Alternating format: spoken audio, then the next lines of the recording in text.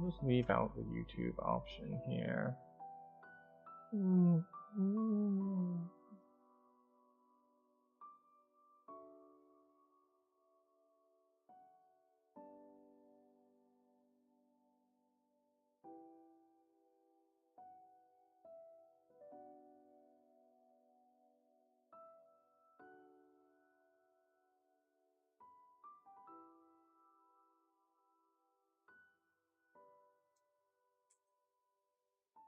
I will put this in shameless.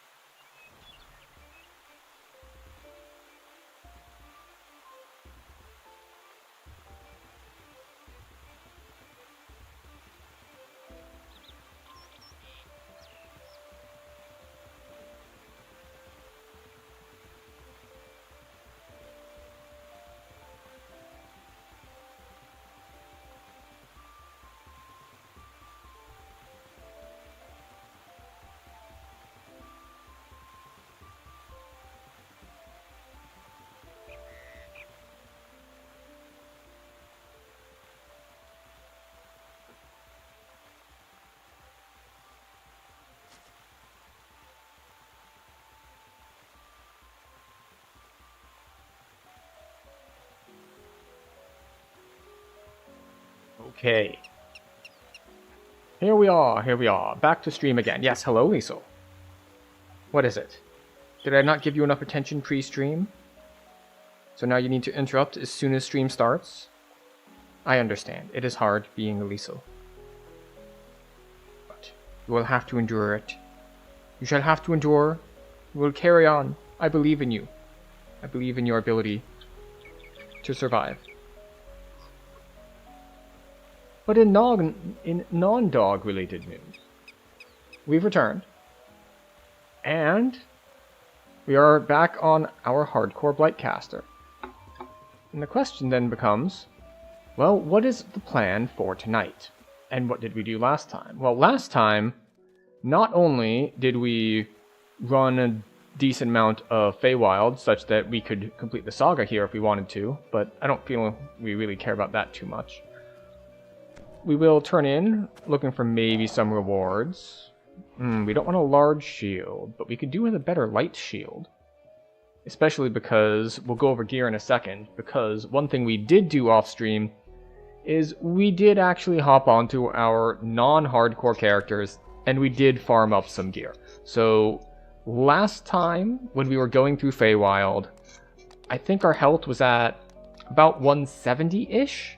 And now, as you can see, that is up to 235. So we are substantially tankier, although we will be going into substantially harder content.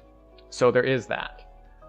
But let us look at our options here. Hallowed does nothing for us. What's the other one? Negative resistance also does nothing for us.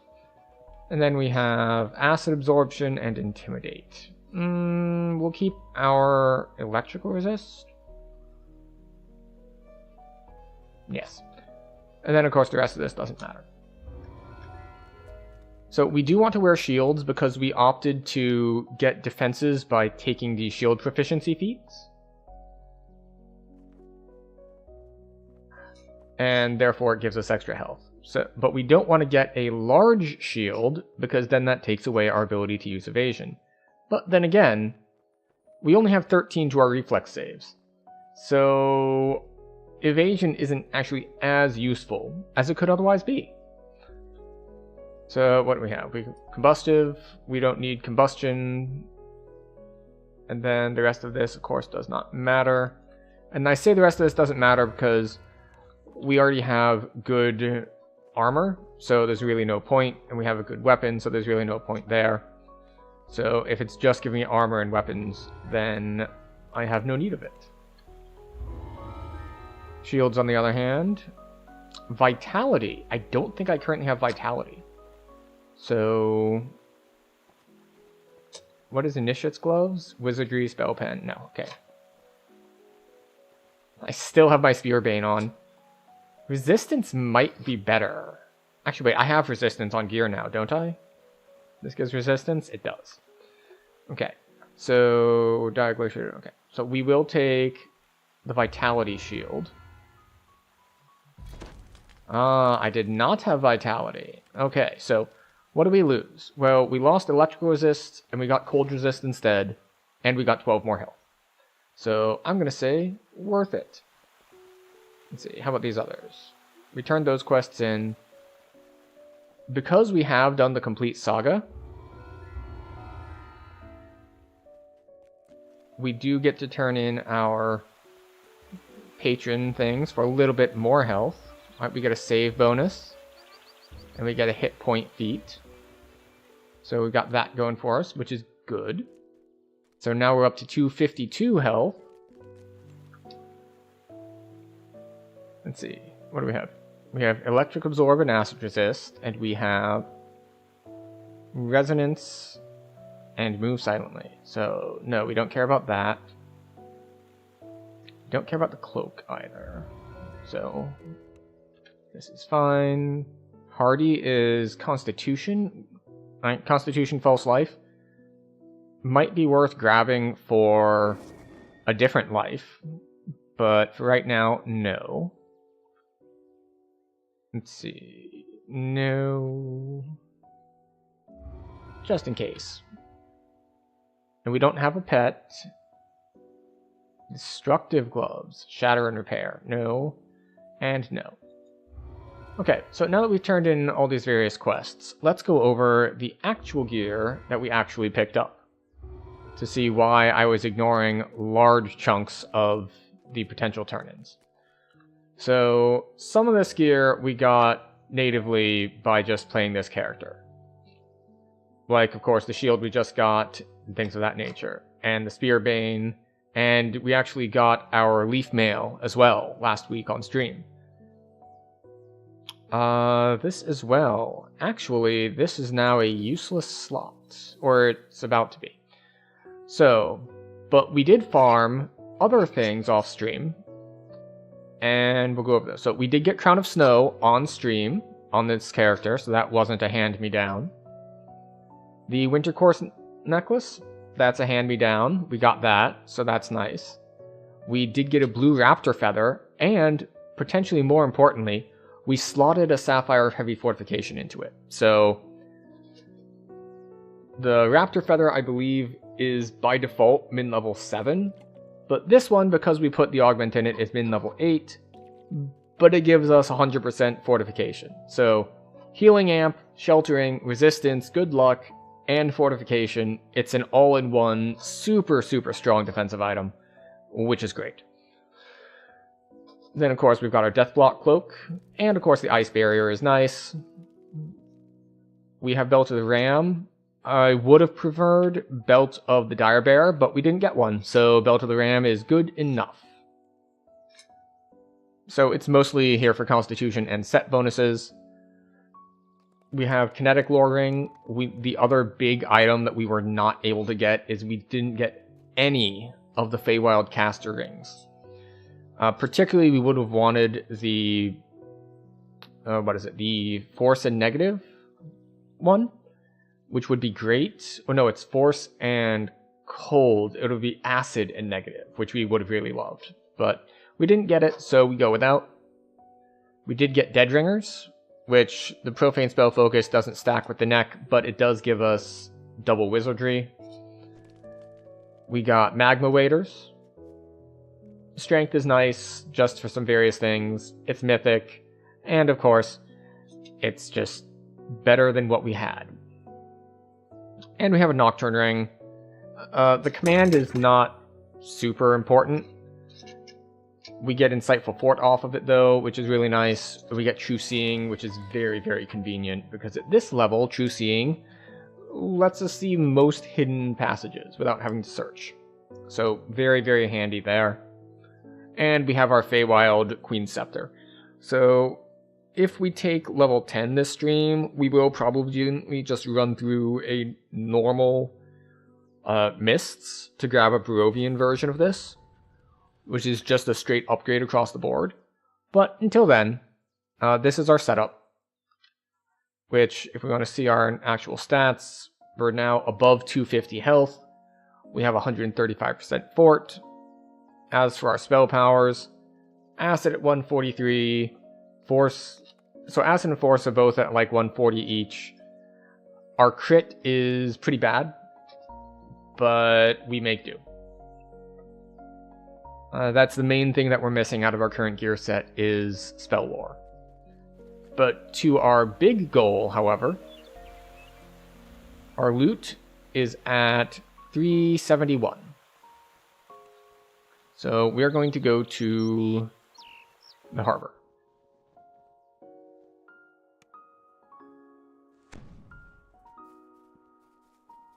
The question is, do I fight? Do I do the first Dread quest or do I skip it? Because the problem with the first Dread quest is I have lost a substantial number of characters here. Like my normal, hello, need more chai, welcome. I have lost my actual lots of past life characters here that I've died on this quest because of the hard CC that can happen. On the boat, where you get all the water elementals and then the guys who cast Cyclonic Blast.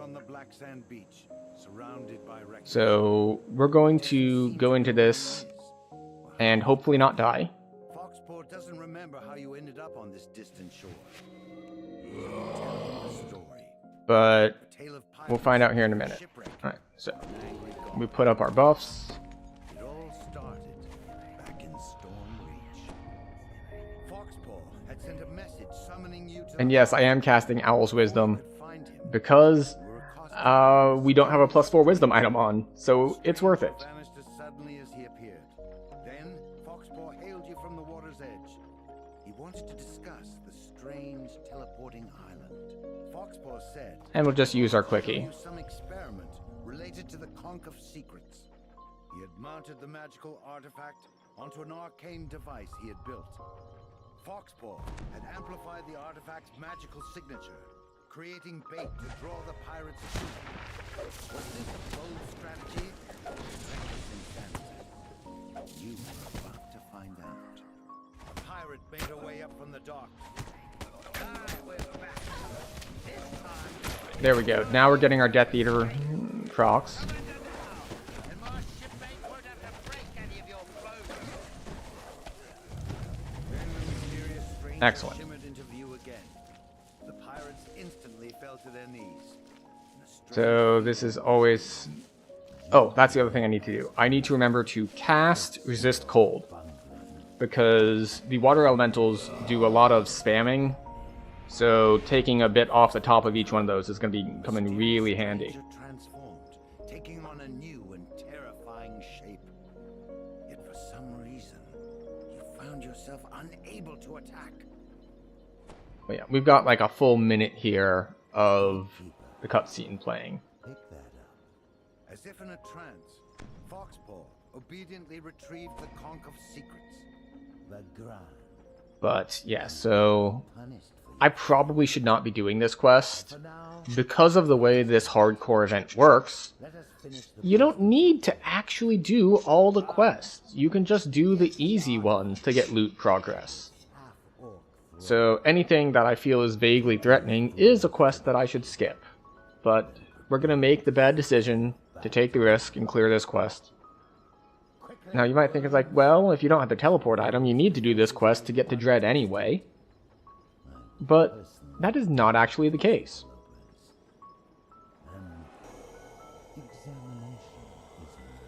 You can just leave the quest immediately to get to Isle of Dread without finishing this quest. Oh, wait, we still have 5 seconds left. Understood. Okay, now we can do things again. No, not you. You. The effects of the god's magical domination wore off hours later. You awoke, imprisoned inside the brig of the pirate ship.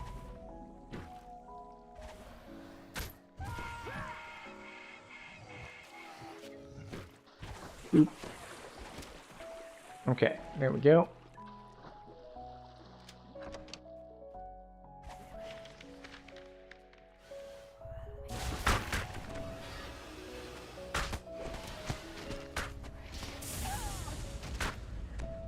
Come on.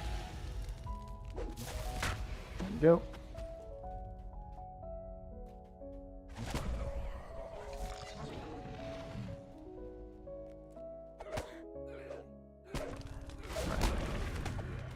So unfortunately, because we are not in Thorn form, we've chosen Hive form.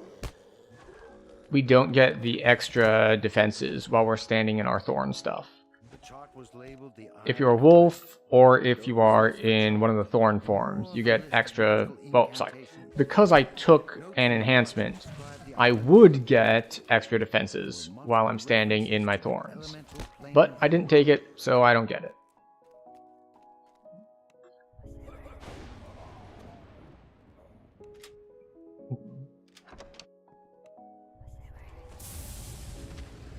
A muffled voice called up from up above.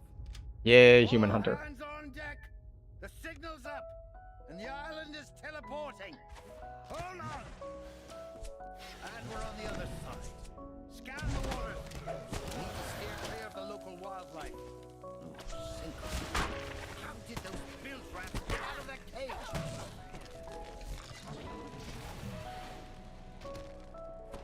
Alright, so these won't activate until we kill the last raptor. Excellent. They're instantly killed.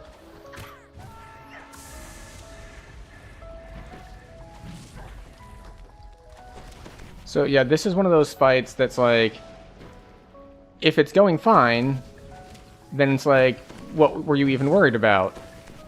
But the problem is when you get the elementals just free firing on you because the other guys hit you with cyclonic blast and just chain knockdown. So the good news is, despite the risk, we managed to not die. The ship along with it. Know this. You are trapped on this plane by my will. It helps that we have a little bit of absorb and stuff here for the fire side, even though we were mostly worried about the water side. For now, make your way on the Isle of Dread. If you can. Oh, that's unfortunate. I'm not going to be able to get this moat because we're about to get kicked off the boat. Oh, maybe I should have tried to do it anyway. Oh well, no moat progress from this quest. Unless the moat teleports with me or something.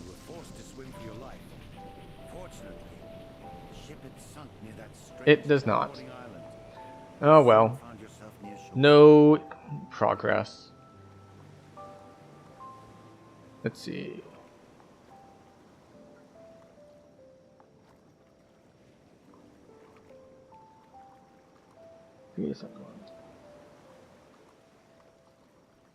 Just gonna update the stream title. Alright, anything good here? Dreadstalker's Cloak. Mysterious Isle of Dread. Probably good for not this build.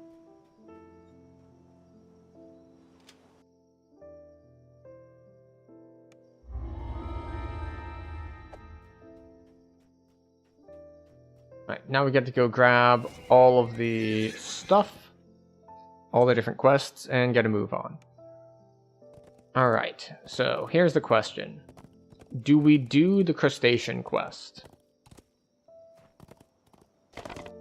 Because the guys who do the charisma damage, I think can pretty easily make me helpless.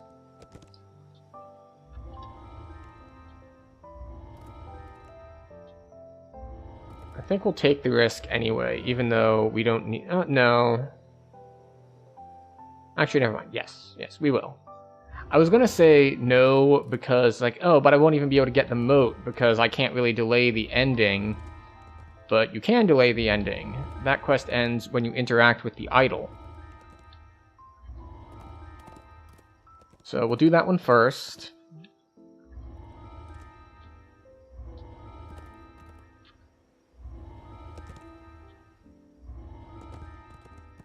This is restoration, not lesser, right? Oh, it's lesser.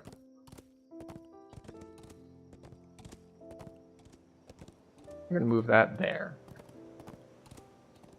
I was gonna say, because I'll be able to dispel some of the charisma drain. This, however, assumes that I'm able to dispel the charisma drain. And you might think, well, why wouldn't you be able to? And the answer is if it's enough drain, then I will be helpless. So I won't be able to. Just ahead, you spot the man you were sent to meet. Owen Reeve, a former slave who has been freed from the Owen Reeves informs you that the curse monolith is protected by a gigantic crab. Yet the Kopru also fear the dark energies protecting the crustacean. And so they have developed a defense mechanism. Alright, this is Sleet Storm. The beast. You approach a group of guards who stand at attention before the gate. When they see you, they charge forward. You enter the natural stone enclosure. So Sleet Storm lasts for a full minute. Along the perimeter, each aimed at the giant crab. Behind it, which is why we can cast it now, and it'll still be up by the time they're done with their talking stuff. Overhear a conversation between a Kopru lieutenant and a guard. Use caution, says the Kopru. Make sure the beast remains calm. The monolith depends on it. For even a minute. The Kopru suddenly turns toward you. Oh, there's the ball of doom. Avoid the ball of doom.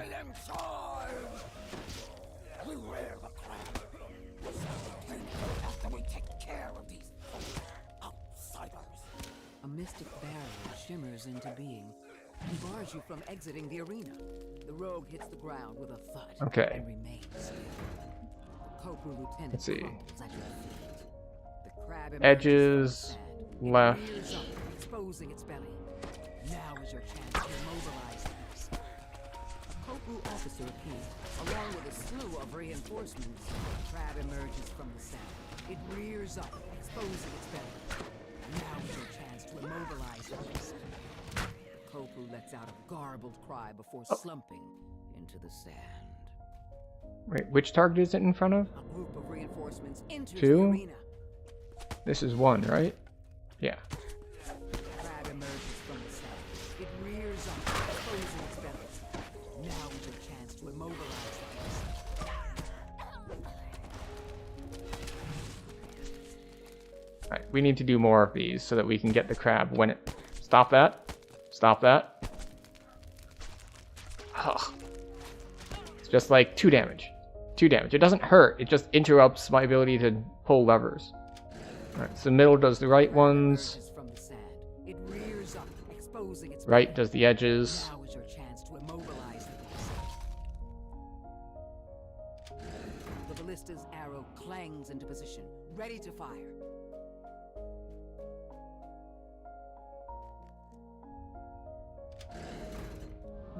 Left ones. The ballista's arrow clangs into position, ready to fire. The crab emerges from the sand. It rears up, exposing its belly. Now is your chance to immobilize the beast. There we go. A group of reinforcements We have successfully immobilized the crab. screams into the crab's underbelly, knocking it off balance and stunning it. The force field surrounding both the crab and the monolith fade away. Okay. Oh, there's the moat.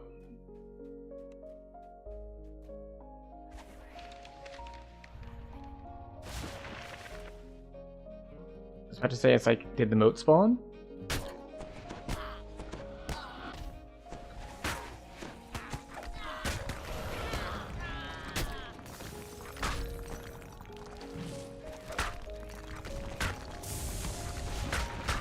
Sonic damage over time. Boo. Is there a sound or something when the moat spawns? Yes. I don't know if you can hear it here. It gets kind of lost because I have my spell effects going. But there is like music that plays when you're near a moat.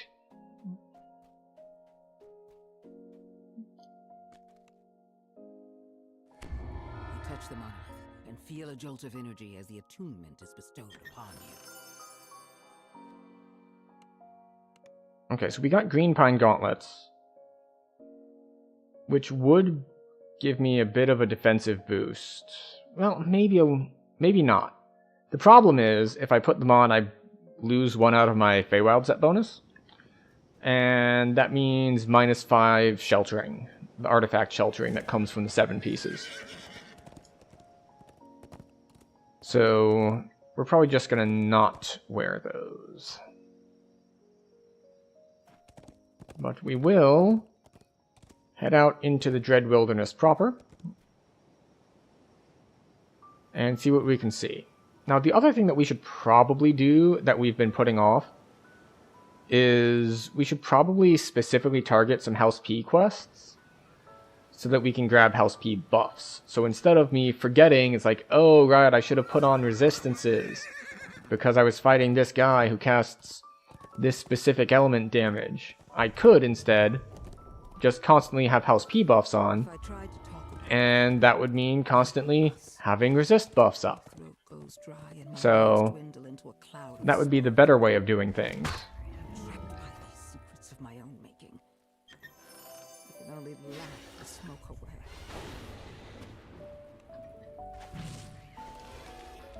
But off we go to Trial of the Tar Pits, and we were just speaking about, well, we need to put on specific resist at some point, right? And for this one, yes, we want to put on fire resist. There's a decent amount of fire in here. Both fire elementals and some tar that we will probably get stuck in because I'm going to take the shortcut, even though it's probably a bad idea. And with my luck, the moat will spawn when we are, like, in the tar.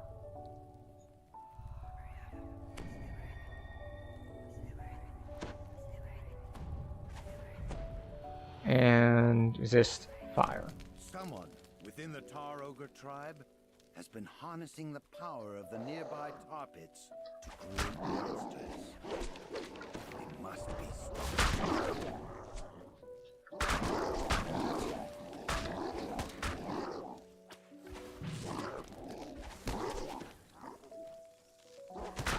Okay.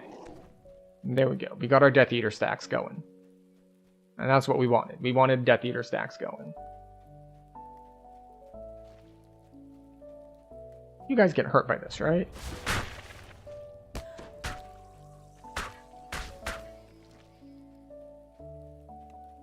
about this?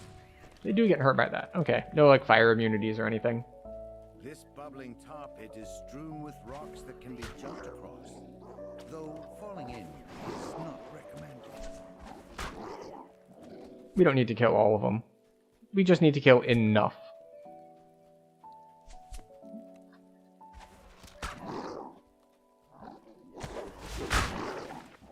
Alright, once again, we just want to kite you guys through the thorns a little bit.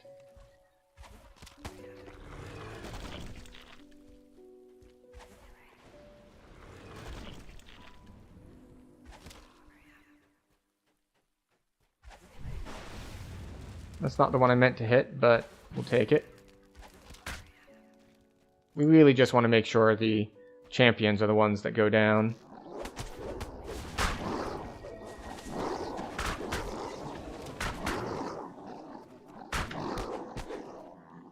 Excuse you. There we go. An even larger tar pit blocks the way forward. Right. We put up jump, right? Okay, jump. Rocks to surface, then Jump. submerge. Jumping across is possible, though dangerous. I was like, wait, this platforming seems harder. Yeah, because we don't have the move speed that we're supposed to.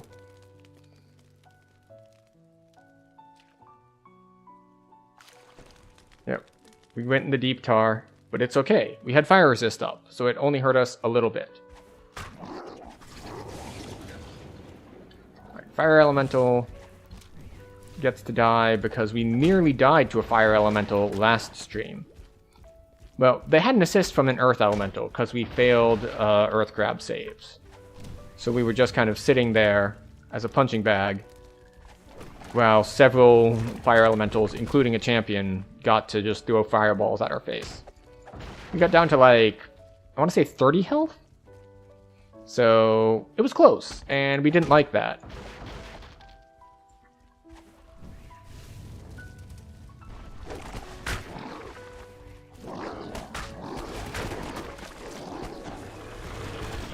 Hardcore life? Yes. Yes, this is... We are doing the winter loot. Is the Tar tribe's high shaman. And we are not doing it the way where you just join public groups and get carried by people with a ton of past lives. So... We are adhering a little bit more to the spirit and stricter than the rules require for this event. But, oh, oops. I shouldn't have done that. I forgot, and I finished the quest before the moat spawned. Seen a lot of gold moat farm groups. Well, the thing is, you can only do the gold moat once. Yeah, once, basically. You only get credit for it once. Now, it's worth a lot. However, there are 5 moats, and they correspond to the 5 loots. So, the thing is that depending on which reward you want, depends on which loot you want to do. And if you're not familiar with the overall mechanic, what happens is you get this loot, and it starts out at 0 durability. And then you essentially have to fill up the durability. That is what you're doing when you get all the moats. So each of the 5 loots corresponds to a certain reward. I'm doing the one for the wings. And the different rewards require different levels of durability. Like, the cheap reward is like, you only need, I think it's 500. Whereas the wings are the high end. Yeah, each gold mote once, not just one. So yeah, so they give, I think it's like 300. It's like 200 or 300, and for reference, I'm only at 380 total on mine right now. So it's a huge chunk, but you can't get 1500 from gold motes because they only correspond to a certain loot. And because I have the difficult one, then the gold mote that I need is in a higher level quest. Actually, no, let me double check that. Video winter loot gold motes.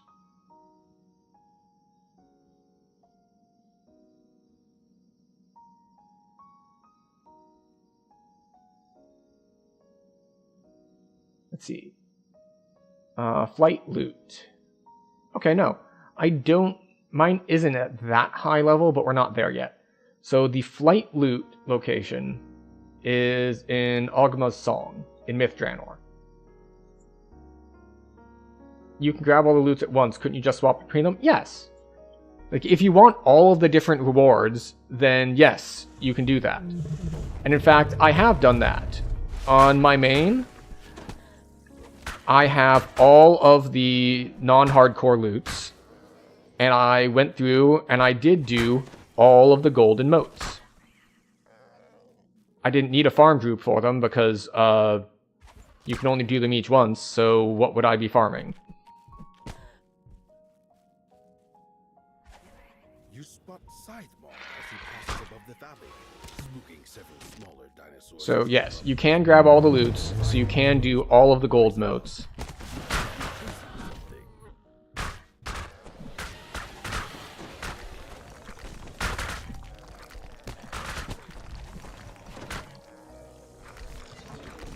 And I have not done so on this character because I just don't see the benefit of it. I'm only going for the one reward. A massive saber-toothed cat. Of course, the other thing is, all of the quests that have gold motes in them have legendary equivalents. So if I want to go back and do them, I can go back and do them at cap.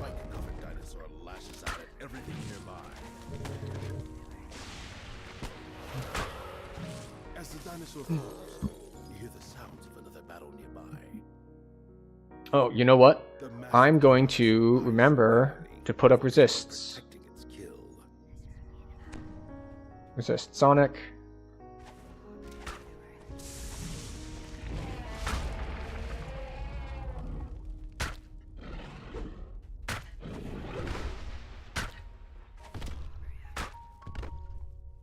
And that's right.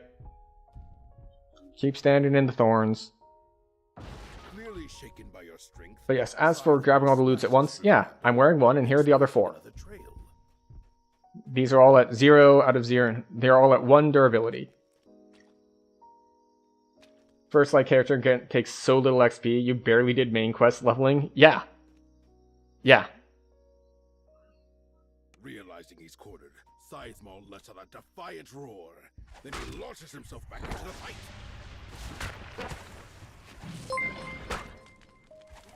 Thank you for the follow, Grandpa Valak. Valak is in Valak's mausoleum? Last of his life spent, Scythemore collapses into the ground. I think that's one of the quests out in Delira's graveyard, is it not? Oh, wait. Oh, I forgot again. I'm too much autopiloting. I need to remember, the whole point of the challenge is to get the motes. And you can't do the motes. Ah, demon, I see. And you can't do the motes if you finish the quest before the mote spawns.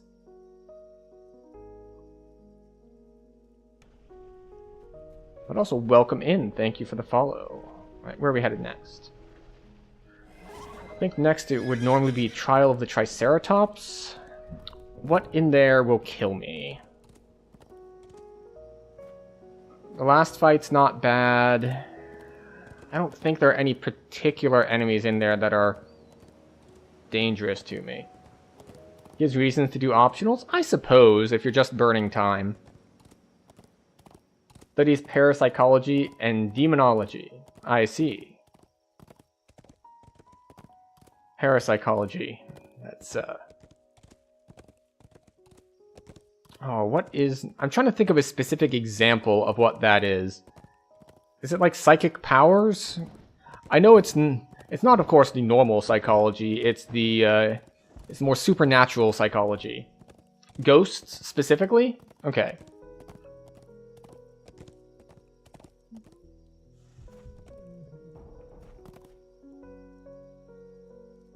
For some reason, I thought it also included, other variations of, supernatural stuff, like psychic powers and things of that nature. As opposed to something like, oh yes it does? Okay. But I don't think it also includes things as specific as like cryptozoology, which is the people who are looking at, of course, the cryptids and the monsters, you know, your Bigfoots, your, what is it, your pine demon things? Oh, what is the name of that thing? The Jersey Devil, that's the one I'm thinking of. No, it does not. Excellent. Okay, what do I need to worry about as far as types of spell damage in this quest? We'll put up fire, just in case. That's just a safe one to... Maybe we should resist some fire. Your guide explains that several small hunting parties have gone missing. They were last seen near the stream. Before you could learn more, the stream was nearby. Death Eaters down. Alright. The sound of excited chanting fills your ears as you approach the So this quest is... Oh, right. I'm moving slow again because I forgot to put up Expedious Retreat. See, this is what happens. I get some boots that have a little bit of move speed on them, and suddenly it's just not as apparent from the beginning. Oh yeah, you need to get all of your move speed. All of it, not just like a little bit.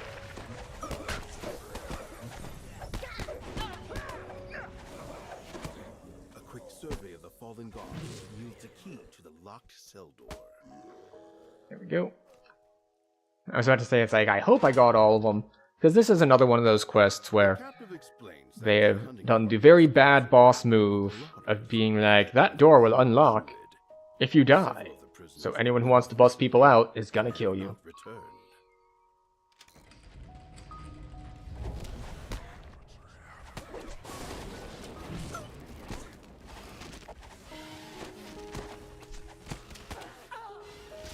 Yep, so once again we're experiencing the whole hardcore is super easy until it isn't, because all these guys are hitting for like single-digit damage, and then suddenly you get just random champion who decides to ping you for cast some spell and hit you for 100.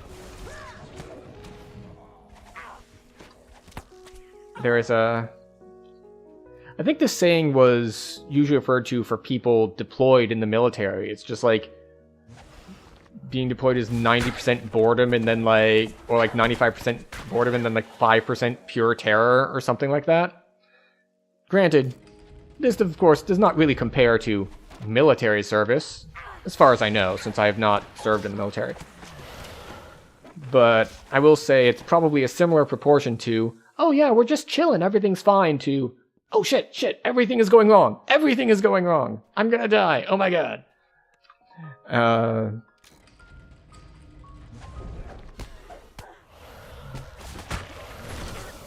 There we go. One of the fallen guards has an ornate key. The captive points to the western corridor. Okay, how are we doing on spell points? We're doing alright.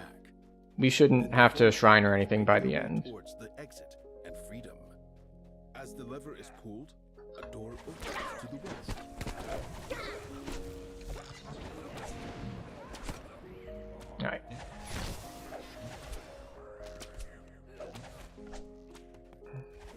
we're just gonna do this as we run.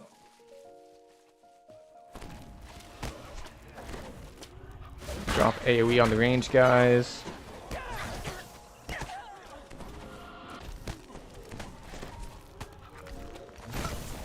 Now, fortunately, this is another one of those quests where I will be able to pause at the end before the actual end. So, the quest doesn't end until after all the fighting is done and you interact with the Triceratops. A grate can be heard closing as you enter the chamber. So, A druid stands nearby, protected by a magical shield. When he spots you, there we go.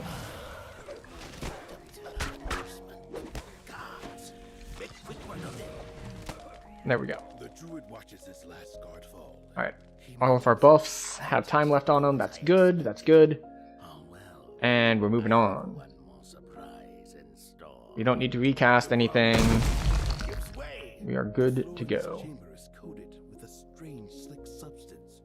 You slide towards the cavern opening further down the corridor. The slick passage gives way to a stone chamber. Marauders line the walls, cheering as you fall into the arena pit. Below, the Triceratops stamps its feet. Lightning bolt. The Triceratops falls to the floor, Okay. barely breathing. Hey guys, could you give me my health back, please? I get health for killing things, so if you could do that, I would appreciate it. Thank you. There we go. We got our stacks back.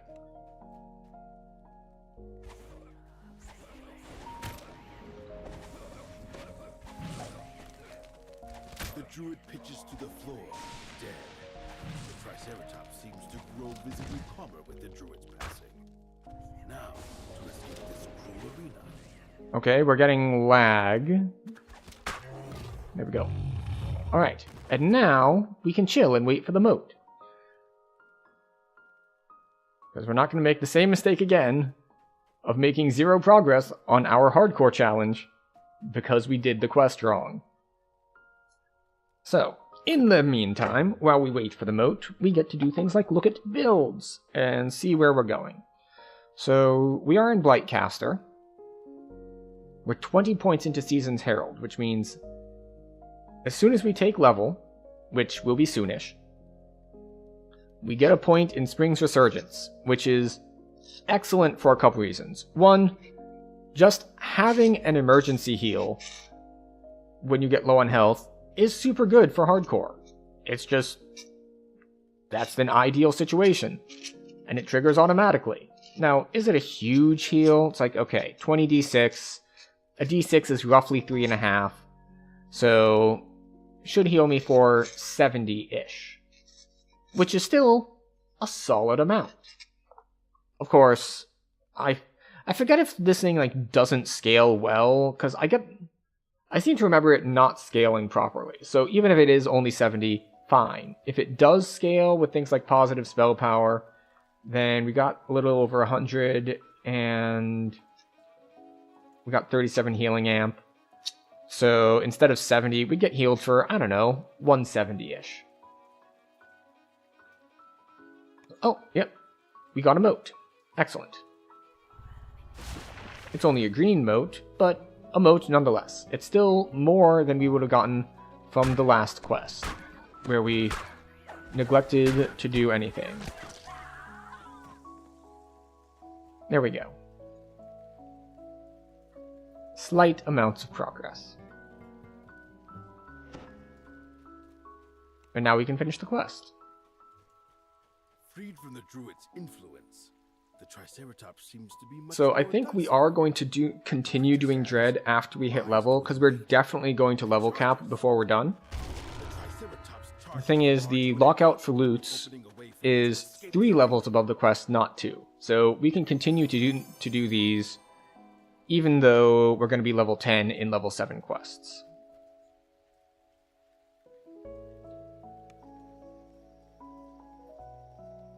And I believe I'm going to take this routing, where after... Excuse you. Yeah. After Triceratops, we recall, and then we go up and around the right-hand side. Question is, which ones am I going to skip? I'm thinking I probably skip the Bullywug one. I think I'm pretty equipped to handle it. The problem with the Bullywug one is the, like, force damage turret things. But unlike some other stuff, the force damage turrets are things that I know exactly where they are and I can play around it. I don't need to face check those, and it's not going to be a surprise. And I think that's the main thing that we're trying to avoid here, is getting surprised. You know what? I probably should have taken 10 anyway. Because as I was just saying, it's like, I was going to cap, and I'm going to keep going even if I am over level. So, continuing to be... It's like, oh, I'll just stick to level 9 while I'm on these, it's fine. Probably just puts me at a disadvantage that I don't even need. Like, if I was going to go in 10 anyway, the disadvantage is I lose XP bonuses. But I'm going to be way ahead on XP anyway, so it doesn't matter. So, you might think, like, well, okay, if the moats are just based on numbers of quests run, not the difficulty of those quests or anything of that nature, why even bother with doing things like the Dread expansion? Dread is harder than other stuff on level. We could have instead gone to maybe finish up some level 6s, like the ones in the House K Plaza. And it's like, well, we could have done that, sure, but maybe we didn't want to. Or in this case, half the goal is maybe we get some loot. Granted, we've got a pretty solid set of gear already, so we don't really need the loot necessarily. Oh, and I jumped at the wrong time, so we're just going to take a different path than the one I had originally planned. This is fine. We'll do a different path.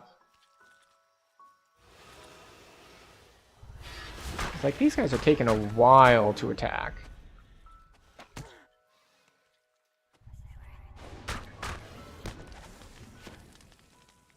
Very odd. Ah, couldn't grab it. Oh well.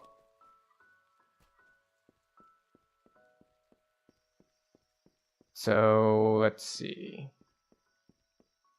Potential things that could be bad for me in here. There is a mummy, so we could get mummy rotted, and we don't have a way to remove that. So, that's not ideal. There are the poison-spitting spiders. Poison-spitting spiders do unusually large amounts of damage. Oh, there are water elementals here, so we're going to put up a resist cold.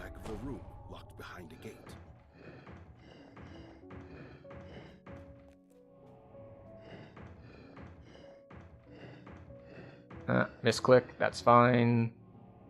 Everything is fine.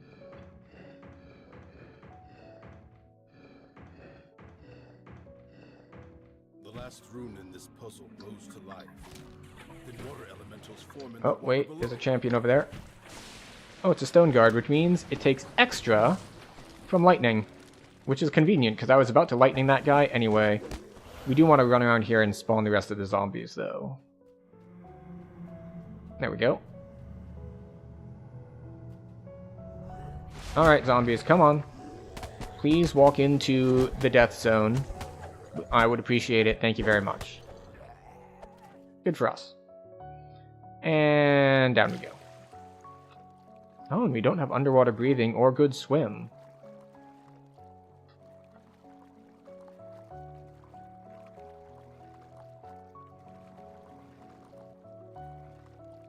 So we might have to actually interact with the moss, which is here for those of us who don't have good swim and don't have water breathing.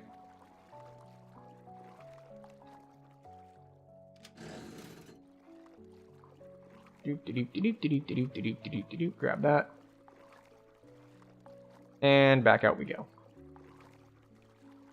Now, what we're not going to do is we're not going to do the thing I've done many times before in this quest, which is thinking, okay, good, we came down, we pulled the lever, we're good to go, time to go grab the other crests. And that is incorrect. we still need to, after we get out of the water, actually come and get the crest. You pick up the crest of the monkey. Yes. Also, Liesel has abandoned you. But that's okay. She is not beyond our view. Oh, okay. Well, maybe we don't want to tangle up this cord with the mouse cord, so I can't move properly. That would be a bad idea. There she is. She has moved to a slightly darker section of the room.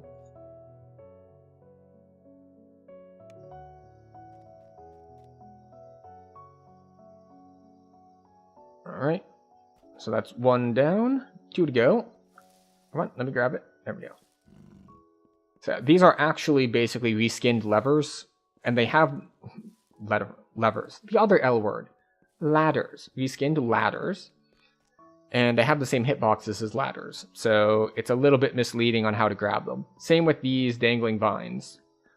The actual hitbox for how to interact with them is a normal ladder. It does not match with what you actually see on the screen.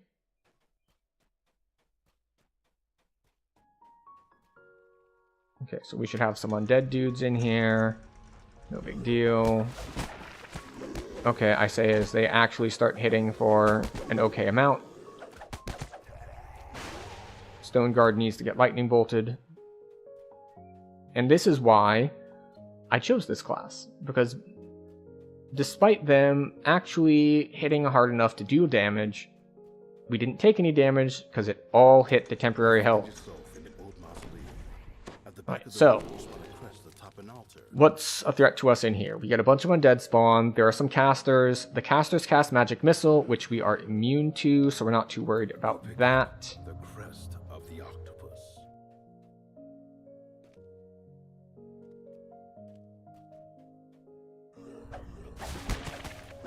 Alright, must be the second wave. For some reason I thought they all spawned at once. Maybe we need to kill the zombies first. There we go. Alright, one down. Another down. Alright, you.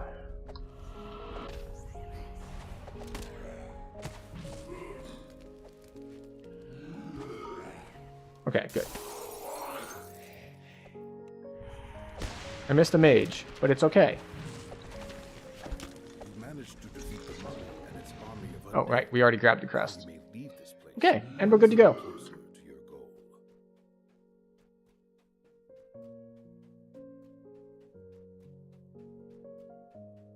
Now, we are going to need to shrine in this quest for no other reason than to get back the charges on our Boots of Expedious Retreat, because we want more Expedious Retreat. We want to run at full speed all the time as much as possible.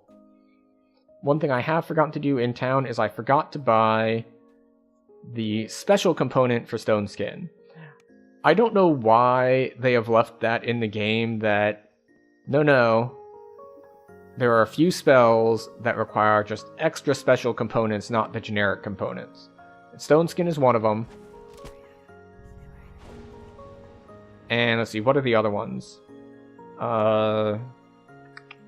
Is it Gold Skin? Stone Skin is one, definitely one.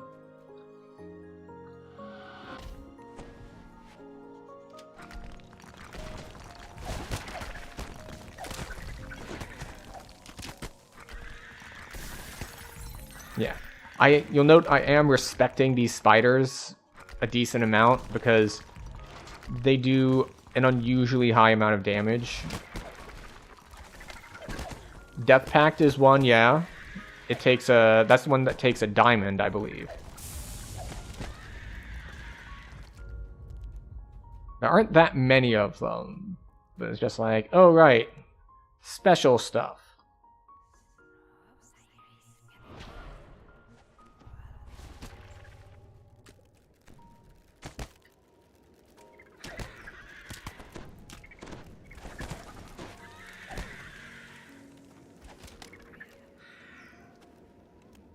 Alright, how are we on spell points? We're okay on spell points. You stumble into the den. Magic happens practical patterns. A crest is blocked by a large web. Huh. Your final strike fails, dear Cap, opening your way to the crest. You got frozen because I have Crown of Snow.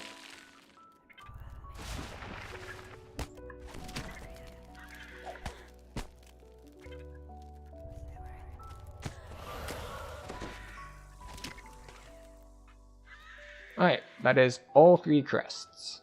Now we just need to get back out of here.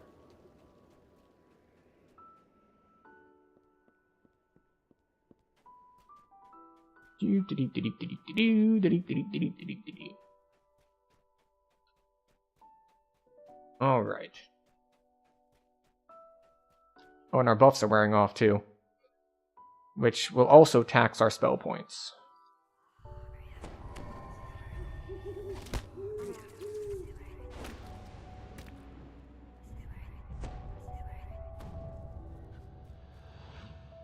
You guys getting up? It's okay if you don't want to. You don't need to get up on just for my sake.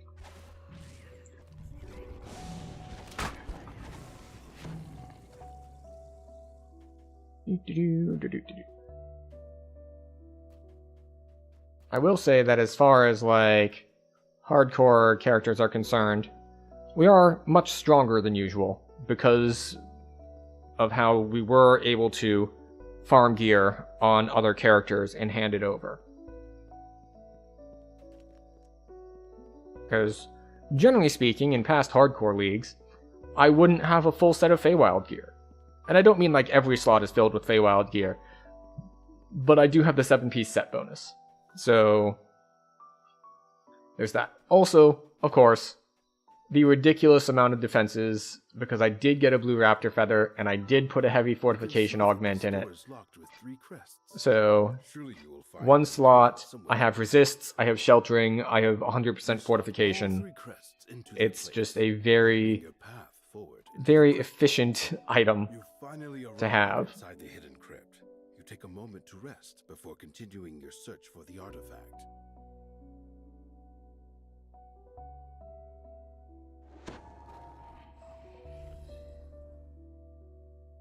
Where does heavy fort augment come from? Random drops. I looked through the bags on my existing, like, I've been playing this character for a decade character, and I had 3 of them total.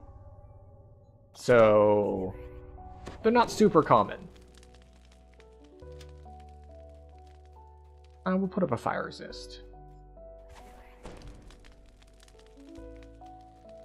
Because I believe the other thing that the skeleton mages cast, besides magic missiles, is the fire... Oh, right, yes. I don't have temp health, I forgot. I've got none build called for one, so you had to alter. Oh, interesting. Yeah, I don't recall. I'm pretty sure you can't buy them. I think they're a random drop. Actually, we will Google item sapphire of heavy fortification. Let's see. Alright, so besides like the store, where you can just straight up buy them from the store. Crumbling ruin, the gargoyle's lair.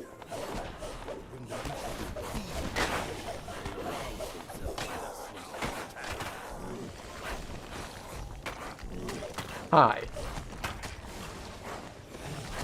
The last of the gargoyles shatters into dust. Okay, and now we wait for a moat to spawn.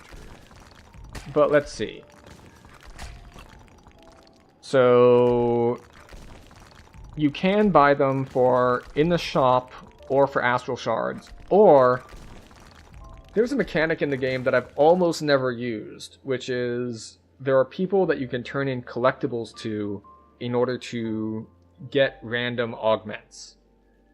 And that is another source of them. Like, you can turn in...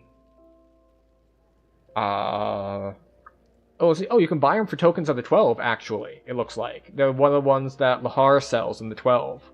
That's probably your best bet, because I bet you have a ton of extra tokens of the 12. Or, well, you did before you started running an alt.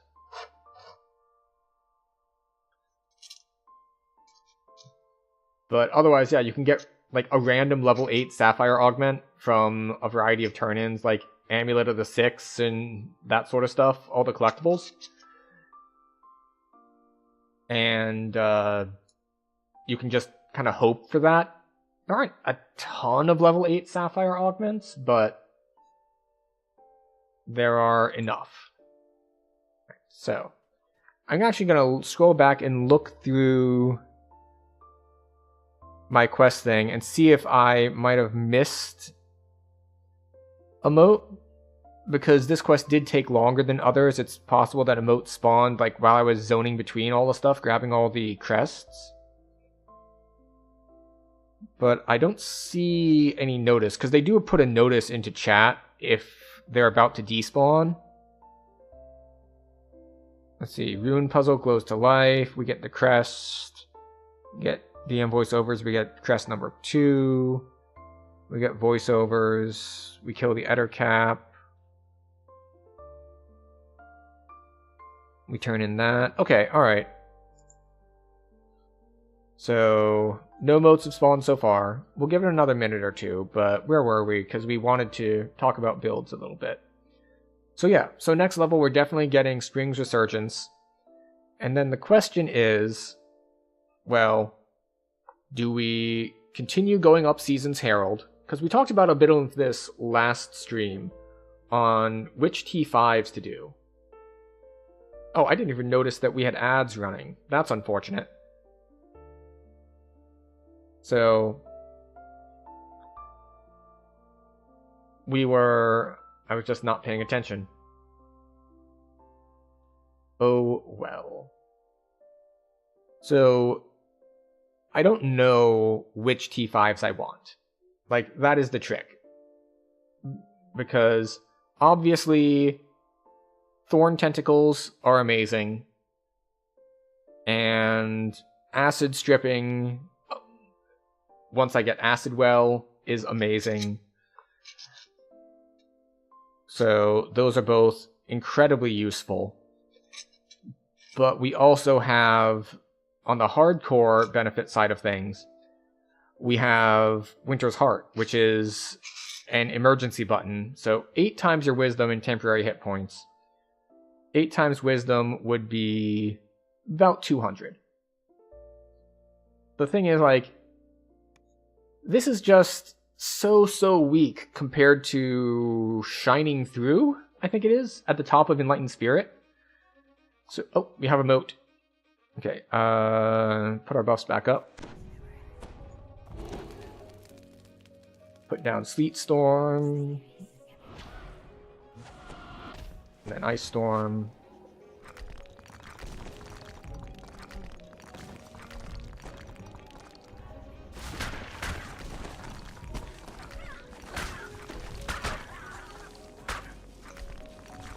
Hi.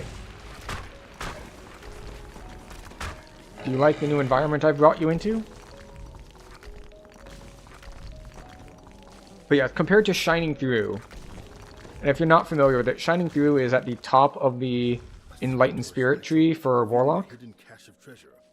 And it has a 30-second cooldown, and the temporary hit points last 10 minutes. So the fact that the T5 of Druid is 1 minute cooldown, 30-second duration, is kind of rough. Especially, like, even if we ignore the 10-minute thing on Shining Through, maybe if they only lasted 1 minute.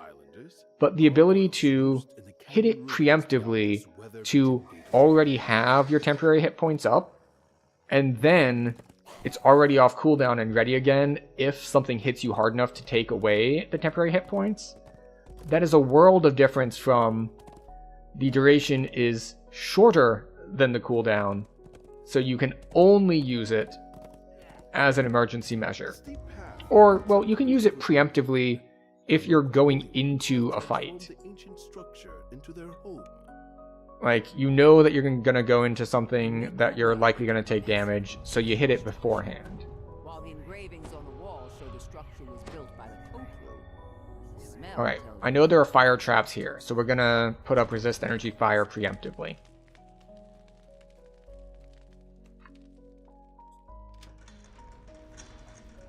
Hi. There we go.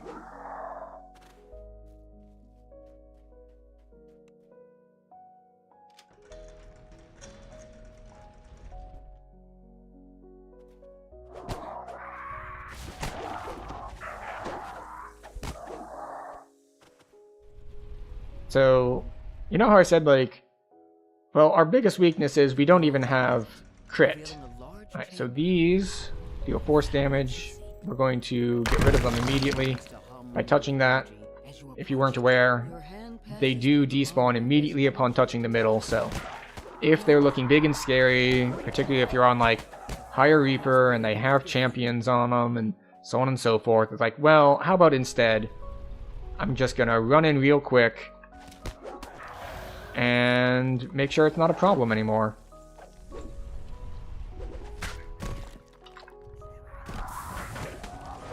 And as before. Oh, reflex save. That's not very nice. And apparently he's standing behind something, so I can't hit him with projectiles. I don't know if I'm going to make it through this one without having to shrine.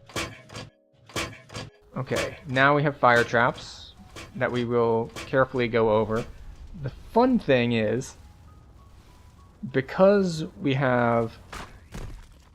one of the things we have, one of the items, I believe it's the Crown of Snow, we do have a... Wait, is it the crown or the boots? Yeah, there it is. So when we're attacked, we're proccing the cold fire shield, so we're taking half damage from fire anyway, as long as we get that buff up. Right, where are the casters? A series of platforms rise above the Casters? Two Casters. large wheels with a series of sigils adorn the far right.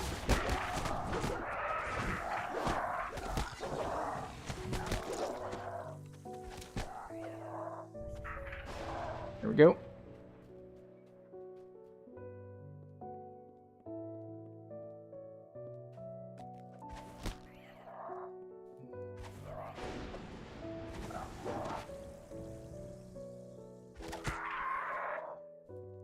It is nice having two different delete single player or single enemy spells.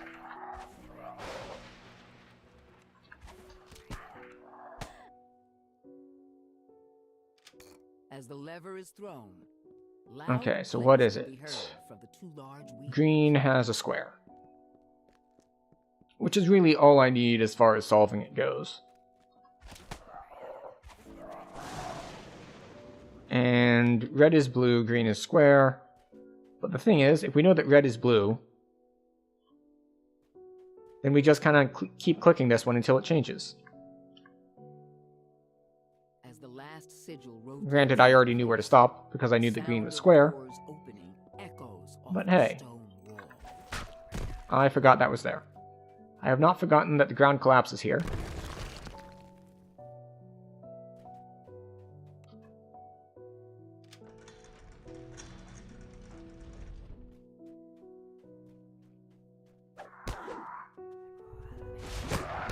Okay, there we go.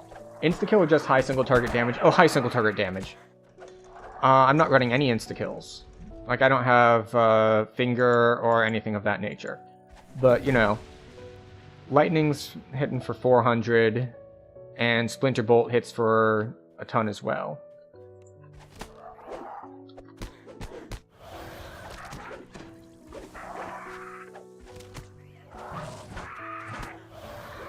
Alright, that's enough of them.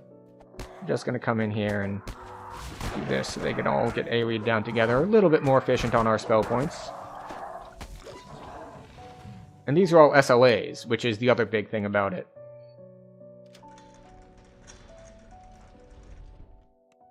Well, not all of them, I should say. All of those are SLAs. The Thorn Growth is not an SLA.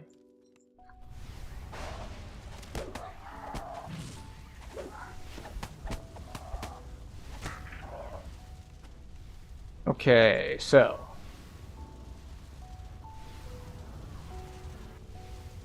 I believe these are the kind of fire traps that also knock you down as a lovely side effect.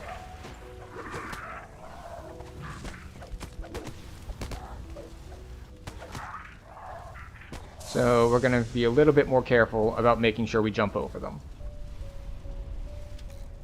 As the lever lowers, several of the flame jets. Because while we do have evasion, we do not have good reflex saves, so the evasion doesn't do us as much good as it might otherwise.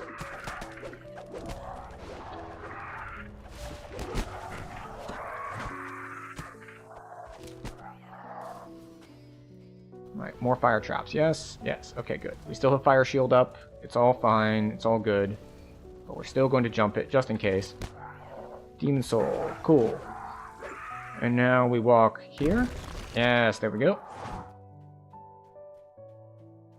Warrior, warrior, warrior, warrior, warrior, warrior, warrior. There's a shaman in there too, but it's no big deal. Okay. We've got a couple more groups, I think, before we get a chance to shrine, but... Oh no, never mind. Shrine's right here.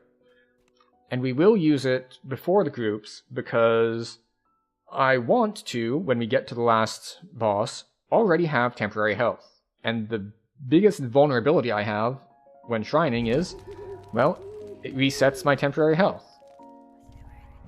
So fortunately, we'll be able to walk around the corner after we open this door, hit some dudes, and get our temp health back.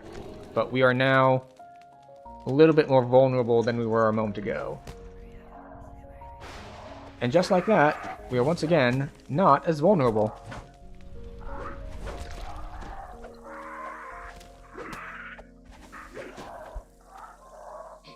And now we have the force damage ones, you know, 900, 500.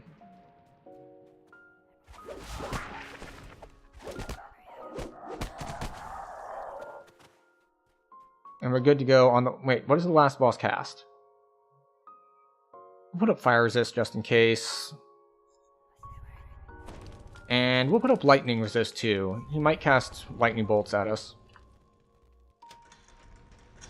A large bullywug barks orders to its comrades.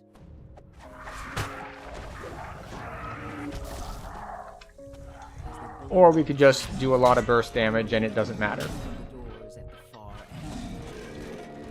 This is the advantage of playing on Elite. Oh, wait. We want to not finish. We want to wait a little bit.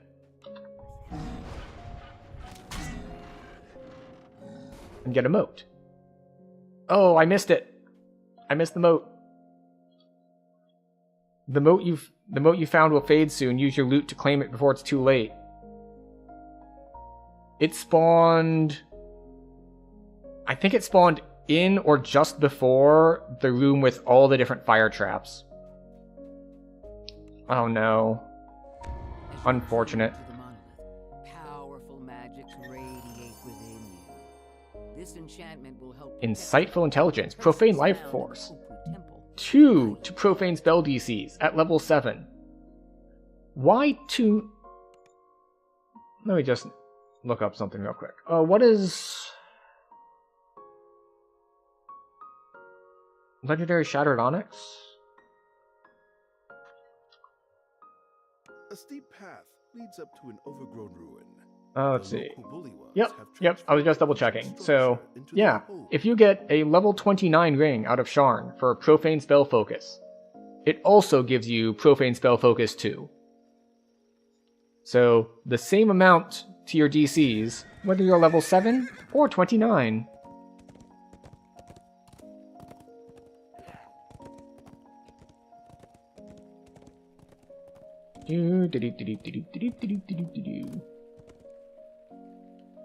Wait. Okay. What are we worried about here? There are some traps that might get us, but we know where they are, so we can avoid them. There are a bunch of named guys, but again, not too concerned about them. So this quest should be relatively safe. Like, it can be rough in certain circumstances, but that's usually if you try to disrespect it. Surrounds a man matching inscription to the heart. When Doran looks up from his forced labor, noticing you approach, his face glows. Alright, we took a little bit of damage there, but it's okay. We can heal it. Have been defeated. Doran waves for you to come speak with him. Doran says that to get inside the pirate camp, you'll need to sound the camp's alarm, then fight your way past the guards. Once inside, you'll need to find the Commodore's hut, where the monolith is kept. He also says that many islanders have been captured by the pirates, and asked you to free them. Oh, Demon Soul didn't take much damage to start with. As guards rush out, There we go. with the gate guards defeated, the inner So it took a decent amount of spell points to do it, obviously, but Commodore's hut. we are going to overinvest in spell points. Because we are playing on hardcore, we will be more aggressive. There's no need to try to be like the most efficient. Because if I run out of spell points, it just means I have to shrine. I don't need to ego it like, oh, I don't need to shrine, I'm blah blah blah blah blah blah blah. No. We spend our spell points to kill things. We're already pretty efficient. As you approach the Commodore's hut, a pirate with a commanding presence appears. When she spots you, she locks the door behind her and commands the guards to attack. Alright, fine. We'll put down the actual damaging spell. You defeated Captain Kira and her guard. You retrieve the key and unlock the door she guarded. The way into the Commodore's quarters is clear. The Commodore has stashed the monolith that you are here to find somewhere inside this place. What? No. Oh.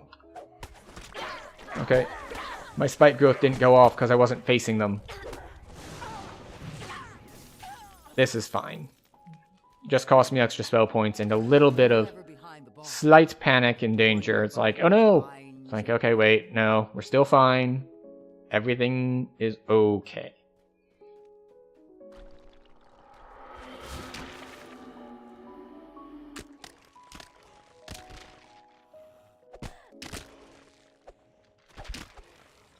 Alright, so this is the slightly risky section where we don't want to get caught in traps.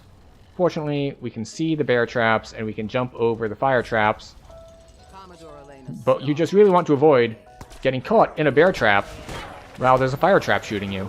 That's what that whole setup is about. prepare to join my crew as a walking corpse. Commodore Alright, Light Bearer is doing Light Bearer things where it's not taking damage and it's healing and all that sort of thing. summoning forth undead to assist her in battle. I'm afraid. Alright, we'll run in circles for a bit. This is fine. I think this quest doesn't complete until we interact with the thing. Excellent. Okay. Magical barrier blocking the access to her treasury fades. So once again, we're at the stage. Wait for Moat. Fortunately, since this is a slightly longer quest, we shouldn't have that long to wait. But it does mean we can return to our build discussion that we keep cutting off. So what were we talking about? We were talking about how Winter's Heart is just really bad. It needs an increased duration or a lower cooldown or both. Because let me just pull up the exact numbers for Shining Through. Shining Through DDO. Alright, so yeah, so Shining Through is 8 times your Constitution in Temp Health. So the difference is that this uses your main caster stat instead of Constitution. But still, you'd think that a cooldown of 30 seconds and the spell points last for 10 minutes versus cooldown 1 minute lasts for 30 seconds. It's so much worse in like every way. Except that you're probably stacking more wisdom than you would be stacking Constitution. Like I think that's the only thing that this has going for it. Because even on this hardcore character, where we're trying to make sure that we have enough constitution and we want to be tanky, we're already, say, have more wisdom than constitution. But, yeah, so next level, we'll probably get this, and then maybe Salt Ray?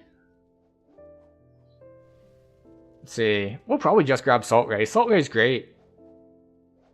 And I'm already getting force damage stuff because that's what all my Thorns things do.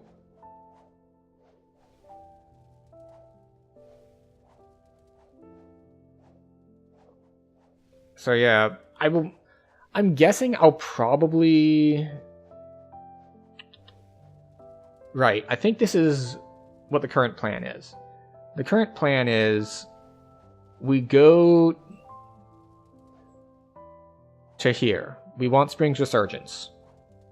We also want Blight upon Blight. You know, the Thorn Explosion would go really well with my playstyle as well. But the thing is that at 12, I want Blight upon Blight for the extra Death Eater stacks. Or stack, I should say. It goes from 3 to 4, so it's only one extra stack. So we're going to want that, and then we're going to want T5s over here probably, and then maybe we switch to Blightcaster T5s after we get Acid Well. Which I don't actually remember when that is. I will look that up. What is the spell progression on Blightcaster? We get 9th level spells at level 17. So, it'll be a while. Also, where is this moat? Oh, there it is. I just had to complain about it for it to show up.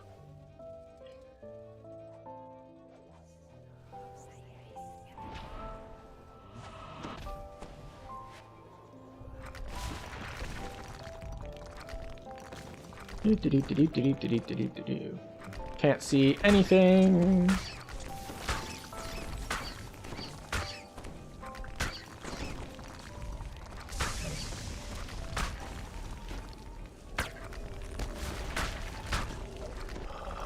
There we go. We do really well with a lot of setup. Although we were very low on spell points.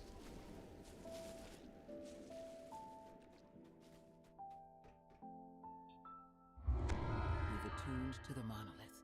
You're one step closer to bypassing the curses protecting the Forbidden Temple. One step closer to leaving the Isle of Dread. Okay. What are we at now? 400? 406.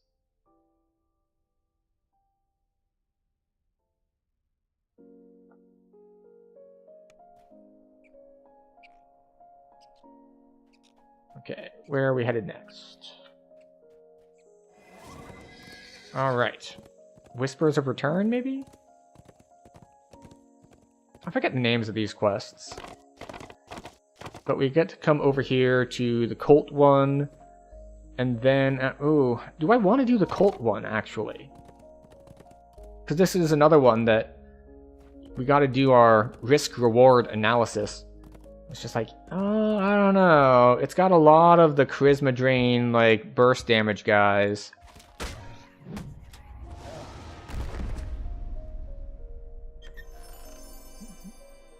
Do I want the charisma drain? No, I don't want the charisma drain. Should I risk it is the question. And I think the thing is I can play around it pretty well because I can cast the thorn growth thing around them while I kite the dangerous charisma ball and they'll just die while I'm running around. So it's not like a lot of other classes where I'd have to actually tank it. So we do have that advantage. That is one of the nice things about Blightcaster.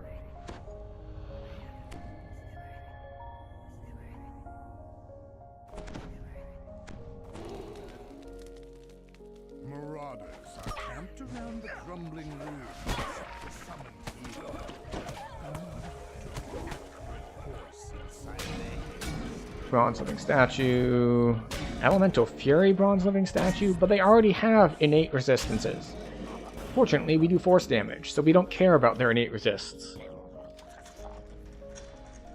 Alright, we do have to worry about the force thingies, but we know where the force thingies are, so we can just peek them, and it's not a problem. Moss grows on the walls, and an oolid smell seeps in from deeper inside the complex.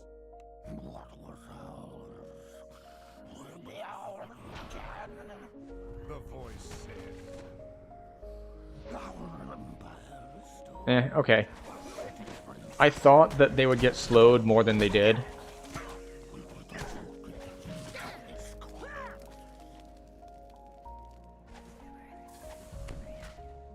Really? Force drain at that distance? Or a charisma drain at that distance? Twice even. Okay, fine. There's a reason I put restoration on my bars.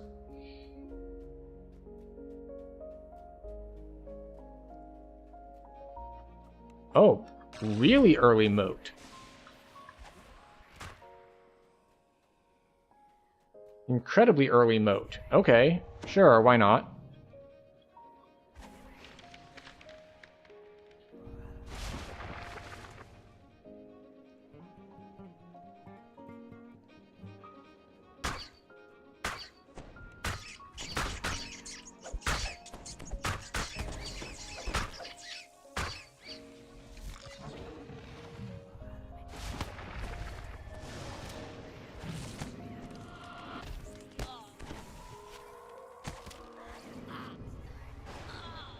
Okay, alright. Well, I'll take the early moat, sure.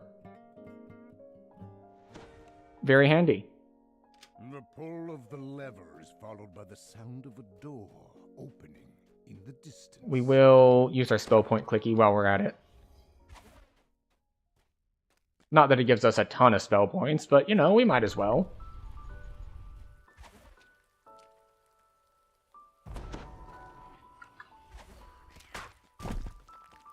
That goes down.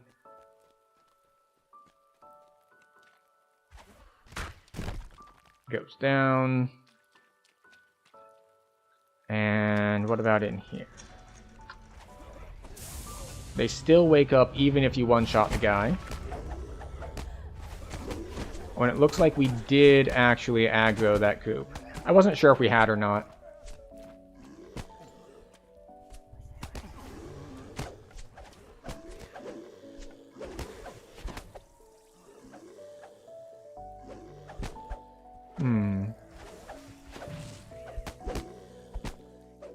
Pop. Stop that. Okay, so once again we have one of these guys.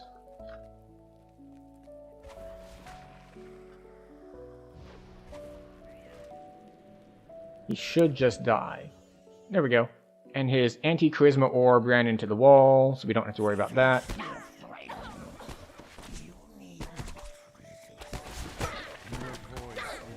And then these guys get AoE'd down, and we're good to go. Okay, so that guy didn't get fully AoE'd down, and we had to whack him, but that works too. The distant sound of metal tells you that a door has opened elsewhere in the complex. Alright, where are we going? We're going this way.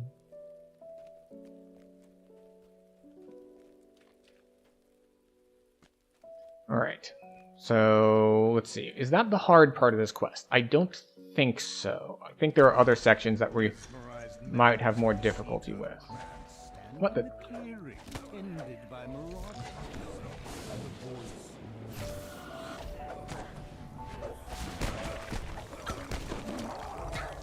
Oh, that's soul cruelty. We want to get rid of that one. Copra are tough. Good luck. Yeah. Yeah, I debated on whether or not this quest was worth doing just because of the increased risk from the Corpru. But we do have the ability to burst damage them down pretty well, so we're doing alright so far. But that's the thing about hardcore kind of challenges. doing well so far doesn't really matter, because you have to do well all the time, every time, because it only takes one mistake and then you're dead.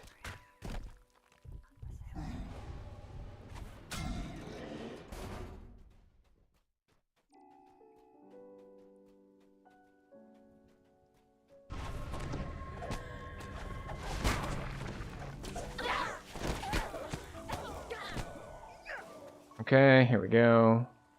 Alright. Is 200-something spell points enough for the last boss fight? I want to say yes, but we will put up fire resist. Also, welcome Aviator.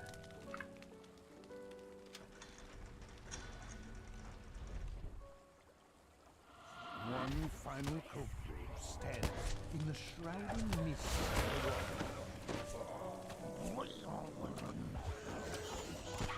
Take out the archer. Oh look, more melee guys.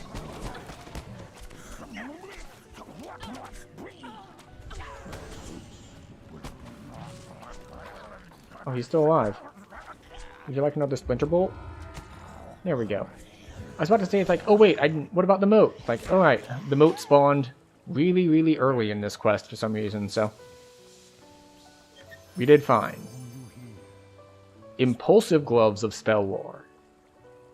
Now, generic spell lore would be nice since we are using multiple elements, but we do have over 100 spell points on our gloves, and we really would like to keep those spell points going.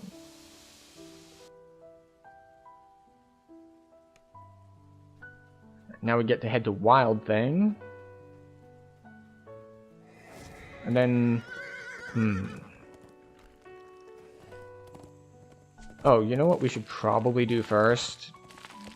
I guess it doesn't matter. We are hard capped on XP. But as I said, it doesn't really matter. It's a first life character. The moats are really going to take me more time than leveling. So all the XP for these next 2 quests is going to go to waste, and I don't really care about it. It's not really a big concern to me. What? Ah. Failed teleport. Reset.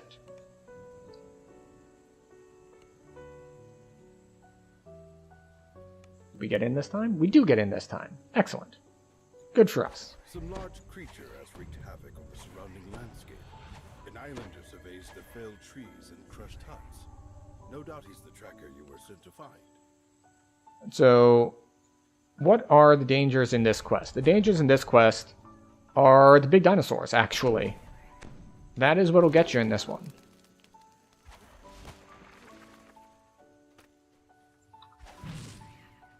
Optional Kopu? Yeah, I'm not doing the optional. I have no real reason to do the optional.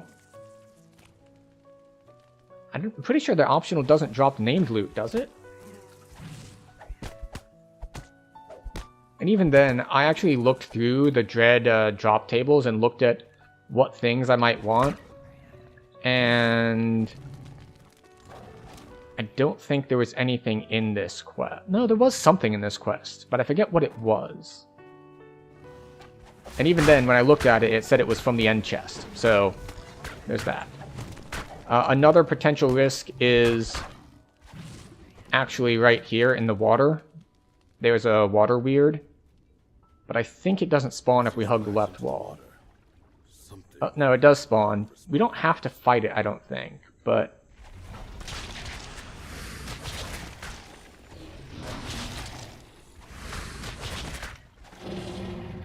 fortunately, it was not a champion.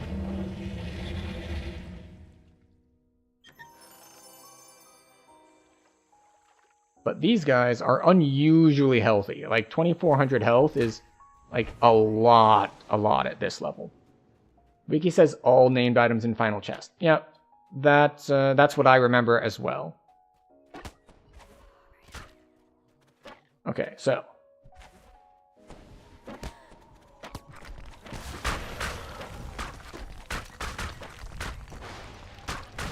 also, because of how my survivability strategy works, a small number of strong things is much more dangerous to me than a large number of small things. Because I get the extra temp health on kill, well, if I'm not getting the stuff on kill, because it's only a couple big things...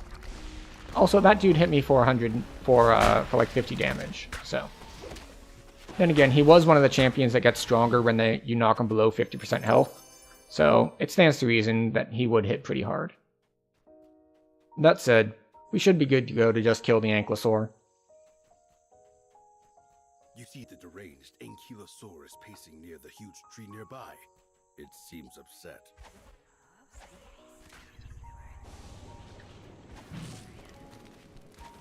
You've put the beast out of its misery, ending its rampage. Alright,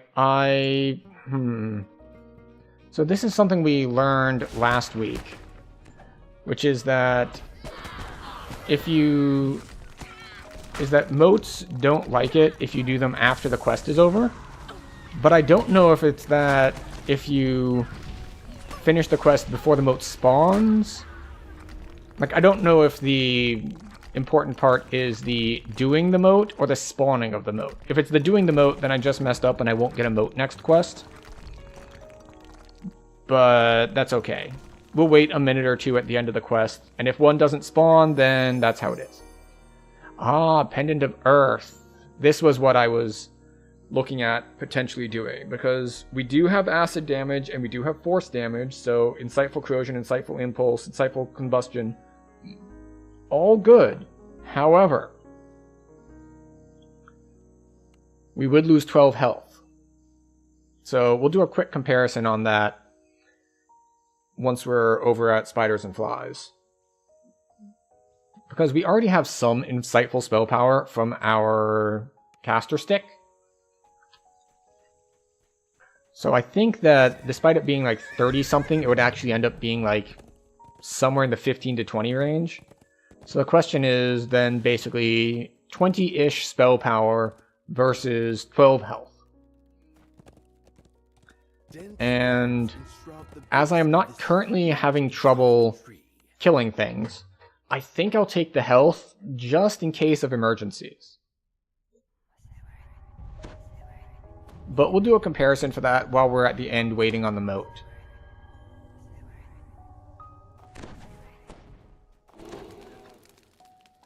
Where we can actually put on the necklace. The interior of this vast and then get an actual comparison. the inhabitants are not pleased.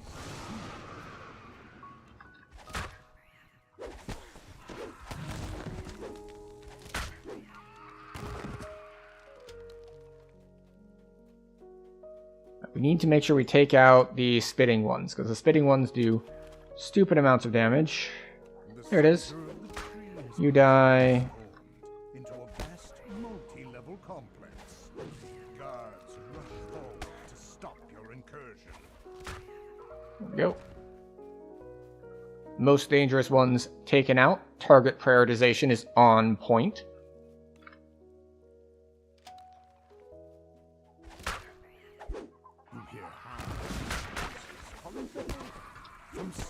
I see a champ back there, but I didn't see... it's a Dread Ettercap, not a Spitter.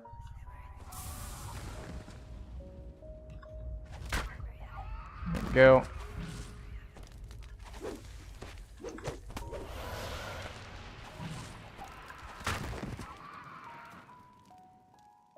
Okay, so... First set of fairies. Anxious pixies. At some point, I will remember the exact path through here, because I always end up missing one set of pixies. The grateful pixies ask you to also free their tree friends. Tropical birds.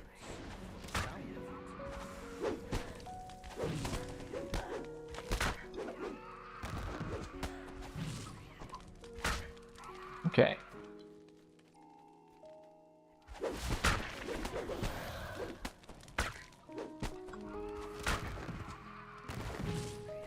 Okay, so we... No. Let me open this. Thank you.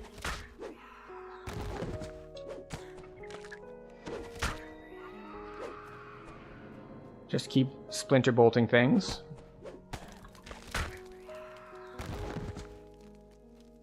Three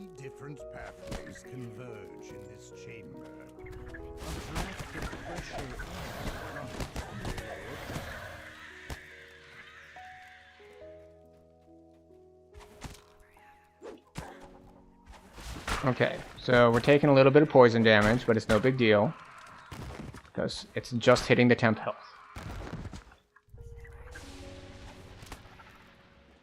Okay, so... Nope. No tree friends here.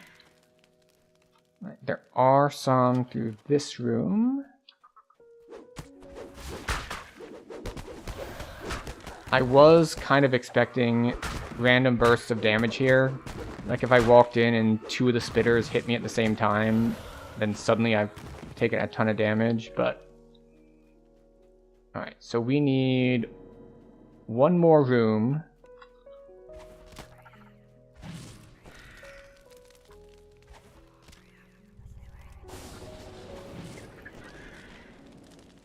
There it is.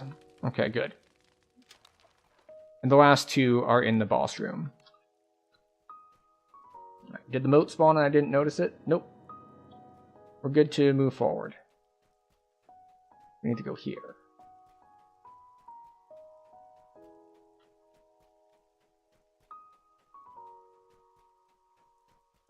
Okay then.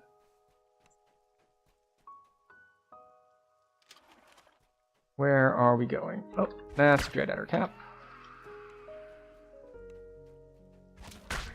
Champion. We've got spitters here.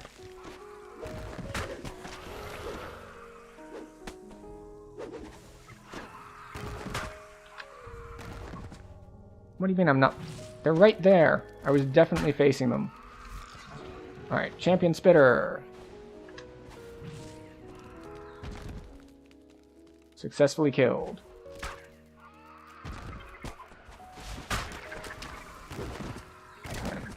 Drag the spiders through this twice more so that they die. Alright, and once again, we don't need to worry about saving the boss.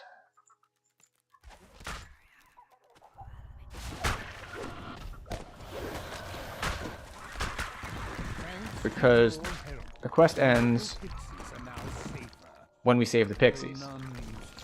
Now, as we said before, we're going to do a little bit of a comparison on these necklaces while we wait for the moat that may or may not spawn. But we'll give it a minute or so. So it's Earth, I think?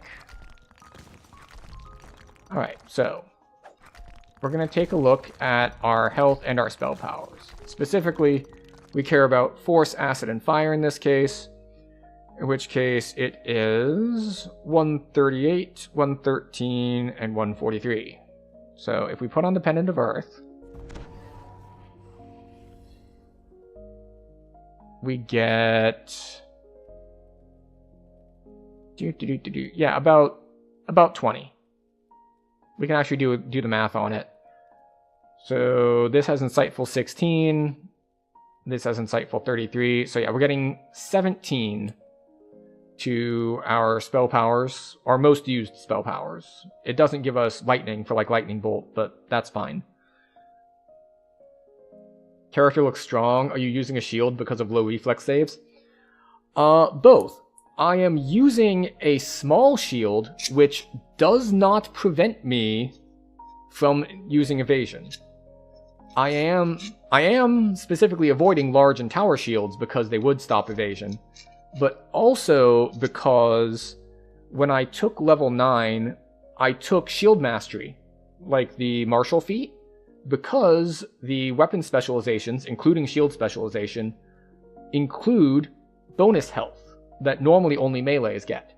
So I think taking that was worth 25-ish health. So we took that for the extra health and a little bit of extra defenses.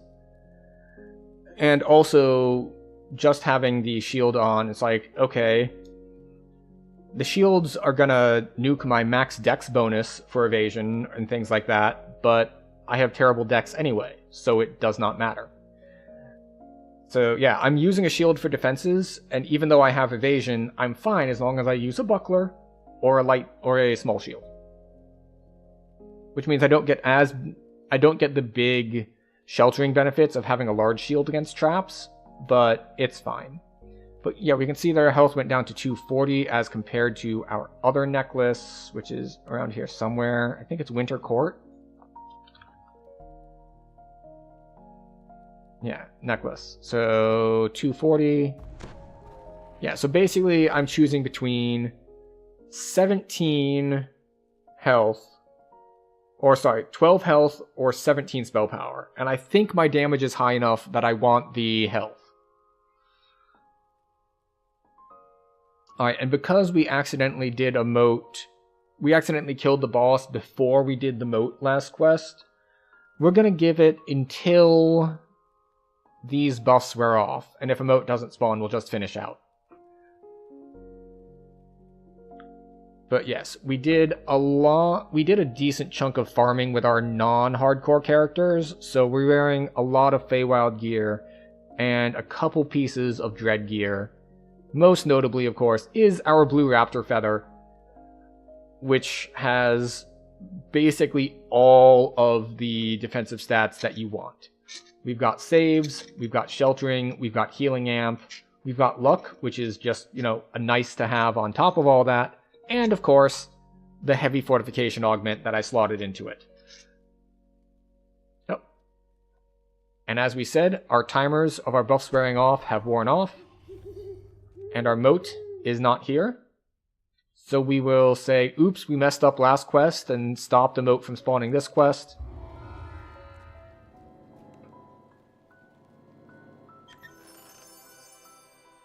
And we will double recall.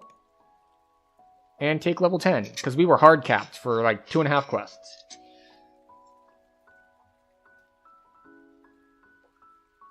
The funny thing is, I was sitting there at like the level 9 level up screen being like, alright, what do I even take? It's like, oh, I could take this, I could take that. Actually, you know what? I'm gonna check the rare spawns that are right next to here first. There are 3 of them. So if you didn't know where these rare spawns are in the Dread Wilderness, there's one over here. It's a bear surrounded by griffins. We'll see if he's up. Nope, just the griffins. And then there is an ettercap about the same distance on the other side of this tree. And then just south of that is a triceratops. And the reason I'm checking these is there is a shield that drops from the wilderness that I might use, especially in light of what we were just looking at as far as gearing is concerned. It is a shield that that has profane health on it. So if I put that on, then maybe I switch necklaces and I get the extra spell points. Unlikely, because my current shield has vitality on it, and that's also my only source of vitality. So that's also sitting there being a nice solid 12 extra hit points. Wait, where is that? Ah, that's right. It should be right here if they were up. But they are not up, so okay. Rare spawns aren't here. Return to the double recall plan.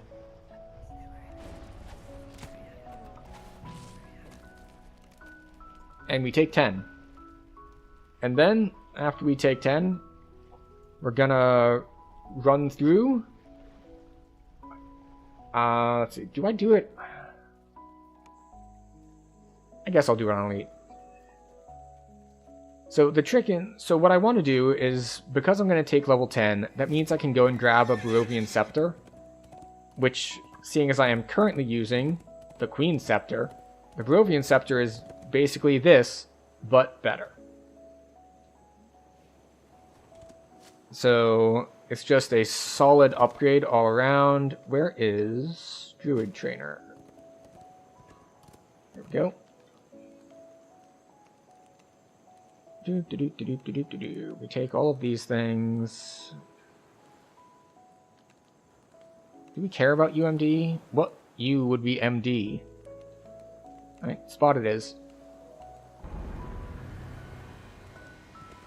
Alright, so we take 1 point in Spring's Resurgence, and okay, so we can get crit. Crit would be nice. We can get Wisdom. And remember, every point of wisdom is essentially 3 temp health because of how the stuff stacks. Because every stack of Death Eater is based off of our wisdom score, and we can stack it up to 3 times. 1 wisdom is basically walking around with 3 temp health. Actually, I think I'm going to put 1 point here, because it's 1 point for 8 hit points. And that's efficient. Then the question is, do I want Salt Ray or do I want Crit? I think we're going to go for Salt Ray. Alright, so now we need to bring this stuff out onto our bars again. So we bring out Spring's Resurgence, we bring out Salt Ray. More like Salt Bay? No, much better than Salt Bay.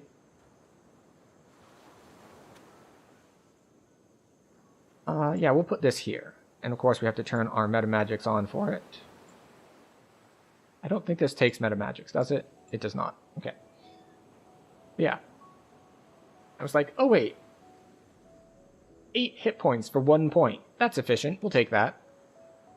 And then I don't think there's anything else I want in here. It's like we can get saves, we can get some skill stuff.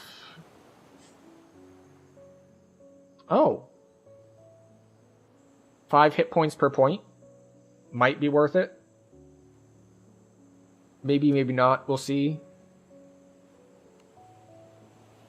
The thing is, if I want to get Blight upon Blight immediately upon hitting level 12, then I need 6 points in this tree, and we're only going to get 8, so I would only have 2 points available to spend, and I'm probably going to want those points to like put in here or here. So I guess we'll go for the very efficient 8 hit points per point, but not the less 5. You can't heroic TR until you level all the way to 20 after ETR. Right, yes, that is correct. You do need to be level 20 to heroic TR. So even if you epic reincarnate, you do need to go through the whole level up process again to get to level 20 to do your extra reincarnation.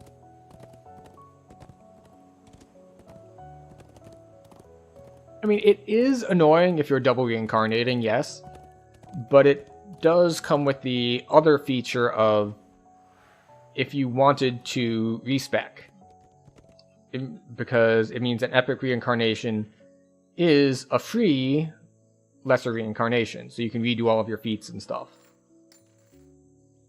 But I do agree that doubling up on it is rough.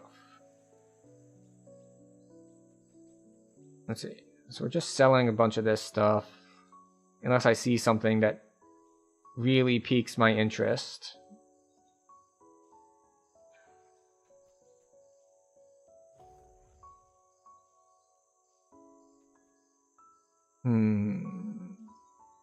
Oh, that's right, I got this too.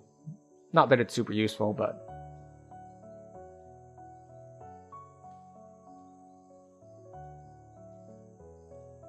Mighty. No.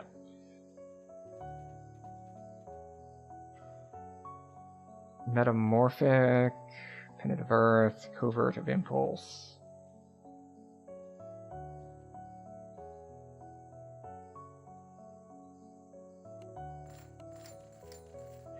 Sell all of that. We already repaired.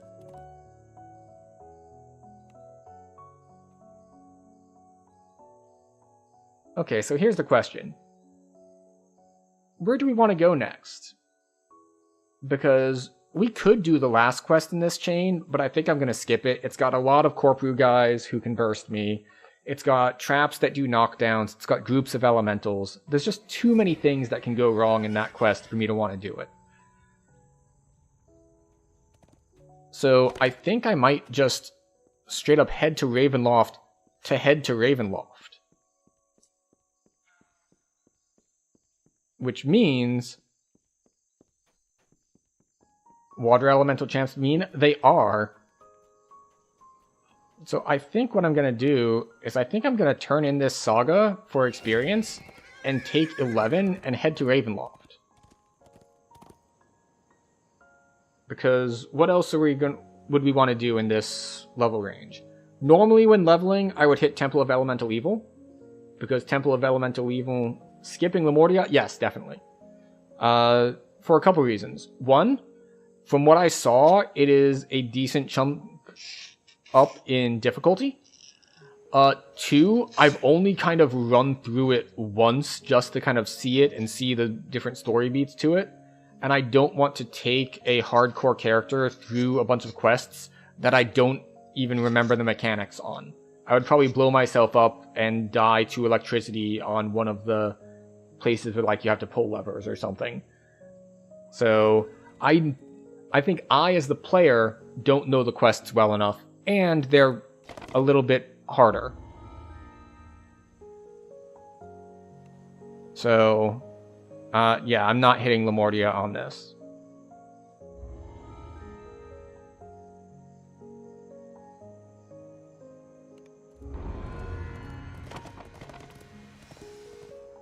Right. Because this means skipping level 8s. Normally they're... What other level 8s would you normally do? Okay, I think we'll do Vaughn... I was gonna say Vaughn, but I don't want to do Vaughn 2. There's too many beholders in that. I don't have Spell Absorb. I'm not fighting beholders on a hardcore character. No, that's a terrible idea. So it's like, are we skipping Vaughn? Yeah. Yeah, we are.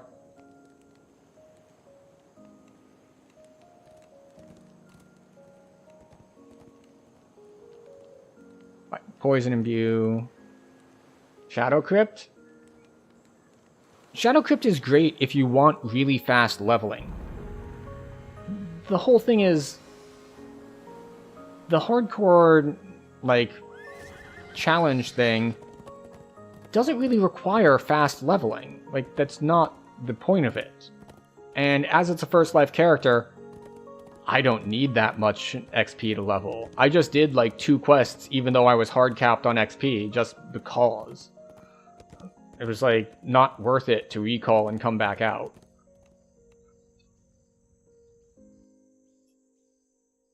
You're trying to run newer quests in Heroic to get Heroic Sun and Moon augments? You can put them on as low as level 3 gear. Wait, so the Sun and Moon augments, they don't increase minimum level. Like when I put the Heavy Sapphire into my trinket, it brings it from min level 7 to min level 8. If all of these Sun and Moon ones, like even the ones that you get from Myth Draenor, like at level 13, if you can put those in level 3 gear and it doesn't change it,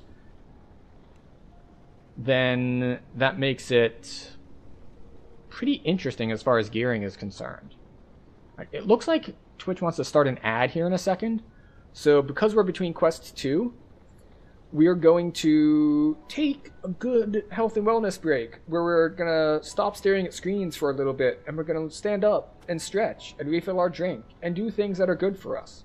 So I hope everyone else joins me in this. You won't miss anything. After these messages, we'll be right back. I'm going to take care of myself. I hope you can take care of yourself a bit. Maybe stretch, maybe just take a walk, pet the dog, kiss your wife, you know, husband, whatever you got. I will see you in 3-ish minutes. Hopefully we'll all have a little less eye strain and a little bit more blood pumping.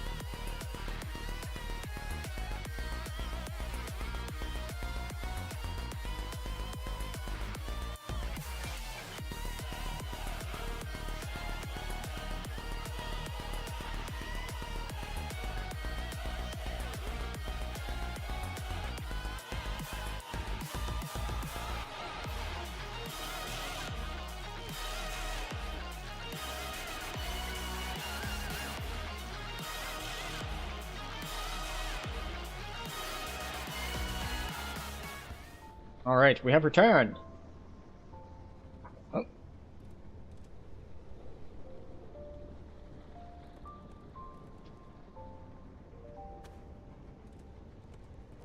Yo. She got a treat.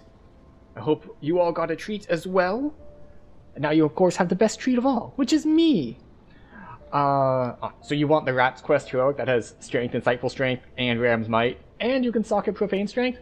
Yeah, that's a lot of strength, all concentrated onto one item. Especially since those items are, what, required level 4, I want to say? So take us to, we want to go to House J. So we're going to head to Ravenloft. We're slightly under level. Yep, 4? Alright. But there aren't very many level 9 quests. Or level 10 quests for that matter. But, oh right, I have unprepared spell slots. I forgot all about that we actually got a whole new tier of spells, I believe. I believe we have level 6 spells now. So let's go prep spells. Good thing we had that pop-up reminding us.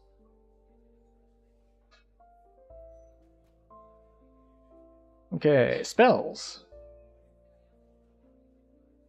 Unprepared spell slots was your Winter Tune name? Excellent. Alright, so we have Greater Keeping... Oh! There we go. We have Grasping Thorns now. It's just, it costs full spell points. And... we could do Word of Balance, but I think we're going to grab Greater Vigor.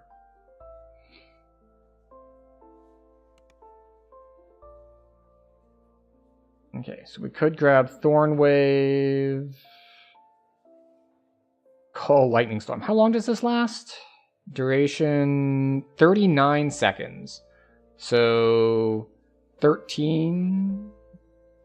6 plus 3 per level? Why 39 seconds? Ah, I have plus 2 to caster level. So it's 3 seconds per caster level. Randomly strikes with bolts of lightning. How often does it strike is the thing. We'll put it on our bars somewhere anyway. And then... Enveloping Swarm? Acid Rain? Acid Rain is only like 8 seconds, right? Yeah. Yeah, we'll grab Enveloping Swarm, I guess. That's 10 seconds? 16. Ooh.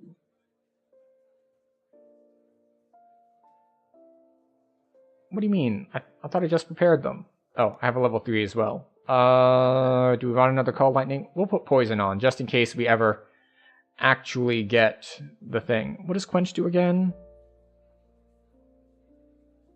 Removes like Wall of Fire, You get fire resistances. Drops their resistances.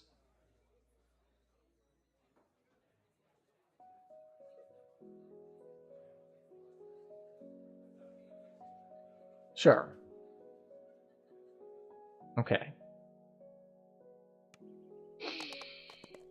Alright, so I will have to be a little careful because as far as difficulty goes, we are going to be going up 3 levels because Isle of Dread was level 7 quest and this is level 10 quest. So we have to be a little bit more careful. We will want to put up fire resistance against the wisps. You stumble through the thick mists, only to find you spot a corpse in the grass near the abandoned cart. Question is, do I want to fight the wisps? Because there are 2 options. You either fight like 5 wisps here or 3 along with the red name. And I think we're gonna fight them here. The wisp leads you to a small grave. Alright, we're gonna run around this corner. Whispering voices call to you from down below.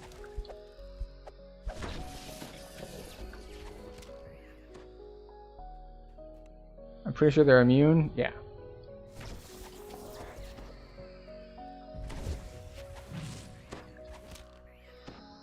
This is why I don't like fighting wisps as a caster. They're immune to a lot of stuff, but they are not immune to force or physical. Fortunately, we have spells of those types. Wisps fades away.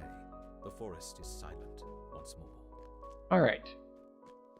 Now we're good to Down go. the road, you hear the And sounds of we harsh got our Death Eater stacks up. The soldier looks up at you, his face strangely pale. Halt! Do you serve Strahd? We are up to almost 300 health because we did get 2 levels worth of defenses. The actual question I'm thinking of is, what do I take for my next feat? So many scarecrows to guard a road in I think I might just keep going along the shield mastery line.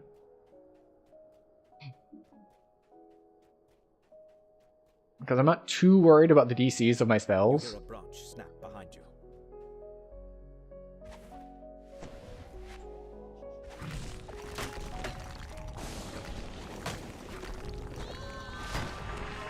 Alright, we're afraid. Not really great timing on that. But that's okay, we have AoEs down. You realize you can hear noise from up the road to the east, the same way you came.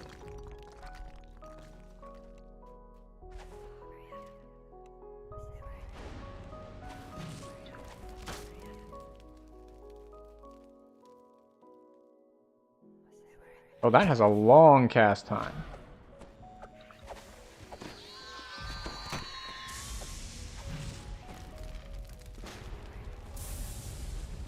It's alright, we got rid of the red name, so the rest I'm less concerned about.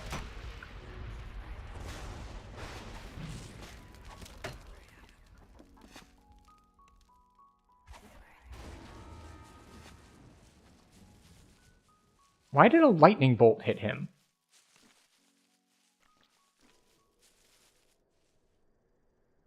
Okay, maybe I'm misunderstanding what Call Lightning Storm does. Like, I thought it was an AoE like Ice Storm. Is it around me? That persists for some time. Randomly strikes nearby enemies with bolts of lightning. That guide was like super far away from where I cast it, though. Huh. Oh well.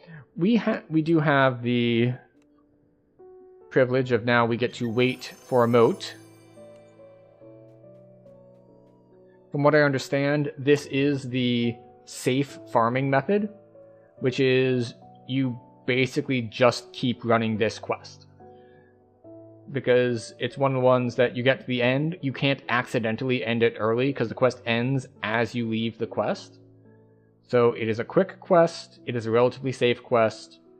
You just keep chain running this and forming moats that way. Now obviously you can't do it in heroic all the way to where you need to go, because it's a spell on you and hits enemies intermittently around you. It's expensive, especially without extend. Yeah,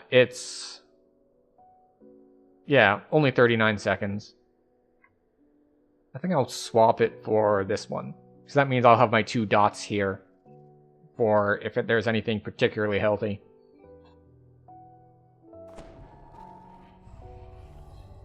The good news is, having 2 more levels means we have a good chunk more spell points as well. New Spring's Resurgence.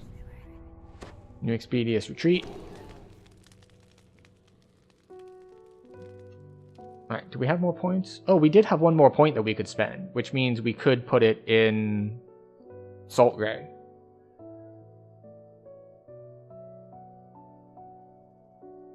So we can get our full 3-point Salt Ray. Or of course we could save and get crit, but I think 1 point for Salt Ray is probably good.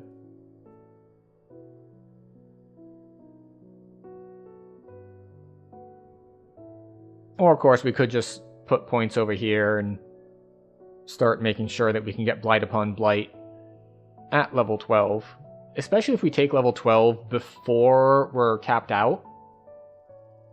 I think that actually might be the play, because I don't think we're going to cap out. I think since we're already here doing level 10 quests, I think we might be in a position where we want to take 12 before we hard cap. Because actually, let's look at the... Oh, she moved positions again. Back to over here.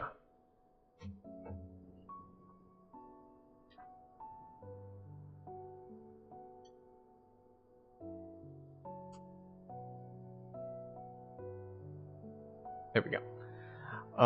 Where were we? Oh yes, because we were going to look at level 9 quests. Because there aren't a lot of them, and I'm trying to see if there's anything I would want to run that is level 9. As we mentioned, there is Vault of Night. I'm definitely not doing Vaughn 3. That is way too many beholders. Oh, there's a moat. We'll look at that in a second. For now, it's moat time.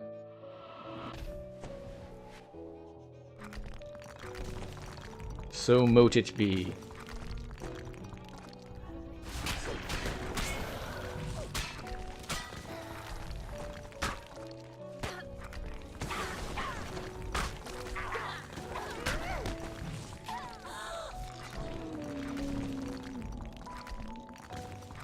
White Plume Mountain? There are way too many ways to die in White Plume Mountain for me to want to do that. On the other hand, it does have some decent loot for this level. But still. What's the first thing I remember? It must be Papa, calling out my name. Irina! He'd shout whenever I wandered too far away from his side. Barovian Scepter. Scepter. I thought he was There it is. silly. Now I know what he felt. He was afraid. So you can see this is just a straight up upgrade across the board. More spellcasting implement, 13 more potency, 7 more insightful, and a total of 8 more spell sight. So if we want to look at our biggest damage right now is force damage. So if we want to look at force, we go from 144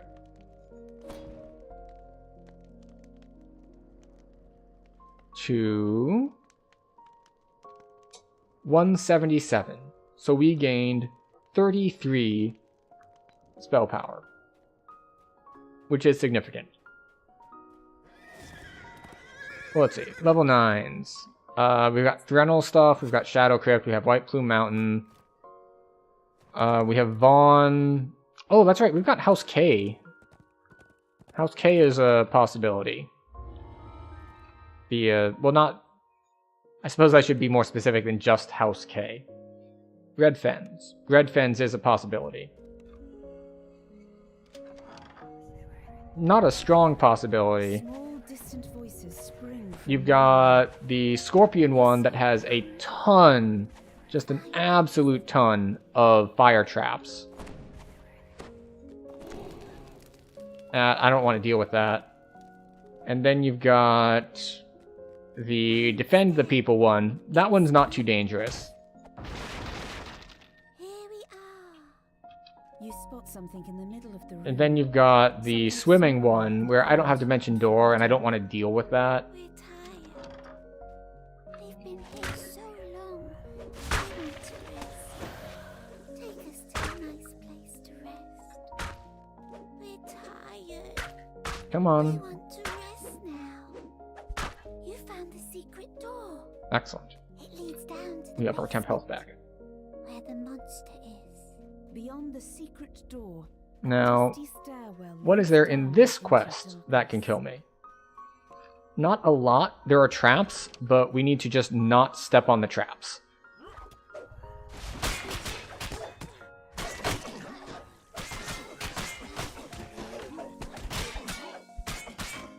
Like, we're not going to go around to the left. There are traps there. And we will take the safe route for the other big blade trap. There is the fast, oh, just jump it route. And we're not going to take that one. We're going to take the safer side route.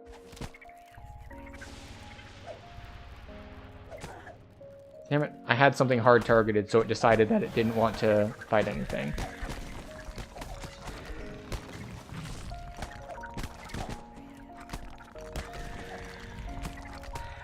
What do you mean I'm not facing it?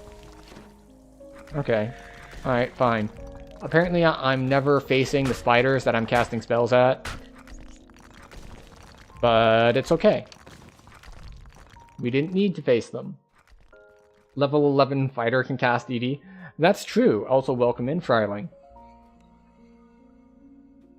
Hope everyone's doing well this evening. Much better. But that said, if I end up maybe just rerunning these quests The monster in the a little bit, basement. that's no big deal. As I've said, the whole thing with the loots means that top priority of leveling quickly isn't really a thing. So it's actually quite a different experience than, say, grinding out past lives. Because it really doesn't matter that much to me Task you find a tarnished key. how fast or not I'm leveling.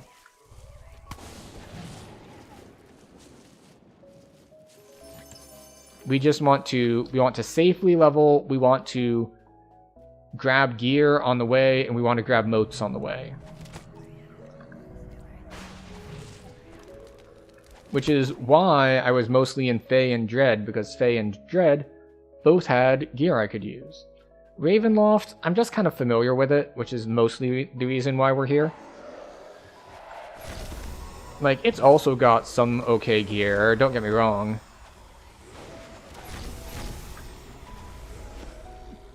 But, I mean, the main thing I came here for initially was like, oh, well, clearly we need the thing. Which thing? We need our Barovian Scepter, because as we just saw, it's a big offensive upgrade. But beyond that, Around here someplace. You can smell him. there are decent drops here. In particular, I believe this is one of the first places you can get +6 to stats on gear. But it's been a while since I remembered which quests drop what. So there is that side of things.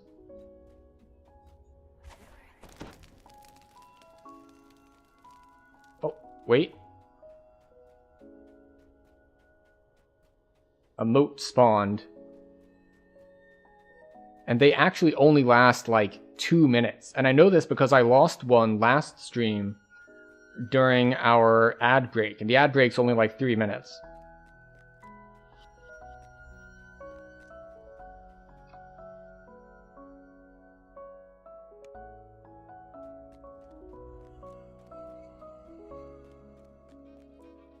Okay.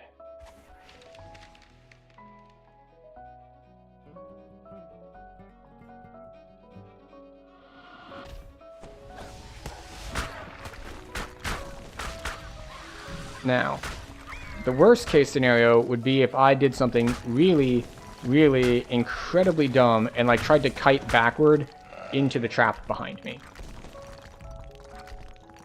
That would be just super dumb. There we go. It's a good thing I checked the map though, otherwise we might have lost that one. What are we at anyway? 446. Got a long, long way to go.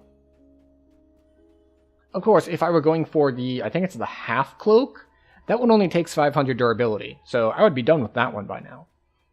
But no. We're going for the fancy one, because I want the fancy one.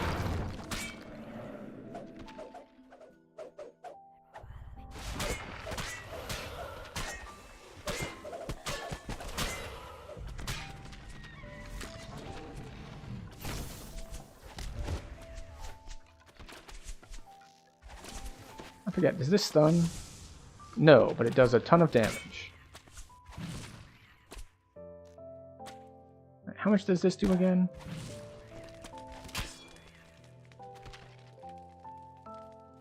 Okay. I need to remember to use Salt Ray more.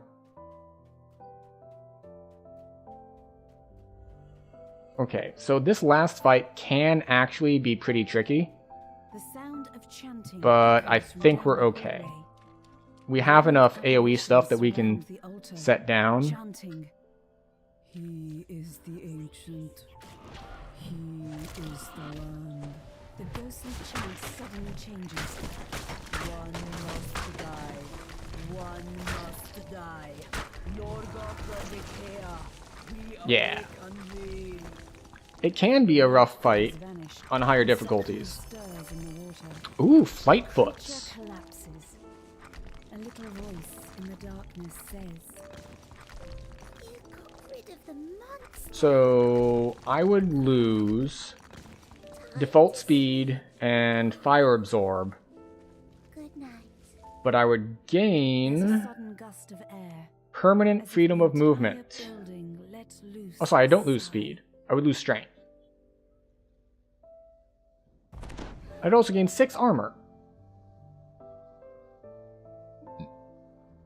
If you keep boss on platform, he won't respawn mobs? Interesting. Alright, what do we have for our stuff? We have a +5 constitution version, but that's not... 1 constitution isn't going to make up for the 15 vitality. Or sorry, 12 vitality. Okay. Excuse me. Initiate's Glove of Use Magic Device. No. None of that. Okay, so, next quest. Old Bone Grinder. Do we skip it? No. There's nothing that we are afraid of in Old Bone Grinder. Like, the casters at the end can be a little annoying, but I'm not so worried about them having burst damage that I would want to skip it. Also, we need to bring Salt Ray back out now, because we put another point into it. There we go. Take me to Old Bone Grinder. There we go. Do it on hard? Do what on hard? The one we just did or the next one?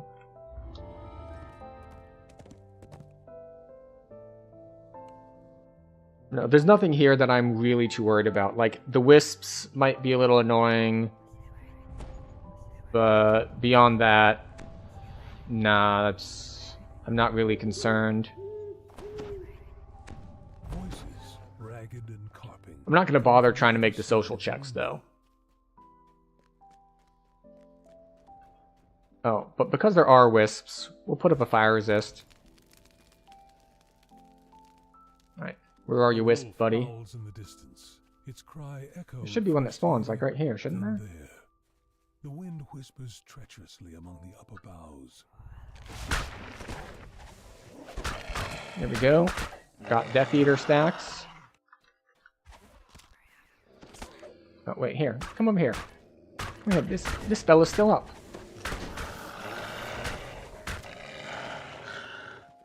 Excellent.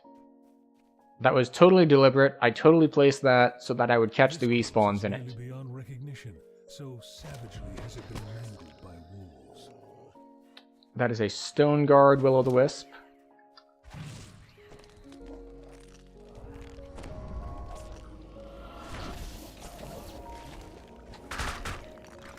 We're running away.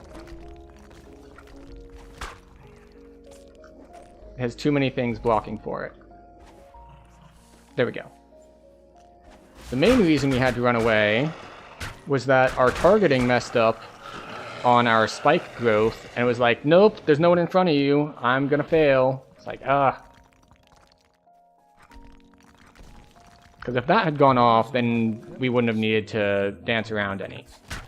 They are human Oh, wait. teeth.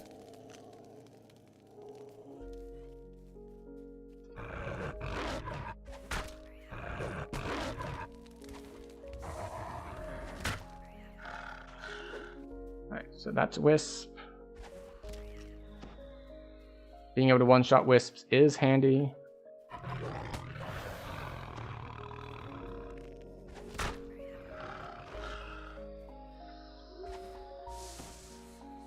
Go, hit him with that force damage. That one with the physical damage.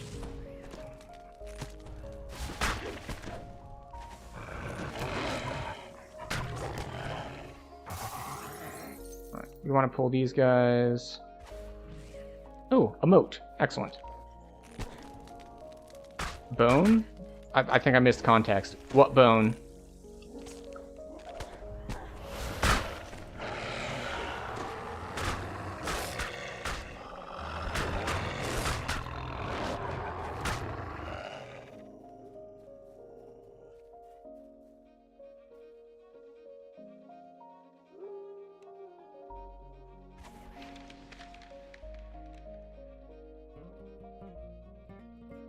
Okay, a remote.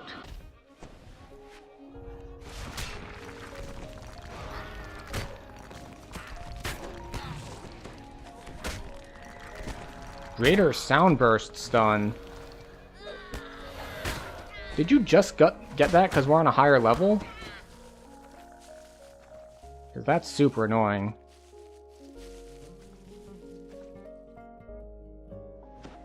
Alright, moat complete.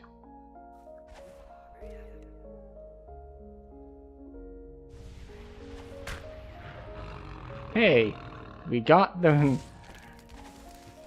optional guy. Very little difficulty. Alright, so we do need to find Valentina, though.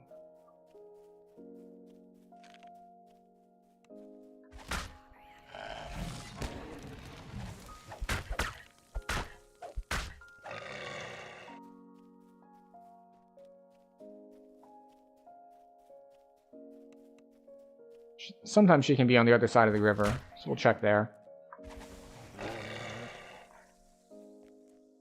Oh, there are more wolves over there, but I do not see Valentina. Should be around here somewhere. We're just gonna spam our tab target until we get a good look at her.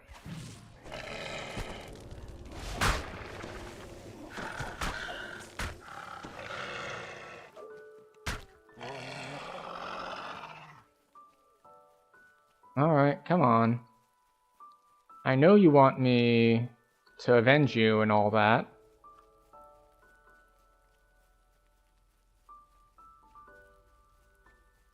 Alright, I guess we'll just shrine for now.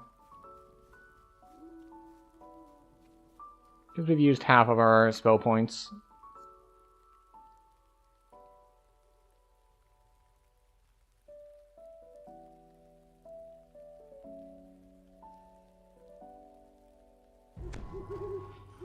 Okay. And get our buffs back up. We no longer need to cast Freedom of Movement, so that's really nice for us.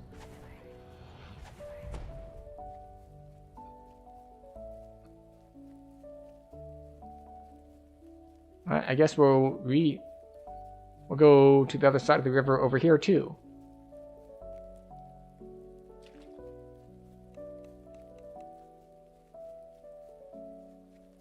No, there's the entrance. There's all the peasants. Peasants with joyless faces and vacant eyes wait in a line. An indistinct murmur passes among them at the sight of an outsider. They were just... Oh, there she is. I could have sworn I looked over here and I didn't see her before.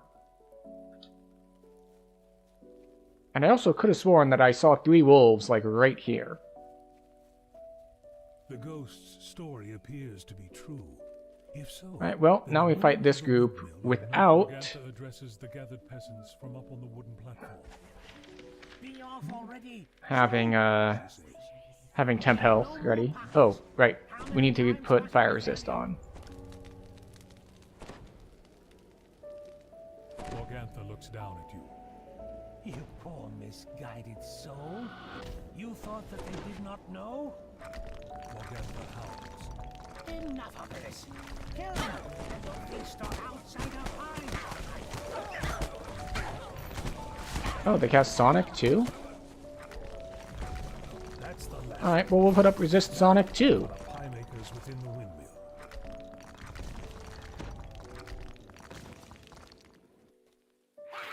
Mad cackling comes from upstairs as a dredge climbs, fully formed out of a bubbling, tarry house.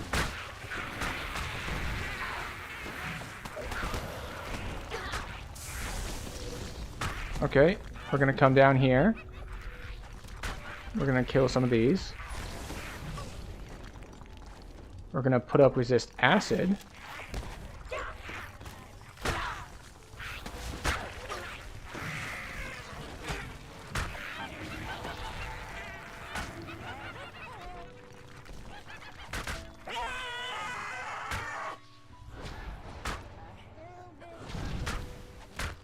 Actually, you know what? We want Morgantha dead first.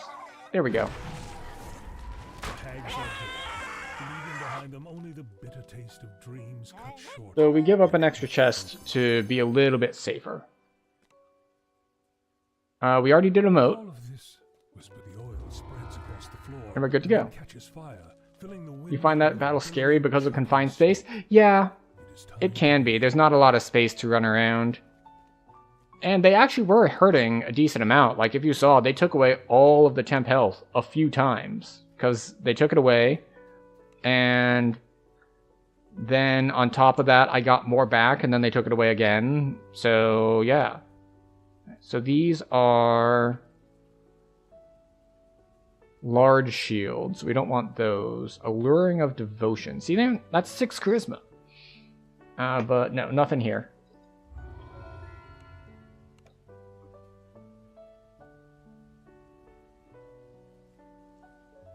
Alright, so next we have... next is Invitation to Dinner.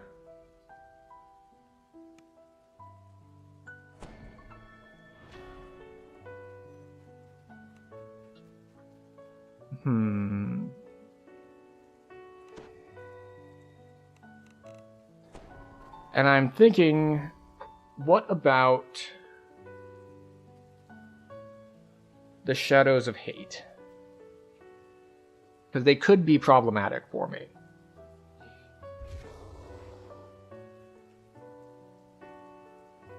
Do we just YOLO it? YOLO in this case is very appropriate. It's like, you only live once. It's like, well, yes, actually. That is kind of the point of the hardcore thing. Although, technically speaking, the character doesn't die. It just failed the loot challenge.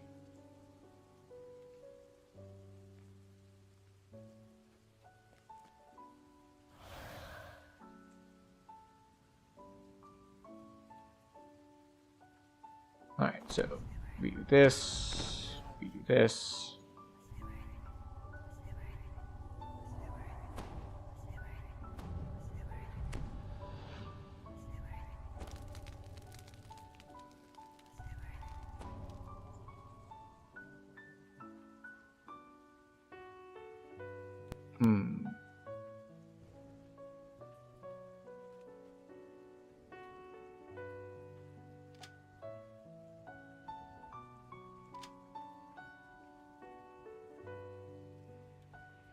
Okay. Eva's words echo in your mind. This is another case where it's just like, should I have brought Maliki the Pallid with me? Probably. Swells of organ If that name isn't familiar to anyone, that is the hireling who can cast Dimension Door. and fill the corridor ahead.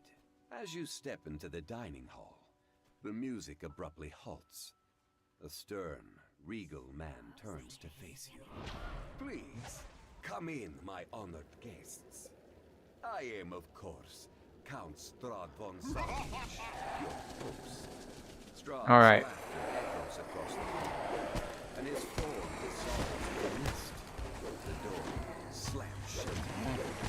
It's a trap.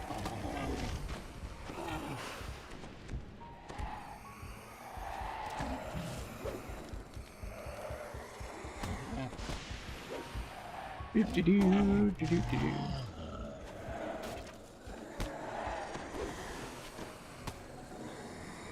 Oh, look at that. The Shard of Hate can be grabbed by thorny tentacles. How terrible for it. Sorry, Shadow of Hate.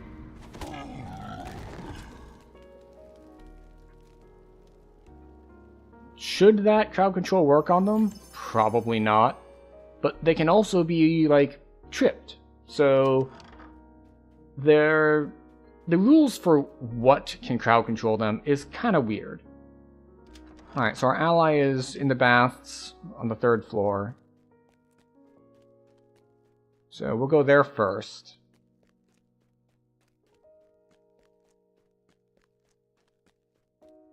I think we might have one of the very bad rolls here as far as RNG, so I should have probably reset the quest to avoid that, but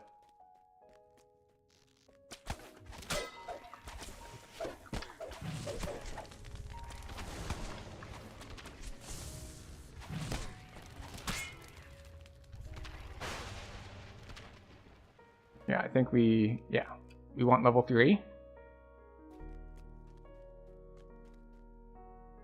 Go. We want to go to the bath chamber.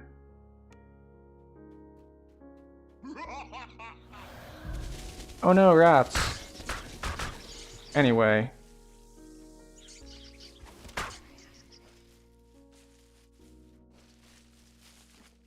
There we go. Rats taken care of. And I'm pretty sure this is not the fastest route, but it does mean it is the route that doesn't have me fight the Strahd's Torment or Strahd's Hate or whatever it is. Just don't fight dragons? There are ways to handle the dragons.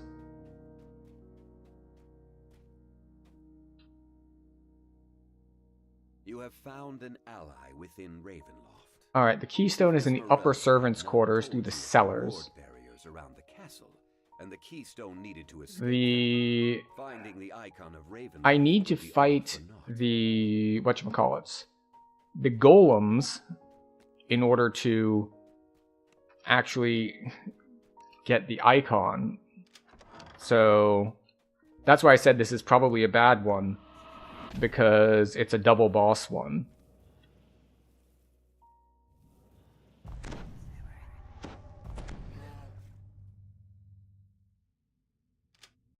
And these guys are really annoying. Actually, for ease of use, since we're not going to be using fire on them here. Space with a flame that seems to give off no heat. See, we will put up resist acid.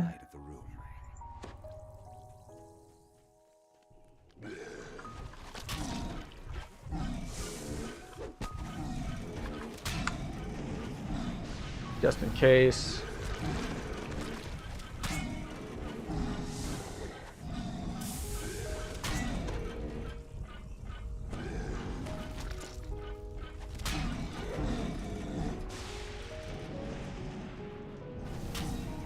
Okay. Easy enough. I was expecting worse. I was expecting Black Dragon Bolt, among other things. Suggesting you are in one of the castle towers. A great rumbling shakes the floor. The treasure is in the North Tower. We're currently... This is the North Tower, isn't it? Mystical wards block your ingress. Maybe I needed the key. The door exiting Castle Ravenloft crackles with arcane energy. Alright, this is fine. Wards block your egress.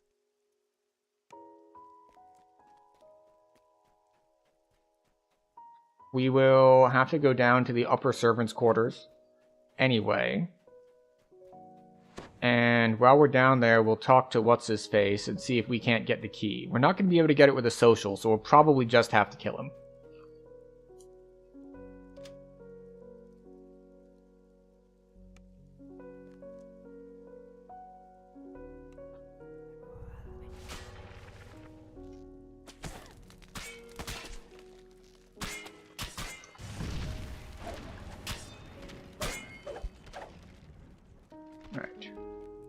Which door is that?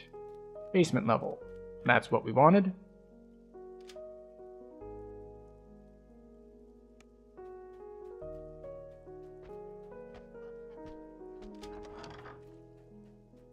Now, do I have charisma? No.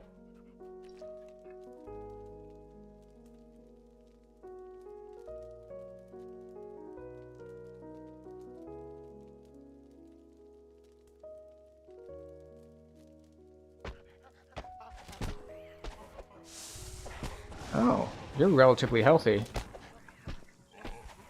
What if I do that to you? Alright, you're immune to the crowd control, but...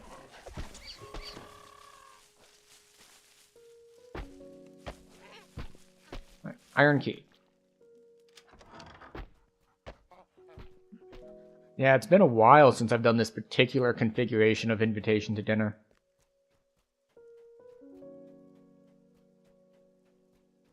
Wait a second. I should have seen a moat by now, shouldn't I have? I've been in here a while, like 8 minutes or so.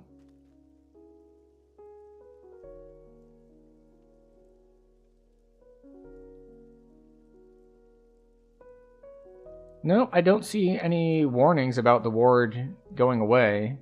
Or ward. About the moat going away. So I guess it hasn't spawned yet. Awaits discovery somewhere within the castle.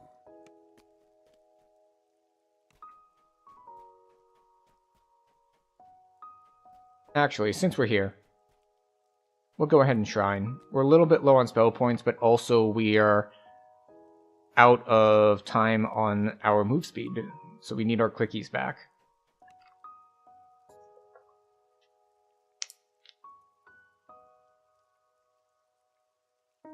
And who knows, maybe while we're here and we're rebuffing, it'll very conveniently deposit a moat. Now, do I really think that'll happen? Probably not, but it could. And we like to look on the bright and hopeful side of things. We are, of course, prepared in case things go very wrong, but we don't go around our day-to-day life thinking that everything's going to go wrong. We just prepare just in case, but we assume things will work out alright. With the understanding that if they don't work out alright, we're prepared for that too. Okay, so we need to go to the top of the North Tower, which we were already there, because it says seek entry below, so there is that. And we know the seek entry below is that we go up to the 2nd floor. Actually, we go up to the 3rd floor. It's just that the teleporter out of the... It's not golems, are they? Yeah, well, the iron golem room. The teleporter out of there is mislabeled. It says it's taking you to the 2nd floor. It's actually taking you to the 3rd.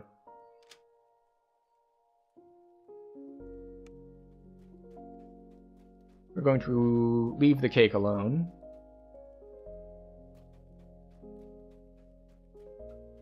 And head back this way, because now we have the key. And hopefully I'm correct about this, and I don't just have to go to Google and be like, alright, where is it? Did I misread the whole situation?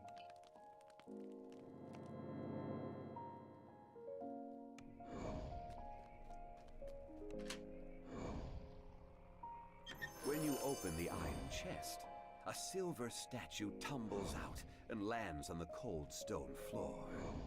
It is the icon of Ravenloft. A sense of peace washes over you as you hold the icon of Ravenloft in your hand. Yep, this is dragons. And stow it securely in your pack. So that whole plan of don't fight the dragons, The icon and the keystone, it's time I'ma fight the dragons. You recall that Esmeralda Let me face the peril. is through the main entrance. We do need to remember to put up our resist acid, though. And there is cheese that we can do if necessary. But hopefully we don't need it. The other downside is... Actually, wait. I was gonna say I don't get any temp health because I don't have to fight anything between there and here. But I think there are gargoyles that have spawned in the main room that I'll be able to kill for temporary health before the dragon fight. Alright. Acid resist. Acid absorb. Acid absorb here, where I can click on it mid-fight if needed.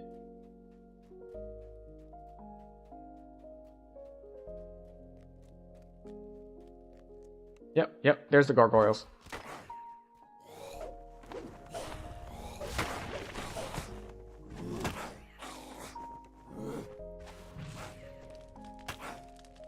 Hi.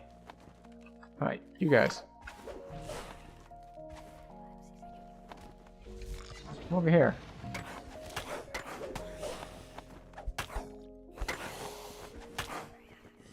Alright, we have temporary health now.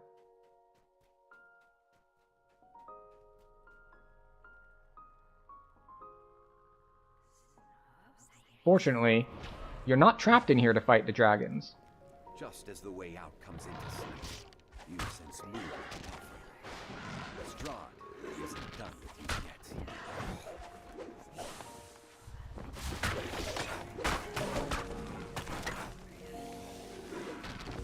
Alright, we killed more gargoyles mid-fight.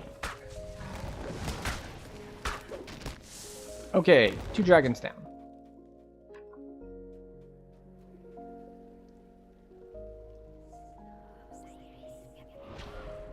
We have the extra spell points for it. We'll call a lightning storm as well.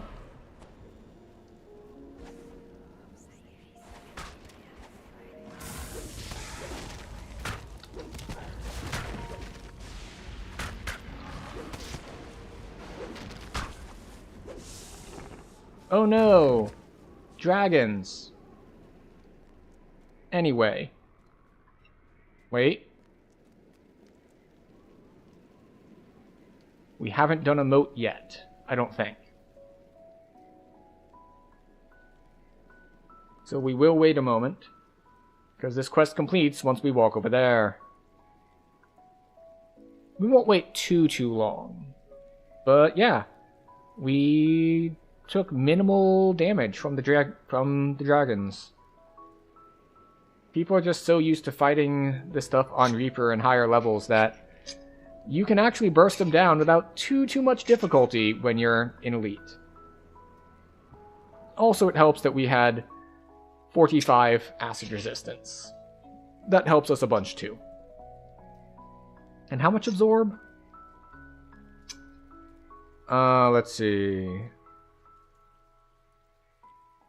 Or until 12 points per caster level. Alright, yeah, so we haven't maxed out. So we put on 120 absorb, which all got eaten through. And we also had resist. And it took a little bit of running around, and I did experience losing all of our temp health, but we got it back with the 2 extra gargoyles that were left there, still alive. So that part was nice. I'm just trying to backtrack and think if we saw the moat anywhere. So we went in, we talked to Strahd, we fought the Shadows of Hate. There wasn't a moat in there. We went up to talk to the person. There wasn't a moat on the way there. We went down to fight the Iron Golems. There wasn't a moat there. Then we ran around for a bunch to get the icon. We had to go down to the servants' quarters, get the key, go back up.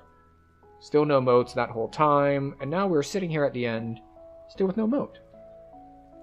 So we have 2 more action points to spend this level. Multi-level dungeon can be easy to miss moat. Well, yeah, no, I mean, I know I didn't miss the moat because I scrolled back in my chat history here. And if you missed a moat, it would be in the chat history like, hey, use the moat before it disappears. And I don't see that. So the miss a moat thing would be like, I already did it, but I forgot that I did it. So we're only going to wait here another, 30 seconds to a minute or so. And if it doesn't spawn, it doesn't spawn, and we move on. So I think going forward, let's see. I don't think I'm going to do Outbreak. just because I have so many spells that I can cast already. I don't need... Even if it's good, I don't need another set to work into rotation. So I think we'll go into Enveloping Swarm for the SLA. So I can use that. I can put all my meta magics on it. And in particular, it will help with the red-named dudes who come out of moats. Just like, okay, you're a guy who's going to live long enough for this to matter, so I'll be able to put dots up. So that'll be beneficial. Aha! A moat. Okay, so Sleet Storm. That storm. This storm.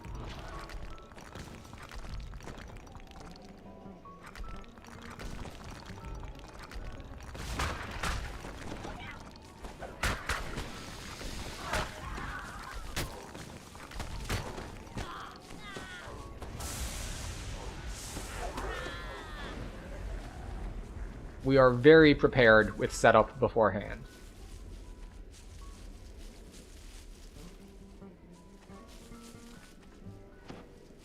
Oh, I suppose I should update my my title, shouldn't I? Since we're up to 466 now. It's still saying 406. With the keystone in hand, you step through the castle wards unhindered. You check your bags. Sure enough, Okay. the icon of Ravenloft is So you have done it. With a sigh this of is where we relief, run you into wonder a if little you'll bit of cross trickiness. paths with Esmeralda again. Because if we want to go forward in Ravenloft, we will be going through stuff over level or under leveled. It is over our level. And we don't really want to do that when we're on hardcore mode. So it might be a good idea to go and do something a little lower level, little easier.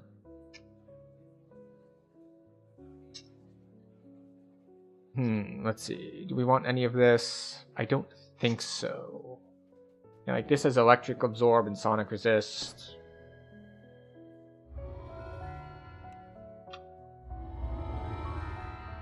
No, don't care about any of that. So if we look at possible places to go, like if I just want one-offs, maybe. And 8s are fine too.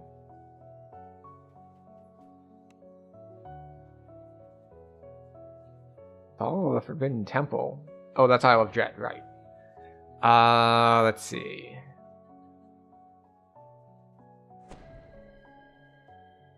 Path of Madness, no.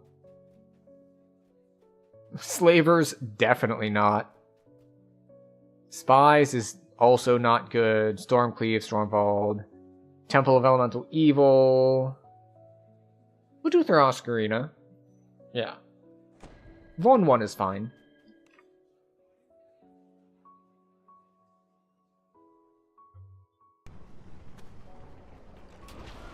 Von 2 and 3, definitely not. You know, you're kind of right about Temple of Elemental Evil. I've done it enough that it's pretty easy, and you're right. It is the elemental nodes that are where the main difficulty comes from. Especially since they nerfed the Gelatinous Cube fight.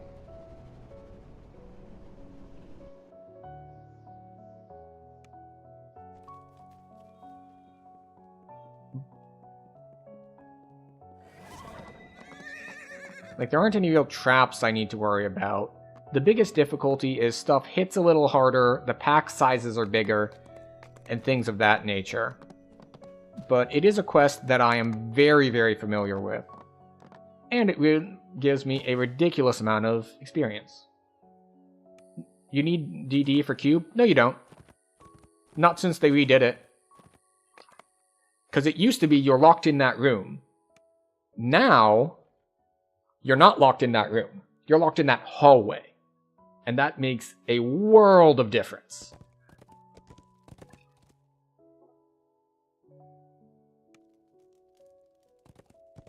Like, it is a huge, huge difference. It's very easy to kite it now.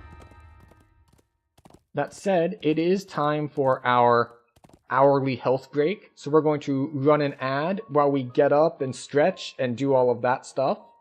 I hope you will all join me in taking a little bit better care of yourselves. To not stare at screens for a second, you know, get up, walk, look at something more than 20 feet away, because everyone's getting nearsighted nowadays from staring at too many screens. It's like we're all medieval monks getting nearsighted because all we do is stare at things that are directly in front of us.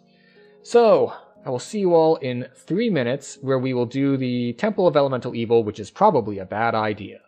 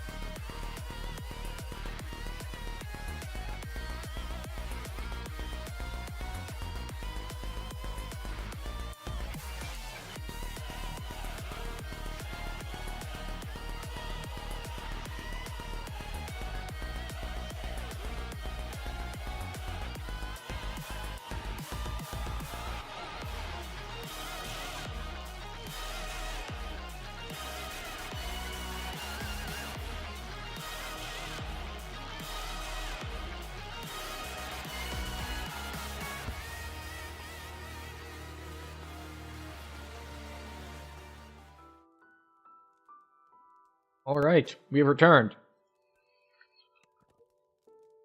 With what is possibly a bad idea, but because we are relatively strong, and I personally have a lot of experience running this quest, it should be fine. Hopefully.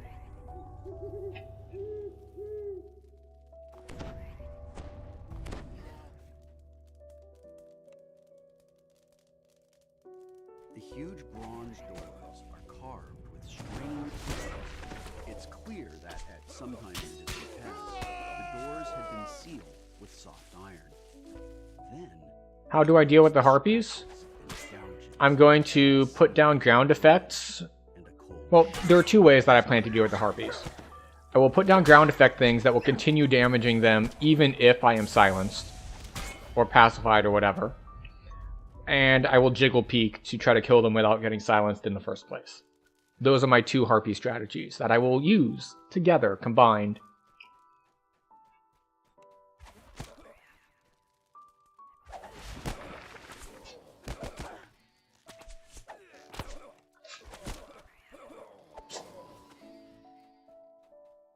Do, do, do, do, do, do.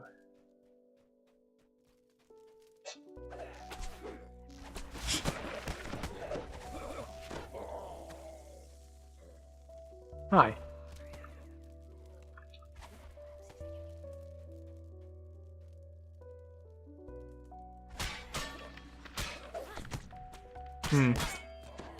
They're making their saves. That's unfortunate. Oh well.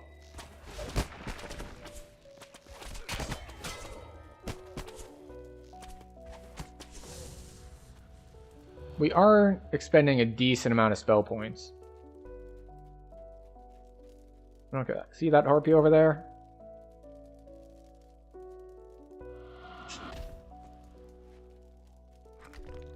Oh, it doesn't even take any damage yet. See? We ping it from here.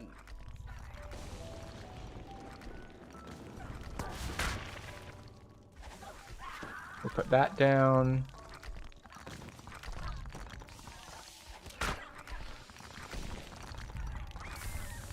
I see. We jiggle peek, and we use our burst spells. That's the plan for the harpies. We jiggle peek and use burst spells. You don't know the back path to the blister room, but there is one. You usually invis. Yeah. Probably going to brute force it. By which I mean I'm not going to use the back path. Partially because I don't remember it, and partially because I can use Lightning Bolt to snipe whoever is actually manning the ballista. Actually, I can use a bunch of stuff to snipe whoever's trying to man the ballista.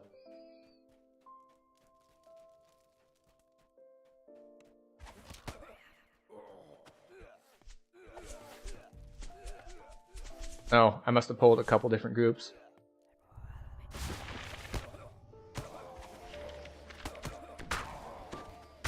We'll just wait here for them to die. Oh, that's a lich. Okay, alright. I am somewhat more concerned than I was before. What do I have that actually hits him? Oh, no. That doesn't. Or at least it doesn't if he doesn't step in it. Okay, so what do I have that's actually a higher level spell? This isn't, right? Yeah, he's immune to that one.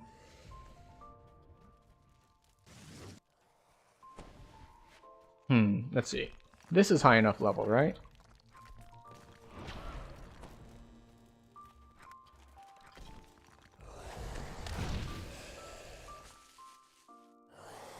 Alright, wait, he's lightning immune.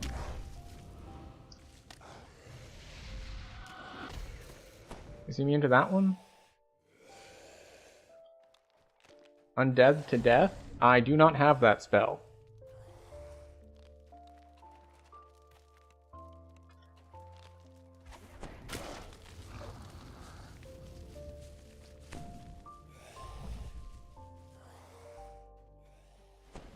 Alright, let me look at my spell book. No. My spell book. Yeah, the only one I have is Grasping Thorns. That'll hurt him. Because I'm pretty sure it is 4th and lower that he's immune to. Or, I forget if it's 4th and lower or lower than 4. Also, these guys weren't here when I first walked through.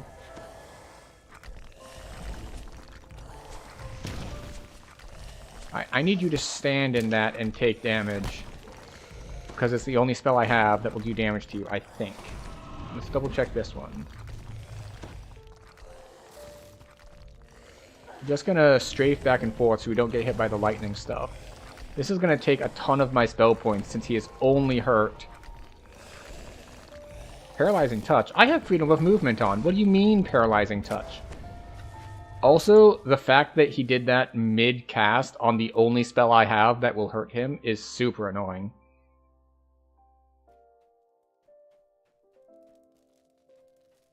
Because technically I have another... Oh, there we go. He is dead. Good. So technically I have another spell that would be high enough level to hurt him, but it's a lightning spell, and he's immune to lightning because he's a lich. Which is more than a little annoying. Also, I did not know that Lich Paralysis Touch... Oh, wait. The moat is going to fade. I missed it. We got to get there quick. There it is. We're going to let it fade. That is a purple moat. Purple moats are significantly more difficult to deal with. Would I do a purple moat? Yes. Would I do a purple moat when I have 1/4 spell points left and not enough time to shrine before fighting it? No. If I saw it in time and I could shrine, I would do it. But I'm not going to take it on without having spell points. Which is unfortunate, because they give a lot of loot progress.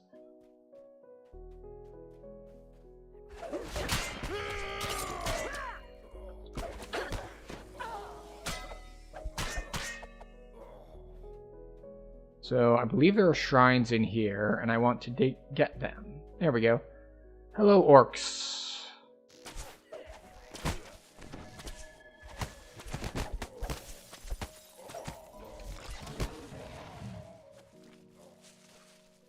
All right.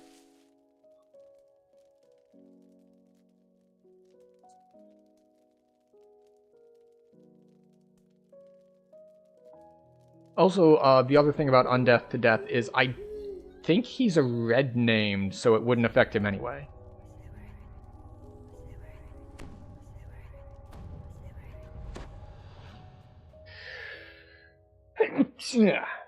Excuse me.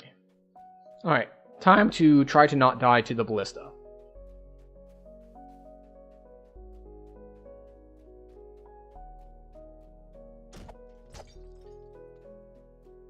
A pair of guards fumble with a ballista in the room ahead.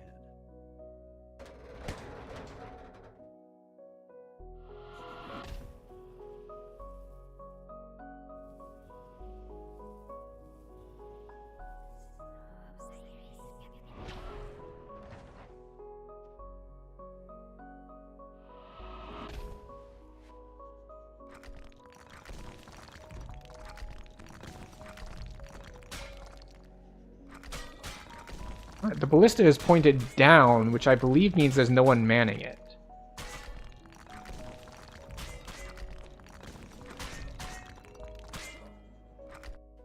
Hi.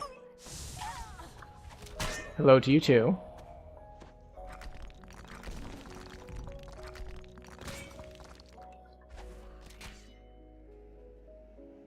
Alright, I think we're good. I don't see anyone left alive. On the wall above this room, Oh, good. is a small etching in the shape of a key. There we go. So yes. I didn't succeed in my first plan, The sound of but I did manage to get the AoE plan off. echoes from the north. Now, the biggest threat I'm going to be under for this last section is going to be the Earth Elementals.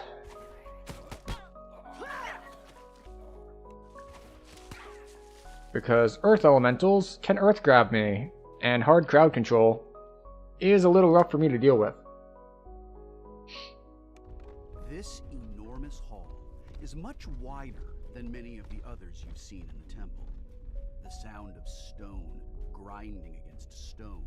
A belligerent cleric stands atop a stone altar in the center of this chamber. 4 massive Hi. earth elementals patrol around the altar. Alright, we just hit him with a round of SLAs and we're good to go.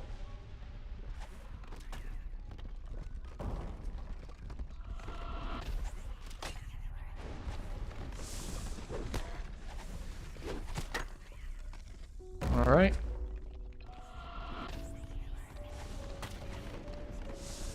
Mm-hmm. His elementals having failed him, the cleric drops his magical wards to attack. Okay.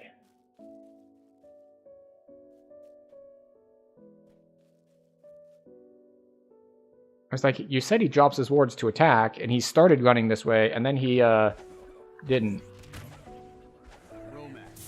Get lightning bolted. Keep distance from them? Which them? Presumably you mean the earth elementals? Yeah, the plan was to fight them one at a time. Hurricane Insignia. Combat Mastery, Quality Combat Mastery, Seeker, Speed. Cool. Not useful on this build. But, you know, not all builds are this build. Maybe if I end up dying and I do something like a Stick Monk, I'll wear that for super powerful trips. The Earth Temple key begins to quiver and shake. It seems strangely drawn to the south. Well, let's head to the south then.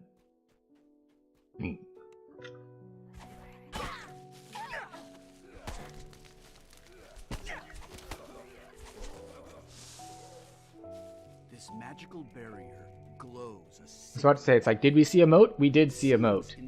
But we saw it late, and we didn't have enough spell points to want to fight a purple.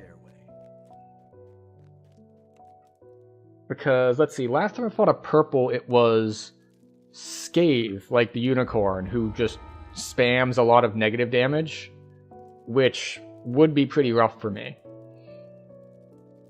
Deflecting... no.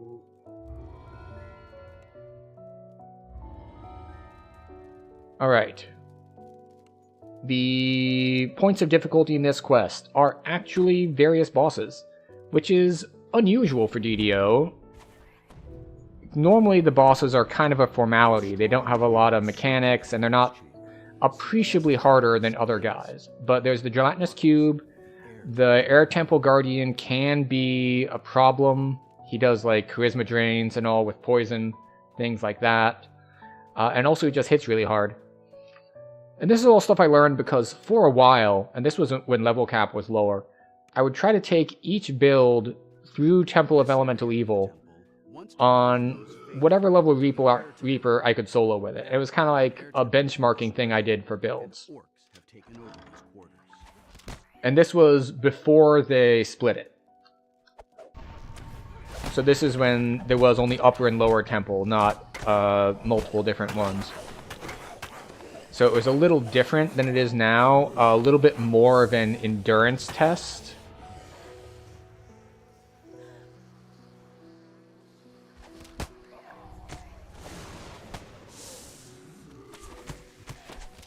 But still, we're going to put up lightning and sonic resist, because I think that's what this guy does.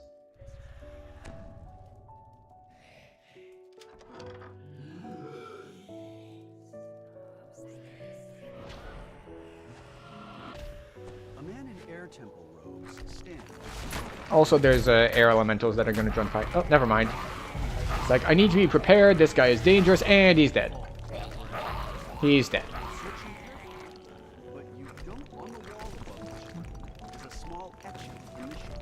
Now, there is another demon boss red name thing that we're going to fight now.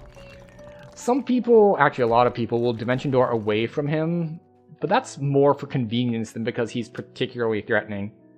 He's got the standard Greastro knockdown, rock throw stuff, but besides that, he's not particularly threatening. The air temple key sits the wind circling And through. as a red named, he's actually... Oh yeah, he's also got the charge knockdown thing. Oh, and he got kind of stuck on a ledge, so he just kept being in knockdown animation on top of us for forever. So, we took some damage, but less than we had in temp health. Oh wait, how are we on... Okay, we do have plat. It's fine. We're gonna hug the left wall, because sometimes there are traps in the middle. We're going to not do the Fire Temple fight. The Fire Temple fight can be pretty risky. So we're just not going to do it. We're going to, in fact, use the power of money to avoid it. You're just in time. We run through the lava. On the altar is a small, cracked basin.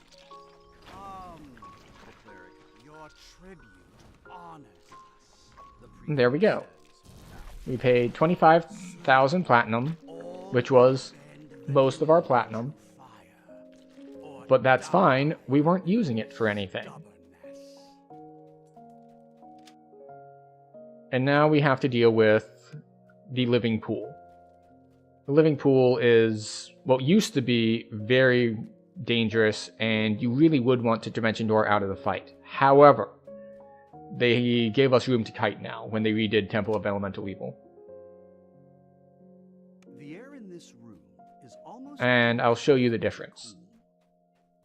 So, but for now, we need to open our way to get into that fight in the first place.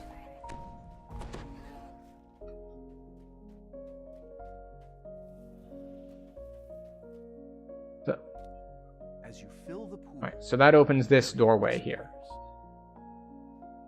Now, before, when you aggroed the pool, a barrier would form in this archway, so you'd be stuck in this room with it. Now, a barrier forms in that archway all the way at the end, so you have this whole hallway to kite if you need it. But just in case, we're going to put up some acid defenses. Of the water temple pray Also, we're going to do this. chamber. A small piece of metal glints at the back of the room. The room begins to shake, and a shimmering wall appears at the entrance to the chamber. Oh look, living pool. And it's dead. Also, you get an opportunity to DPS it, because it's going to eat all of the temple people around it first. So there's no real... So you do get the advantage that it doesn't come for you first.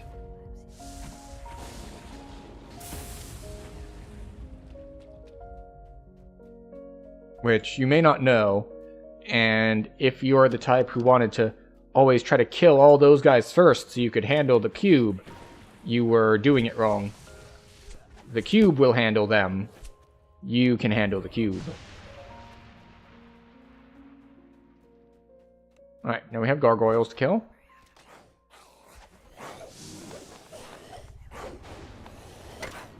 I do love how blightcasters get so many SLAs. It makes them so efficient. Even though a lot of the things I'm casting are not SLAs.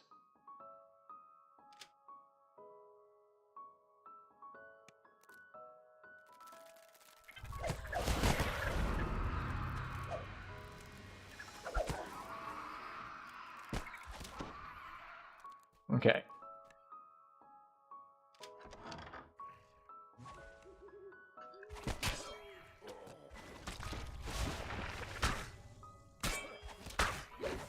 Fortunately, that one isn't immune to, like, all of my spells. Amazing how that works out. Welcome back, Liesel. Did you have a nice adventure away from me? Ruby of Implements Flame. Provides 70 enhancement bonus to fire spell power. Nice. Alright, so here's what we're going to do. There is a shrine right before the boss, but I don't want to go into the boss fight without temp health. So we're going to use this shrine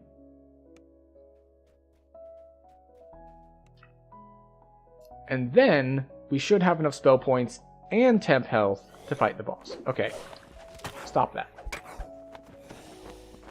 But it also looks like Liesel wants to go to bed. So we're going to tuck her in while resting. Here you go.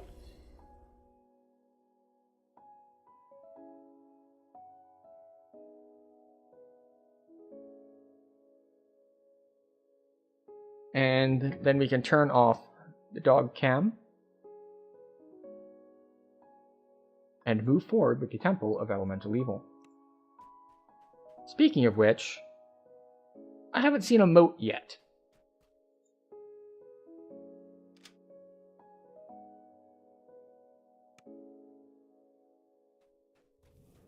So thankfully we will, or hopefully we will also be prepared in time for this next moat, unlike the last quest that we were in.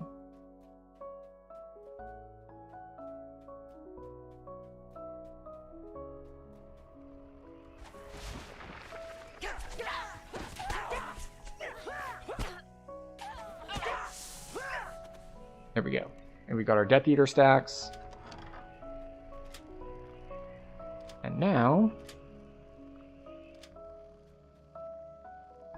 with the 4 barriers dispatched, the way into Falrinth's chambers opens. Now that's an artifact of how the quest was before. Because he said 4 barriers dispatched. And there were only 3 there. But I suppose it still kind of works because the 4th one was the one we did on our way here.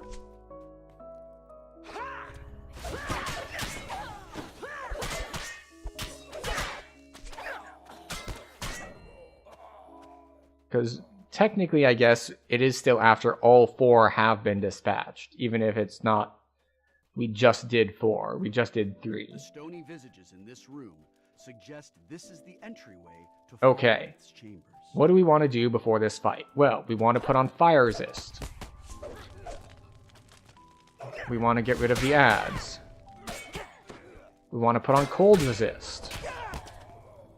We want to put on electric resist.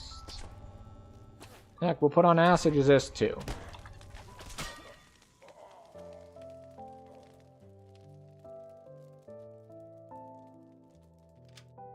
So, what is our kill order here as far as elementals? I want the wind elemental gone and the earth elemental gone because they will crowd control me. The wizard Falrinth floats high above this chamber. I know why you have come, his voice. But you're too late. Using the arcane power of the page I discovered, Zuggetmoy is nearly free. All right. Gesture, and elementals appear. Alright, 1 down. Alright, that one's not down. But it's fine. We're just getting Alright, Earth Elemental is still alive, and so is Kretch. Take care of that.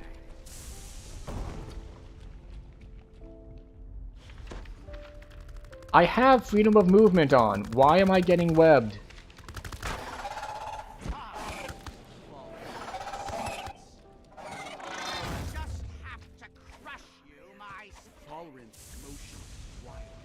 So, once again, burst damage wins the day.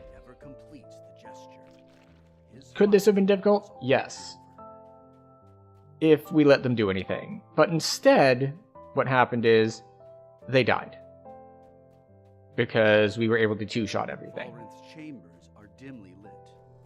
On a table in the middle of the room, sit a book. If Falrinth's journal is to be believed, the demon Zuggetmoy has nearly been freed.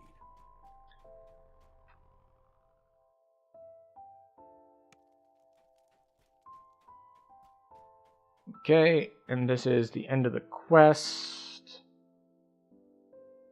And we have not seen a moat yet.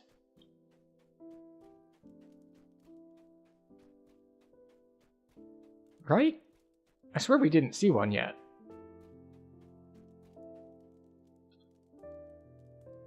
Let me scroll up to see if we got an alert that one was going to fade soon. Let's see. No moat? Yeah. Yeah, I didn't think we'd seen one.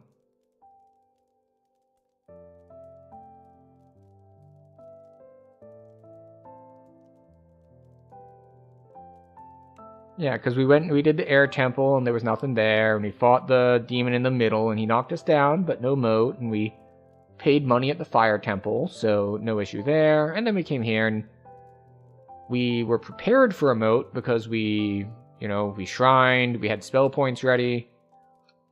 But we are able to take level 12 now. The question is,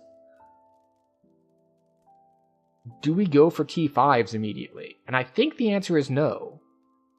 Because I want too much different stuff. Like, I want to keep Spring's Resurgence, I want Blight Upon Blight, and if those two things are true, I cannot get my T5s at level 12. And I don't know if that's good or bad. I mean, it's probably bad. But the thing is, it's like, alright, what am I missing out on by not getting T5s?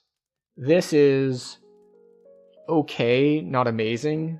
The best part of this is the elemental bonus. I got caught between bonus and benefit. And we don't get those as blightcaster. We get Word of Balance, which is an incredibly powerful nuke. But the thing is, we already have several powerful nukes, so it's kind of redundant.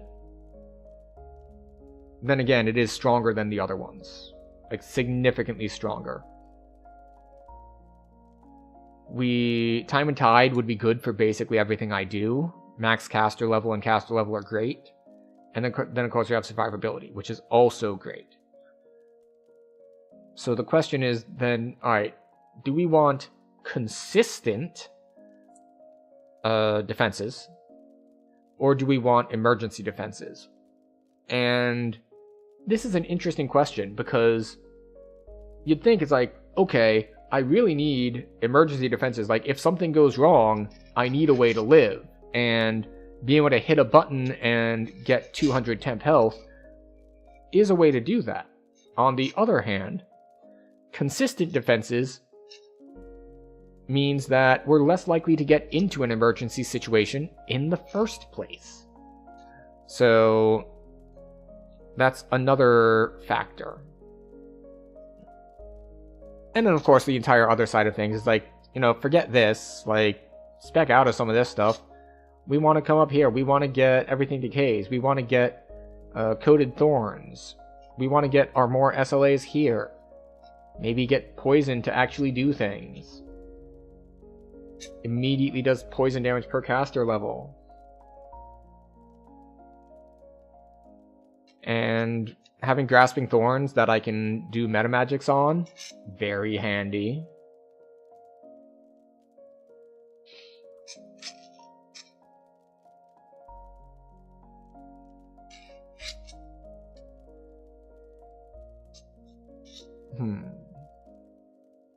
Alright, so yeah, I think I'm gonna go for my Blight Upon Blight at level 12. And then I think we'll go for these T5s first and switch over to here at 17 when I get Acid Well. Oh look, a green moat. Let's over-prepare for the green moat.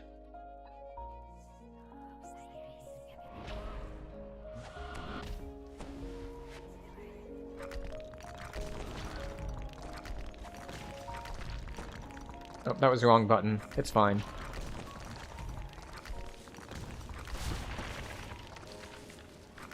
All right.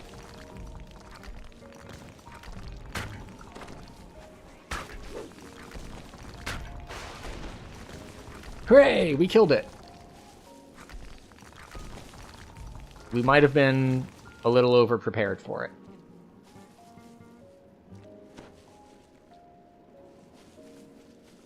And it's only worth 5. 5 durability. Oh well. Do we get any good loot? I kind of forgot what's good here. Obviously, the 20,000 XP is good. Really? Really? This is like what I would get if I had ransacked. Why am I just getting a random generated and a little bit of gold?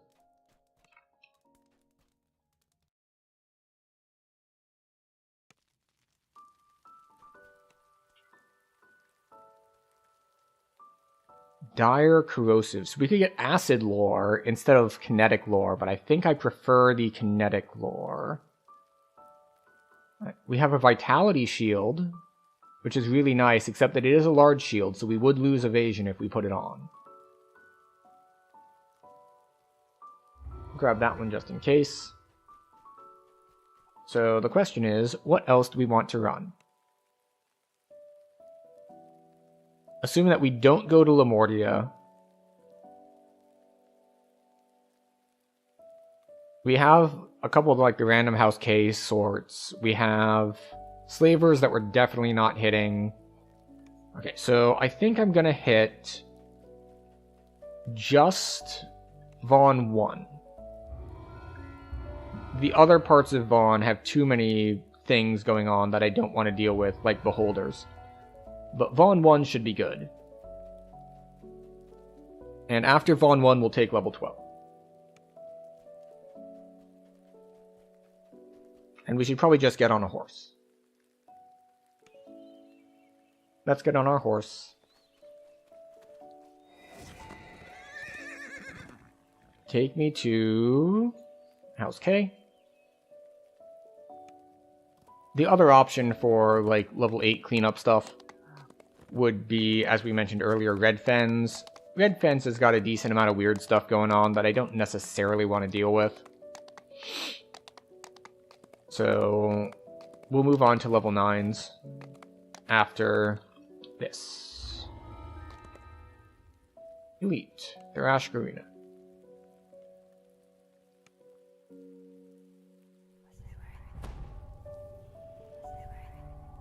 There we go. This looks like the underground highway to Tharask Arena. If you search for Dirge's contact, keep your guard up. The spectators may not be friendly.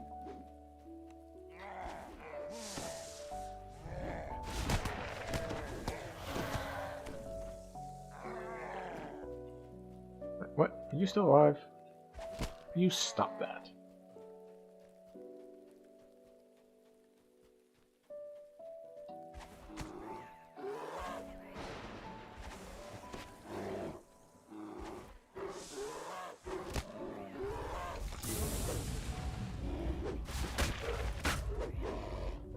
I'm actually surprised he hasn't hurt me yet.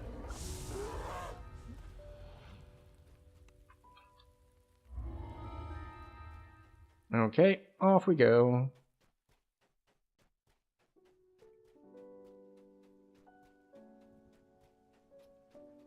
That's, yeah, I don't think there's, like, the only thing I can think of in here that is possibly dangerous would be trolls, and they're like triple hit attack. But I should be fine as long as I just don't try to face tank them.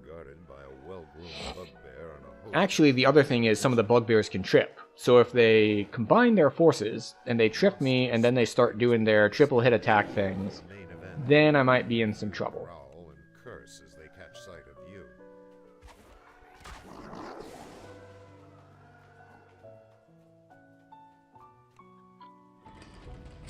Here we go.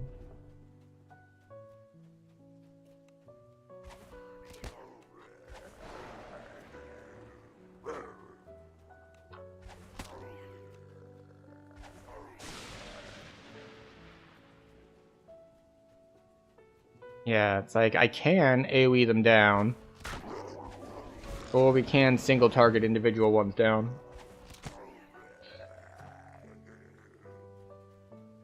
Either way works.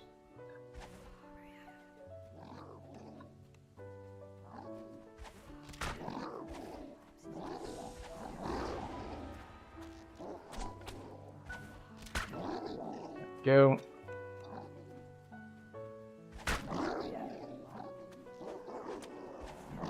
This is also why I'm in Elite and not Reaper. Reaper would give me more experience on my loot for each moat that I found. But I just don't think the extra risk is worth it. Especially since the main way I'm surviving is via burst damage. And even R1 really gives you a big hit to burst damage.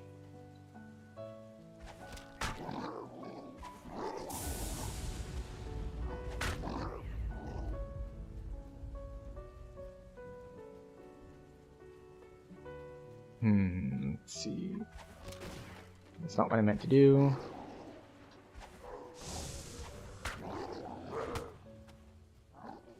You notice words etched above this gate.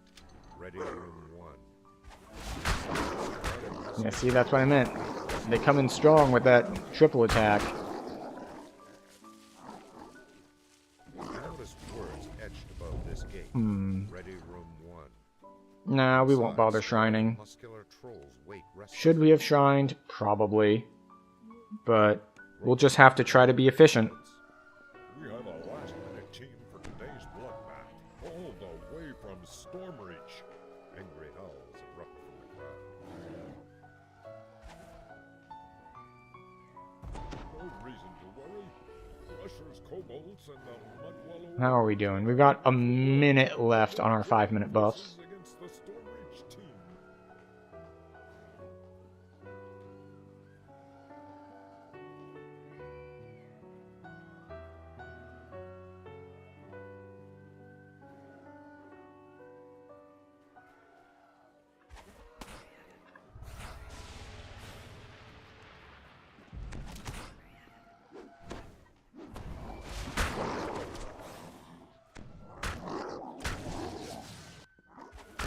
You die. You die. Got him. What a terrible upset. The mystery team is tougher than it looks. Alright, we do need to recast our 5-minute buffs, though. Which includes Spring's Resurgence. If you haven't used Spring's Resurgence before, it does not have like a caster level thing on it. It stays at a 5-minute duration the whole time. This should be the shortest fight we've ever seen. Let the slaughter begin.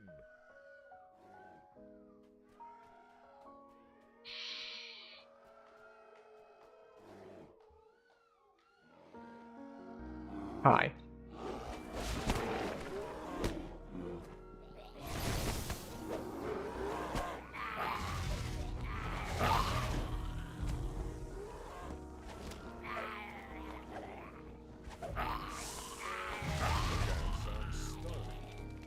Yeah. Could imagine such a disaster. So many great gladiators slaughtered in their prime.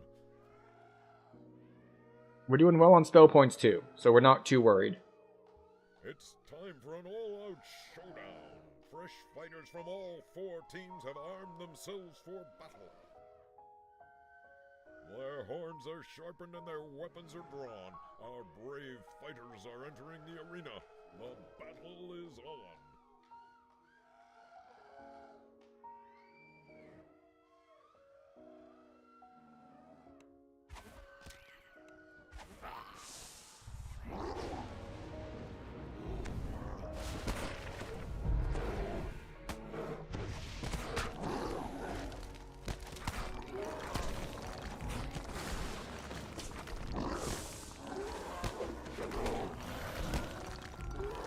Oh, a moat. We're just gonna do this. We don't need our big prep beforehand.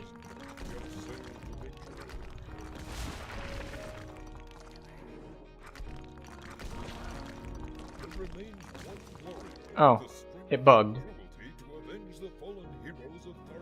Unfortunate. I was all ready for it, too.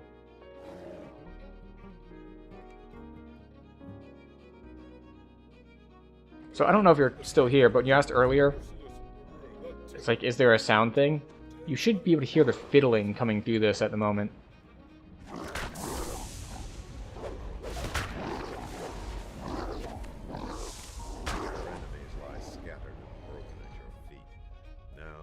Chance to seize the mighty axe.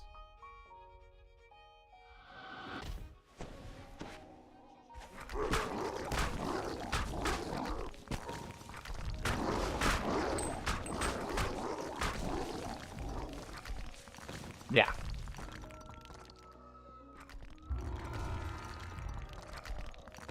So, yeah. We missed the purple moat because we didn't see it until too late, and when we saw it, we didn't have the resources to be confident enough to fight it. And then, for the, we lost that blue one because it was bugged.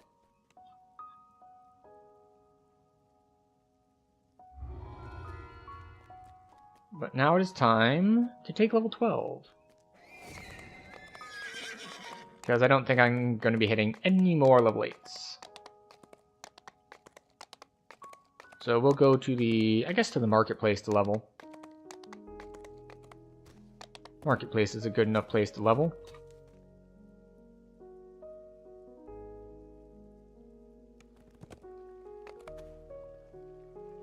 There it is, Druid Trainer. We get more wisdom. We get this, and that. So we can get improved shield mastery. I think that's what we're going to go for. Like, the other option would be something like meta magics or mental toughness. So we get some stuff we don't care about, but we get health and we get physical resist. So how much health do we gain? Said, alright, so 16 are going to come from the level up itself. So with just the level up, we would be at 313. So we get another 24 health from our shield mastery.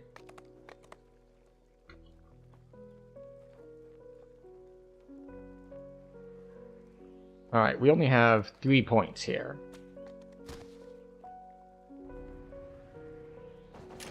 Which means we can get Enveloping Swarm. And so we're at 24. We need 2 points to get Blight Upon Blight. And Blight Upon Blight is worth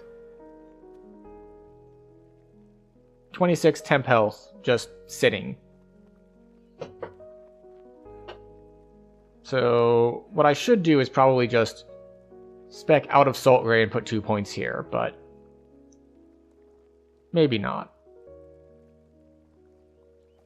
Also, this is an SLA, so we get to put that on our bars.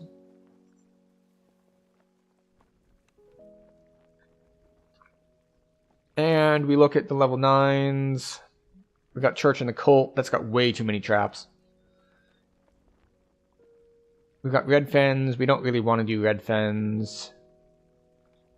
Gateway to Kyber, don't want to do. Jungle of Kyber, don't want to do. Don't want to do that one. Library of Threnal, no. Missing Expedition, no. That's still Threnal.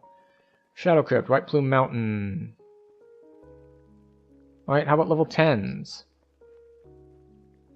Again, we've got more, like, Threnal stuff.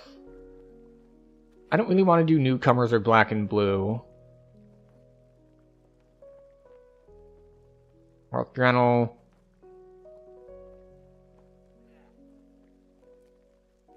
Okay, so yeah. Our 2 options here are basically... Okay, we have a few options, but they all boil down to kind of the same thing, which is I'm going to be running level 11 quests. whether that's in the sands of Menectarune or in Barovia, one way or the other.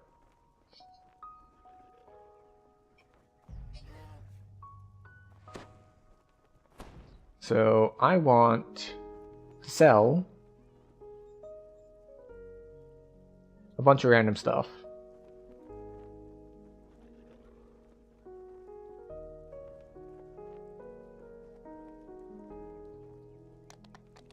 No.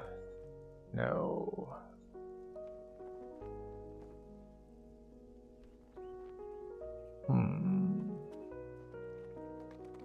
All that stuff goes away. What is this? Blazing? No. Combustion and insightful combat mastery? No.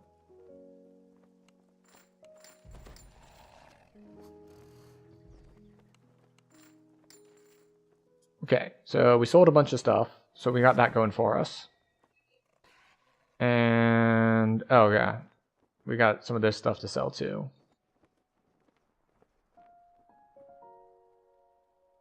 Wand of Magic Missile, plus 3 Thieves Tools. Yeah, those all go. So, let's see. I think we're going to head back to Barovia, and we're going to do Chain 2, and that will be it for tonight. So, I don't know exactly how long that'll take. We'll figure with waiting for moats, maybe an hour or so?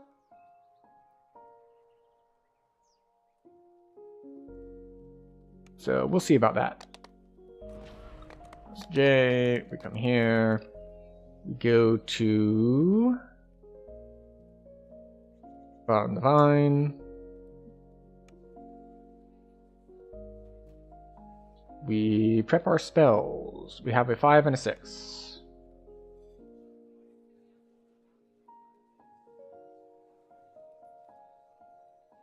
We'll grab Word of Balance. We'll put it on a bar just in case.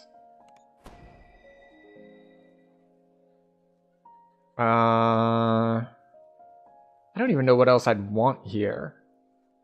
I guess we get this to cure stuff if we need it. And then we go forward to the Blue Water Inn.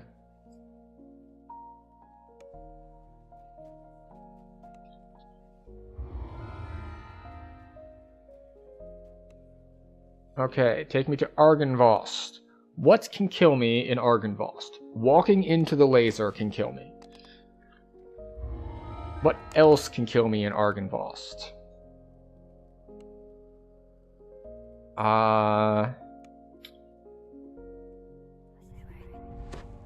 can't think of anything in these groups that would be particularly threatening. There are the Dispel guys, like the Wraiths. But that's more of an annoyance thing than a I feel like I'm going to die to them thing. Yet according to what you've been told, the order of the Oh wait, I did this in the wrong order. Bound by an oath that not even death can break. Alright, let's see if we can kill you guys along with the rats at the same time.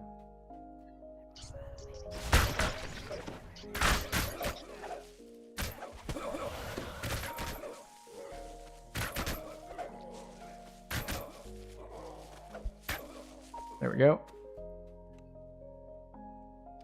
And now this room has the guys that do all the dispelling, which sucks.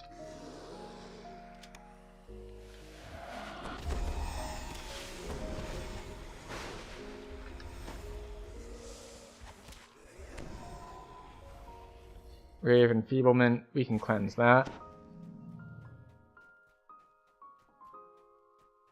But I forgot that I should have gone upstairs first. It's no big deal, though.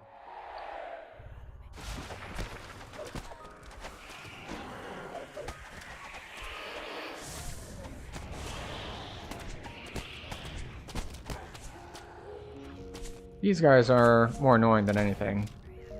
Also, they made the save on my lightning bolt, which is annoying. I need to remember to not use lightning bolt on these guys, because, survey says, they have evasion, and as a first life character, we do not have good DCs.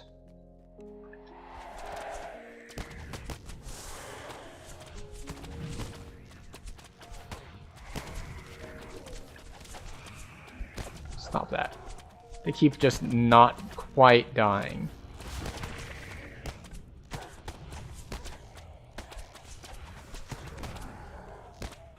There we go. We just barely got enough temp health to outpace their damage. So it's like, they're hitting me, they're chewing through the temp health. It's getting lower, and oh, one died. It's back. How unfortunate for them. It'll get worse once I get another 2 ranks, so I can actually get something that requires min-level 12. Our build is very odd. Like, you'd feel like you really want that level 12 for that level 12 power spike, but I'm just not as convinced that I need that spike, or that that spike offers me a lot.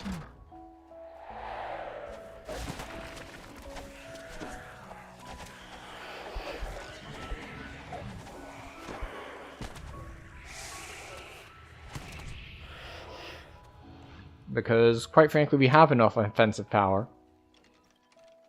For now. Some of it is going to start fading, because... Let me check the max caster level on this. Oh, a moat. Hello, moat. Let's see if this one bugs.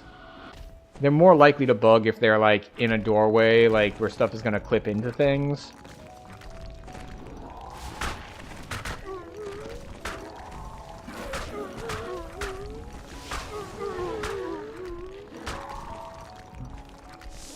Song Hunter.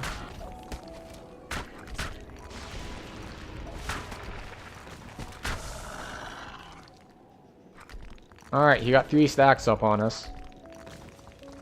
But nothing we can't handle.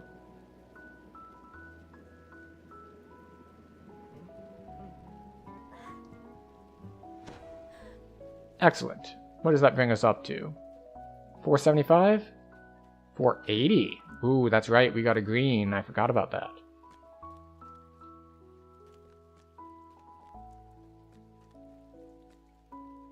We do need to refresh our 5-minute buffs, though.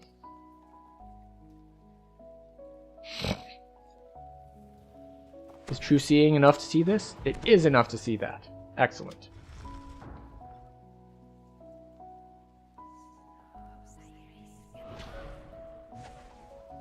Slumped in the throne is a gaunt. Hello. Figure. Without looking up, it says simply, Go away. the Revenant shakes his head. Argon Ghost's light has vanished. Beacon will never shine again. All that is left. I was like, wait a second. We're actually taking damage. Whose idea was this? How dare you actually make me take damage? I need to kill your ad so that I get more temp health back. On the commander's body, you find a large silver key. Engraved Okay. on the key is the name Excellent. Argon. We are on our way.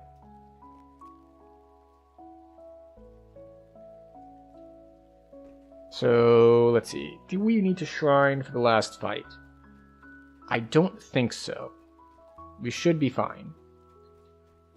Now, the trick with the last fight is it is harpies, so they do have that whole... Is it a silence effect? I guess it counts as a silence effect. But, no, silence is just anti-casting. I think it's more accurate to call it a full pacification effect.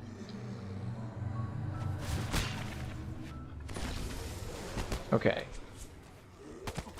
We ping Wraith.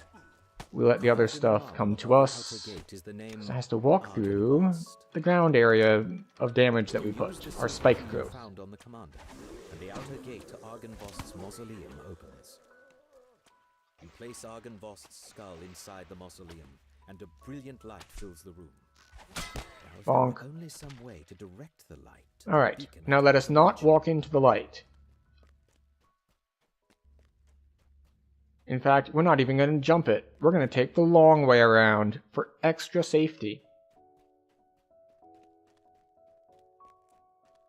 Are there going to be bats here or not? I swear, sometimes there are bats and sometimes there aren't. Either that or I just always forget where they spawn. Oh, look, bats.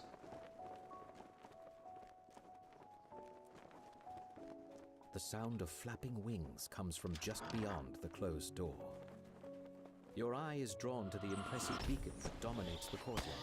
Suddenly, taloned creatures fly out from behind it, swooping down on their prey.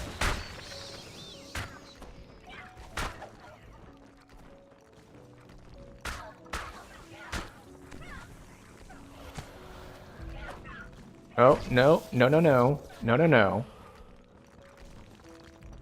That lockdown is nasty. Also, I do not know how I managed to... Like, what happened here? Ah, I see. There's an antechamber thing. I was like, why am I stuck in a corner? I thought I was backing up to here. And I was just like, nope, nope, now I'm in this corner. I'm in a corner, and I'm knocked down, and my temp health is gone. I am not having a good time. Fortunately, we recovered. Now, let's not do dumb things with the puzzle that will end up with us taking damage. And we already did a moat, so we are good to finish the quest. The beacon flashes with a brilliant light that can be seen throughout the valley. And from somewhere a voice whispers, "I release the order from its vows." Alright, a heavy pick. You Cool. feel a tingle of warmth that you have never felt in Barovia before. Alright. And it is time for our last health break of the evening.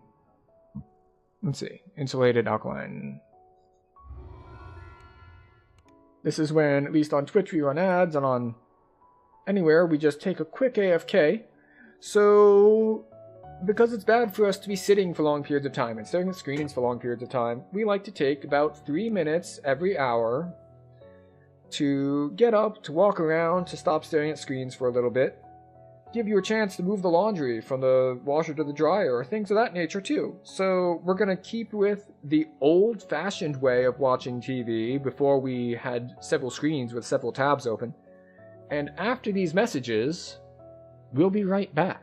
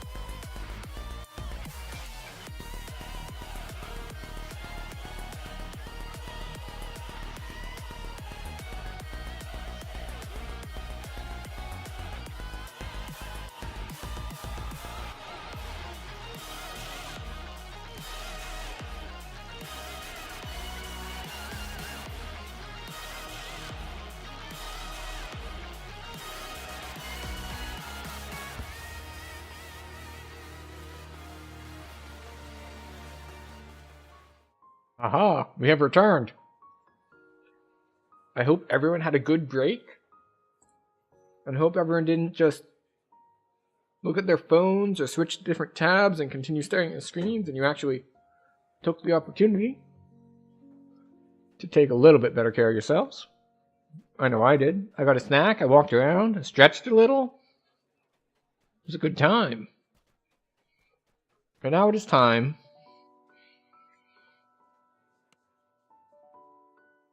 to go free the Raven.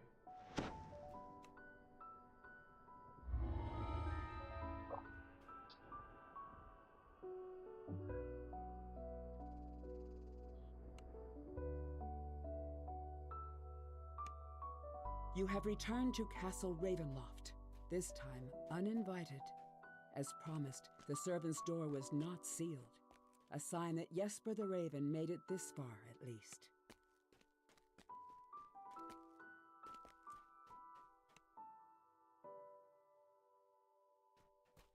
Jesper's last report says he went now we out buff to up, steal a potion from a coven of witches, and we're gonna go fight whose some lair is hags. at the top of the South Tower. Now, granted, these hags are not your standard streamer hags. As far as streamers or VTubers or whatever, hag is basically used for any woman over 30, which is an interesting example, we'll say, of reclaiming a term. Because it used to be, just something disparaging said about, old women, generally implied to be unattractive as well. And then a bunch of people started using it as just like in an exaggerated, sarcastic way of basically, oh no, I'm not in my 20s anymore, I must be a hag now. And it kind of caught on. And I appreciate that. Because, let's be real, trying to have a whole thing where telling people they're only really good in their 20s is kind of messed up to start with. So instead, we value hags. Of all sorts. Except, of course, the hags that we're about to go kill in-game. We only support killing in-game hags. Because they are evil. And they're also immune to fire. I don't know how that's related, but it is true.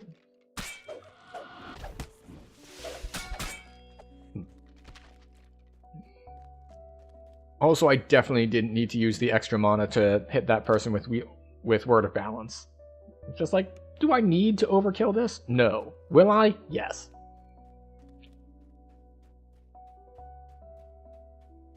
Alright, so we go in here, 3 things spawn.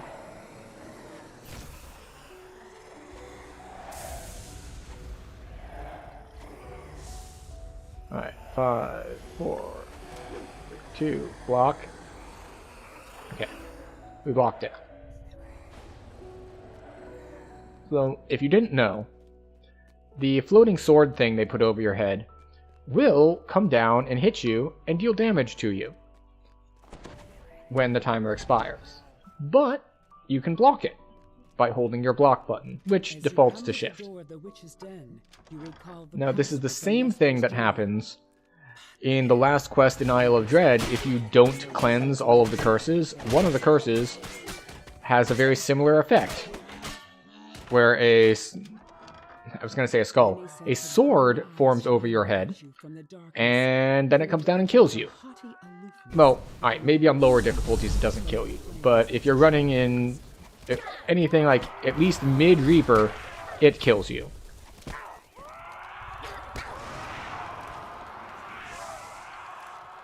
So you have to block it. Also, why did I take Constitution damage? The withered forms of 2 hags glare at you from across their cauldron. One of them, the taller of the 2, gestures for you to speak with her. The old witches cackle, then one of them... Alright, so we put up resist fire, which is good. So we're gonna put up a sleet storm. And an ice storm. And a lightning storm. Face twisting into a gap-toothed ring, the witch continues. You little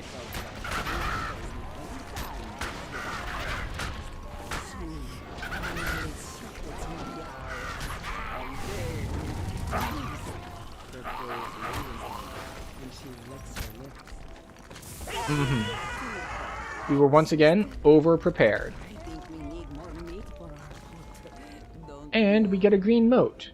A hag sputters a command word. The nearby cauldron begins to give off tremendous heat, and something begins to emerge. The cauldron's fiery heat abates. What? Stop that. Vile crones have uttered their last curses. It is time to search their land. You find a set of vials, which must be the potions of gaseous form described in the journal. They will allow you entry into the magical power within the treasure. Huh. Okay. That green moat took me longer than expected. Partially because I had another targeting problem, where I had the guy hard targeted and he kind of attacked behind me. So it was like, nope, you can't cast that AoE spell that's going to sit on the ground and damage everything, because there's a dude behind you who you have targeted. It's like, ah! I'll say it again. I've said it before, but I will say it again. I would be fine with complete failure or complete success, but the half failure is the worst of both worlds. So what happens is that the spell doesn't go off and it goes on cooldown. If it were just, it's like, okay, your spell doesn't go off, you need to target better, but it doesn't go on cooldown or take spell points, then you can turn around and cast the spell. But the fact that your spell goes off but has no effect due to a targeting, like, glitch Broken furnishings lie is scattered about the annoying. room. And The center of technically the speaking, destruction is the smashed there remains could of be a an element of skill issue sort of thing here, smell because, permeates the wreckage. as with many things in DDO, some stuff is just janky. And if you know it's janky beforehand, then it's kind of your responsibility to unjank it, or to expect the jank and play around it.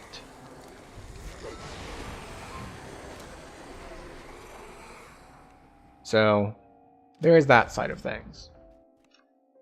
I think we're fine to fight the Iron Golems without full spell points. You push yourself through the tiny tower window and take solid form again on the inside. The tower seems to be bigger on the inside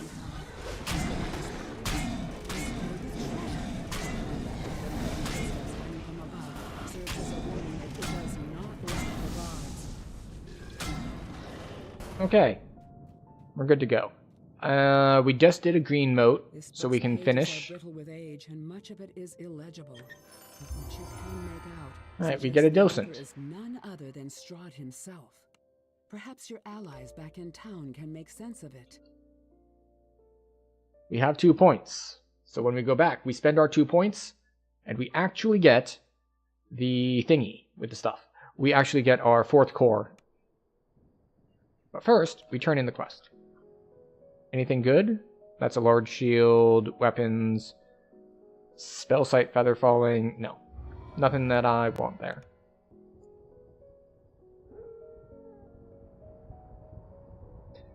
I heard the wolf howl, which is just something that happens when you're in the Barovian wilderness. And it reminded me of the hardcore league when it was on a separate hardcore server with the hounds. The hounds that would be buggy and kill your party because they were bugged, which was not a great time. Oh no, I have 2 action points, but I need to spend 1 in order to be able to put 1 there.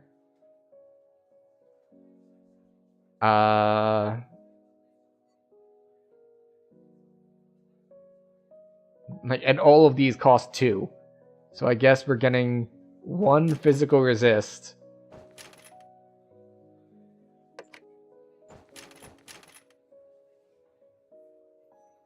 Or we just reset the tree. That's the actual solution here. We take that, that, that.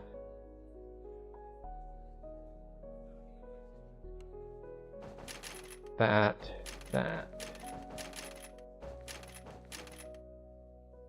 And then we skip this.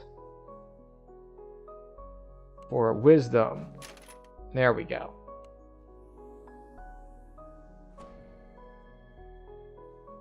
Alright. So now, we always have death block regardless of gear. And the blight... Yeah, and we got our stacks. Next point should probably go here, not because I want to deal Sunburst, because I don't have light damage. Well, I've got general potency. But because it also gives us another 5 to all of my season. So... Alright.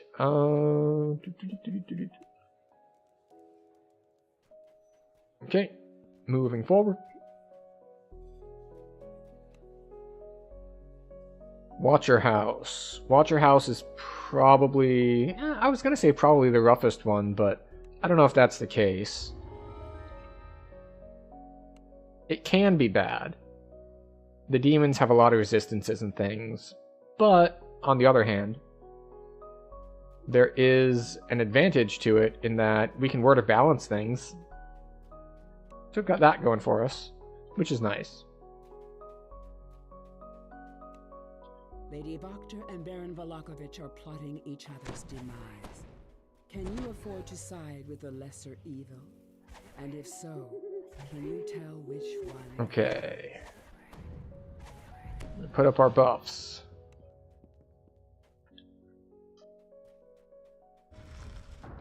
According to Lady We go this way. We fight some guys. Then we go talk for a while. Then we fight more guys. Yes. Fighting.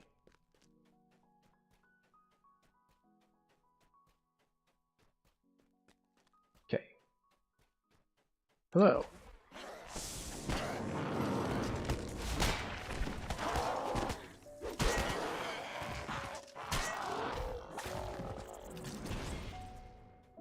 Alright, so we want to clear out all the guys that are already here, so that when we come back through and more spawn, we don't have to deal with 2 sets at once. Oh, you saved?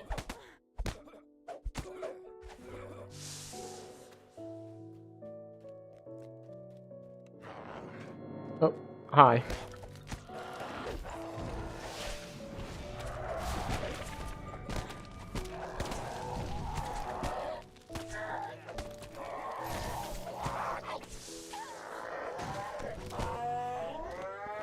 Alright, you an invisible.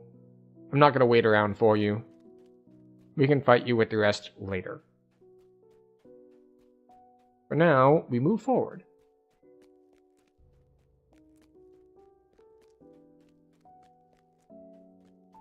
We complete the very difficult puzzle.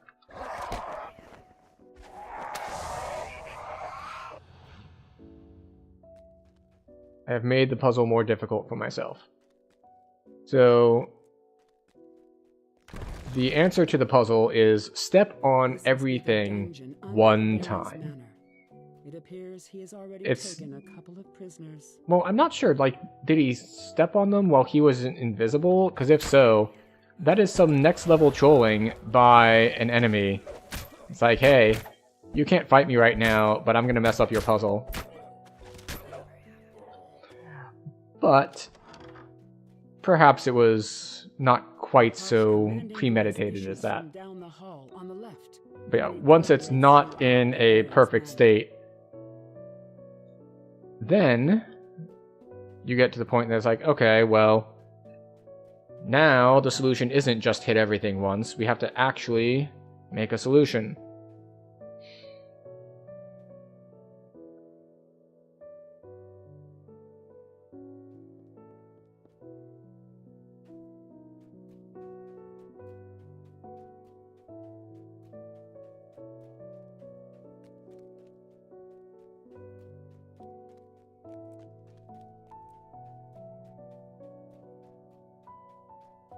Okay, so step on each one time. There we go. That opens the way to go to the next side. Oh, moat.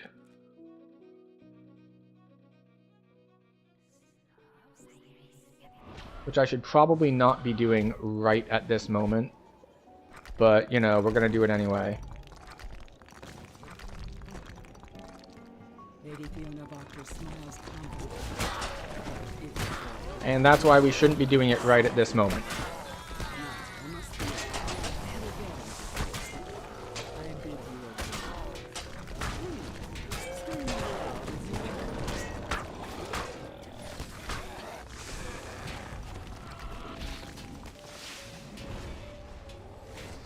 I'll be real, I thought I had slightly longer before that, before the thing went off, before the ads were summoned. I did not think it would be right immediately then, but you know,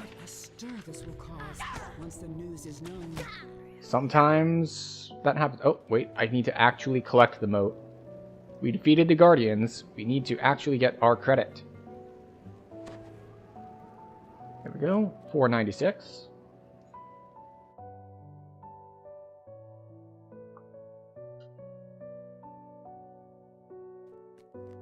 We are almost a quarter of the way there.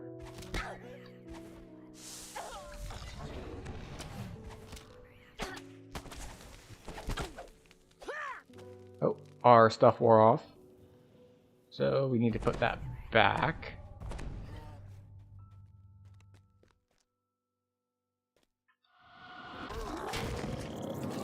Ha! Stupid light bearer.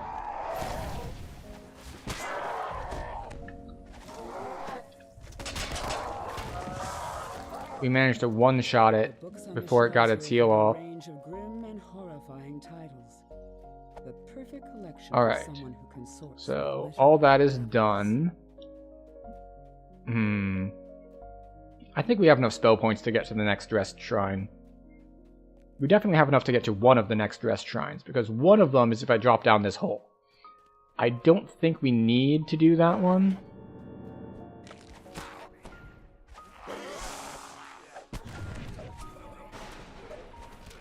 Alright. Lightning bolt for mages, splinter bolt for the archers.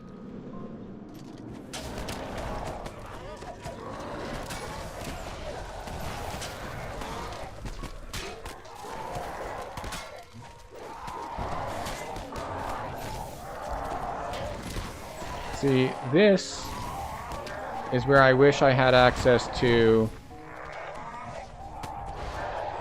the next tier up in, what is it? This thing, point blank AoE Thorn spell.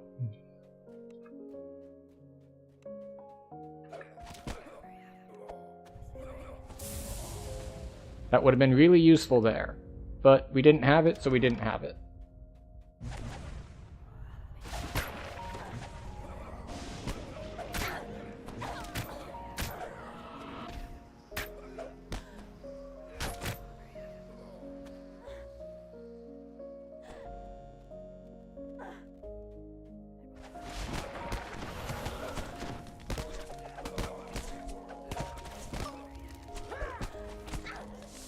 Go. I do love that I just hit that guy for 666. I find it particularly ironic since these are like demonic cultists, so killing them with a spell that does 666 damage just feels right. Just feels like all is well in the world. Although it's not going well for them.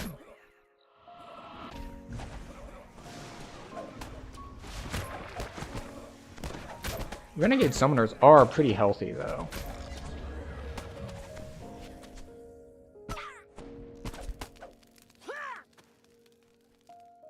Right. Grab this shrine.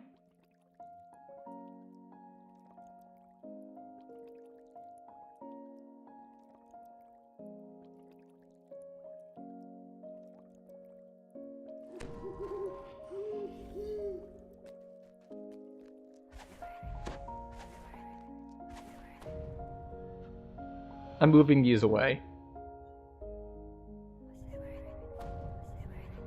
Because I keep casting them, even though I have those as passive abilities on gear.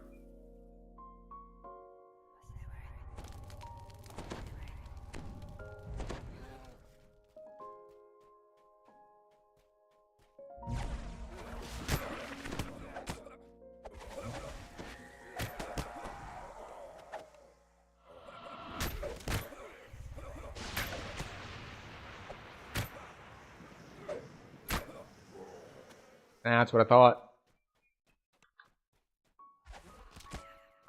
Oh.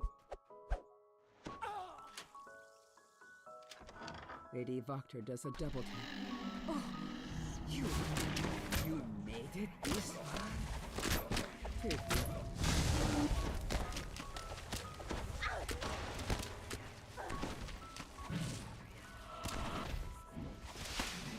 There we go. Get word of balanced.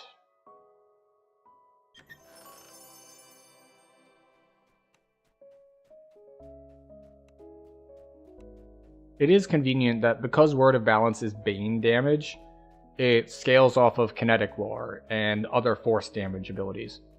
So, like, but I need to...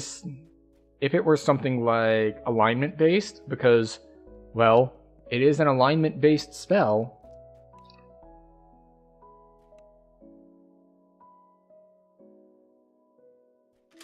So, if it did alignment-based damage, that would be a different scaling. It would be light and alignment, as opposed to what it actually is, which is Force, or technically speaking Bane, but it scales with Force.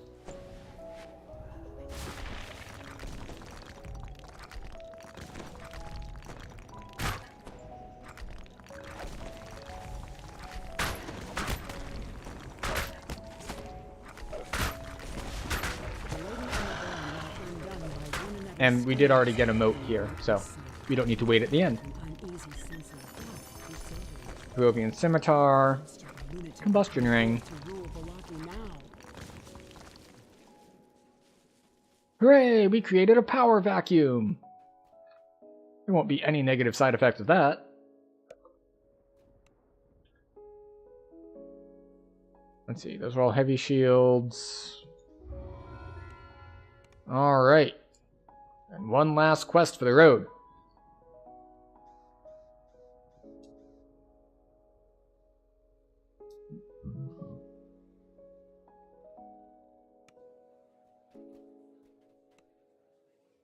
Amber Temple.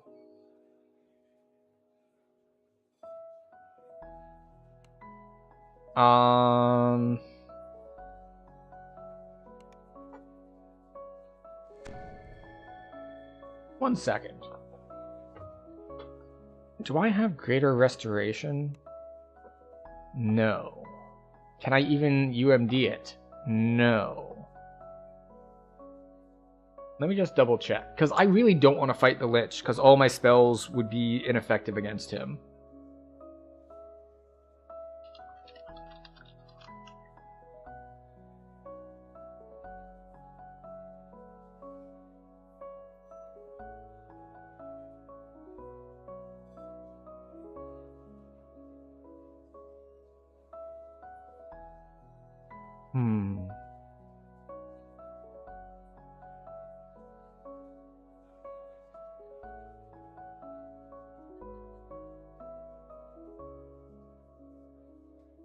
Okay, let's check. The Absent-Minded Lich.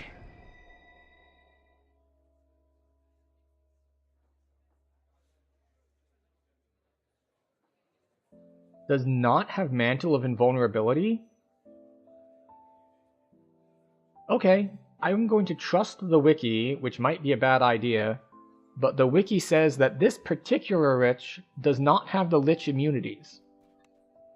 So we go to the Amber Temple.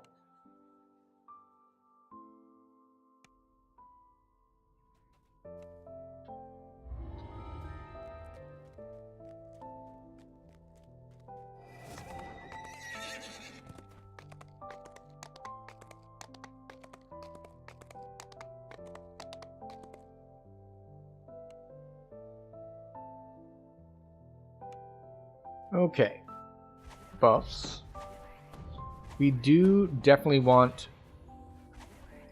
to buff fire resistance, because that is something that these skulls spam a lot of. That and magic missile. A familiar figure stands, waiting for you and Casimir by the warmth of a crackling fire.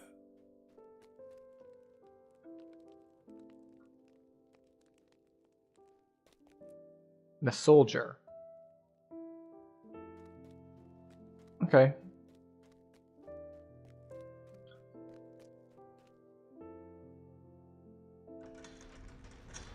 So they redid this a while back, and now you don't have to deal with the RNG part.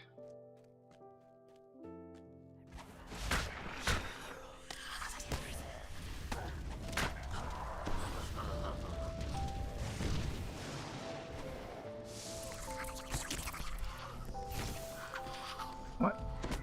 Why are you down here? Why have you come so far to attack me? It's very odd.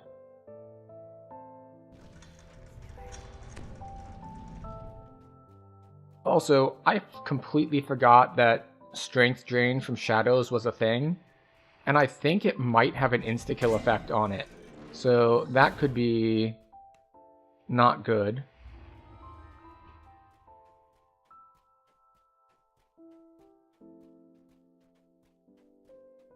However, we know the route to take. Now this is where... Okay, we didn't have one. I was going to say, we regret that in town we didn't spend our action point in order to get Sunburst. Because that's pretty good. Excuse me. It's pretty good at taking out shadows.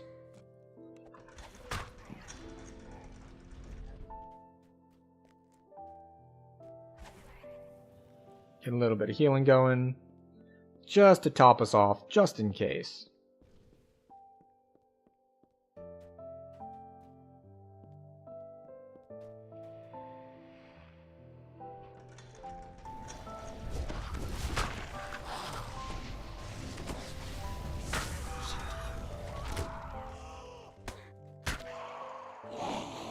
Okay. So there's a caster dude in here. We walk in.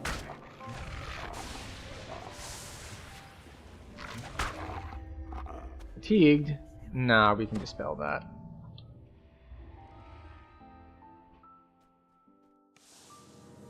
Okay, so we have jump. We have featherfall. Right? We do. Okay, so we should be able to make this. Probably. Wait. Actual move speed, thank you very much. Oh, yeah, no, we missed that entirely. Okay, we have to go around the other way. Actually, I might have messed it up such that I might not be able to make that jump anymore. Oh, hold on. What? When did I lose all of my Death Eater stacks?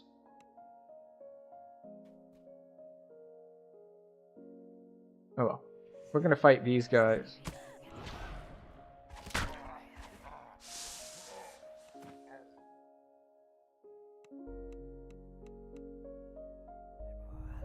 We're gonna do this.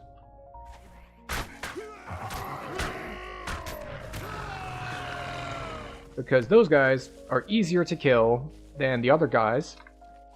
So I wanted my Death Eater stacks before I moved forward.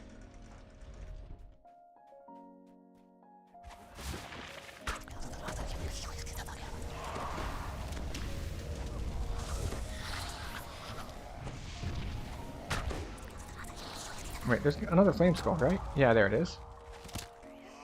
Got it.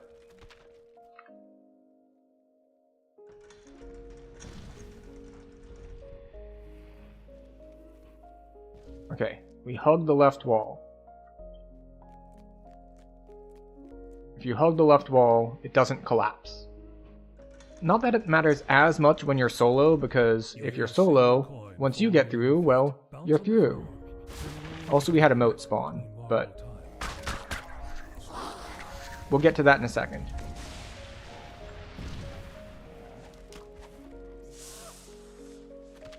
Alright, we're just going to make sure all the rest of these guys that are here... Okay, good. Alright, moat. We're going to do a little bit of pre-prep.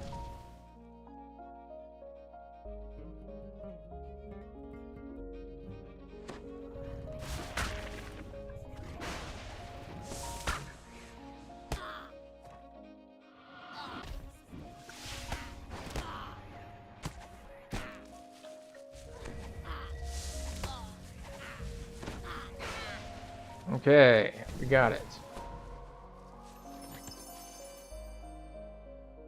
Very good.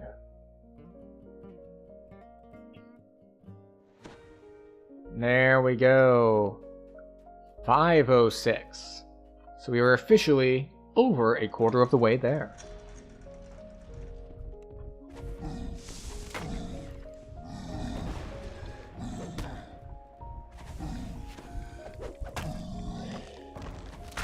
Death salad.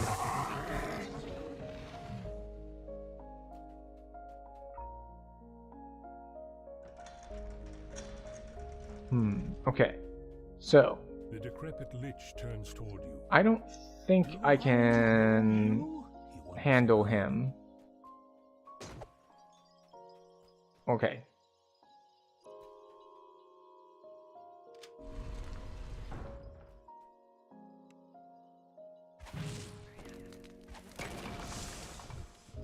Okay.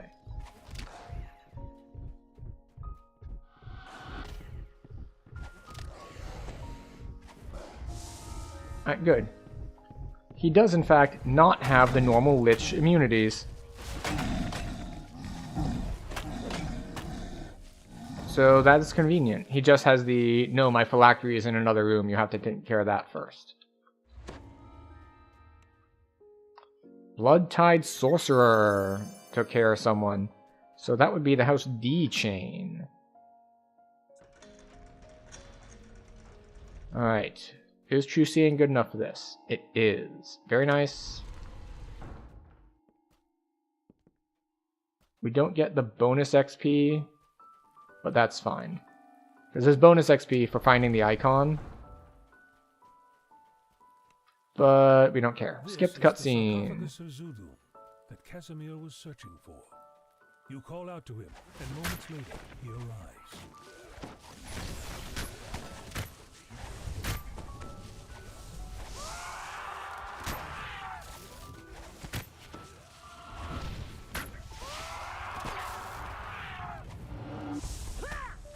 Next.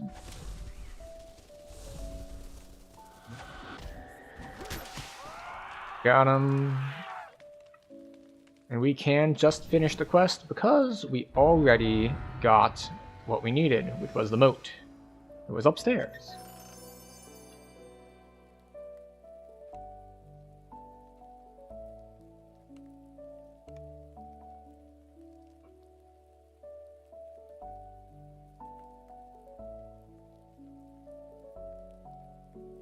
Alright, so we could take 13. But do we want to? The answer is probably. It gives us more safety. And after this, I think we'll probably hit Sands. Not that we're going to be hitting that tonight. It is too late to start anything else tonight, but Title, interesting. Could be fun if I were hitting things with a shield, but we're not. Chill. Alright, fire absorb and electric resist. No. No, I don't think so. Okay. Just the impressive trophy. That'll do. Thank you.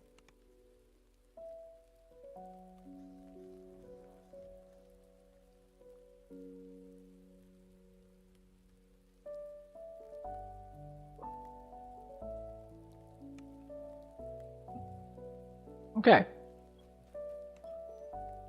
Turn this in. You get anything good for me? Parrying. An insight bonus. But however, mine's better. Alright. Is that enough for the next fever? Ooh, a small augment bag.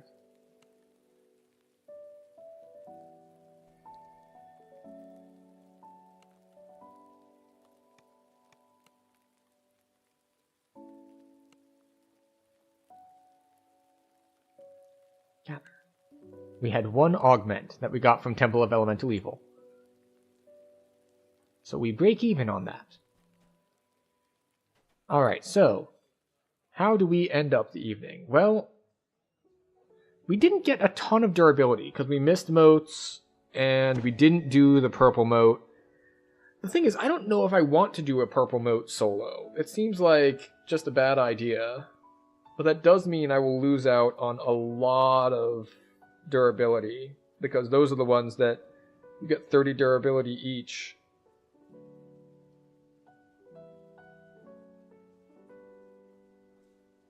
Oh, right, now that we're over 500, we have Musical Moats 1. You must be at least level 5 to progress this loot. This does not prevent claiming a golden moat if you are in a quest that is an appropriate level for your character.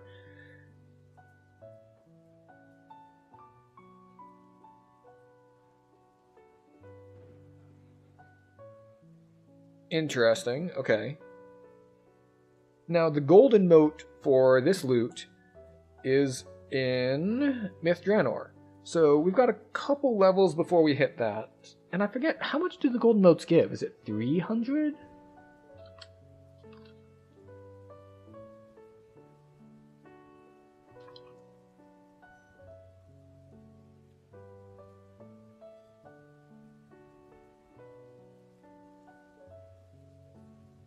It's worth 20 times as much as a blue moat, so 200.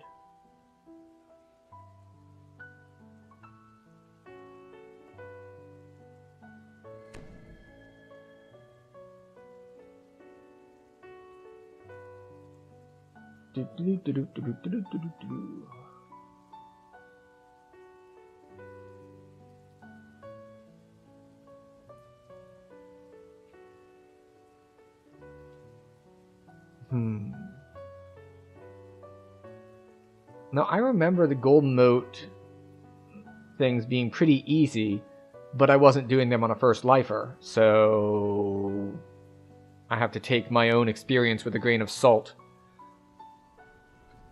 Now, I can grab that. And now we get to put Sunburst somewhere on our bars.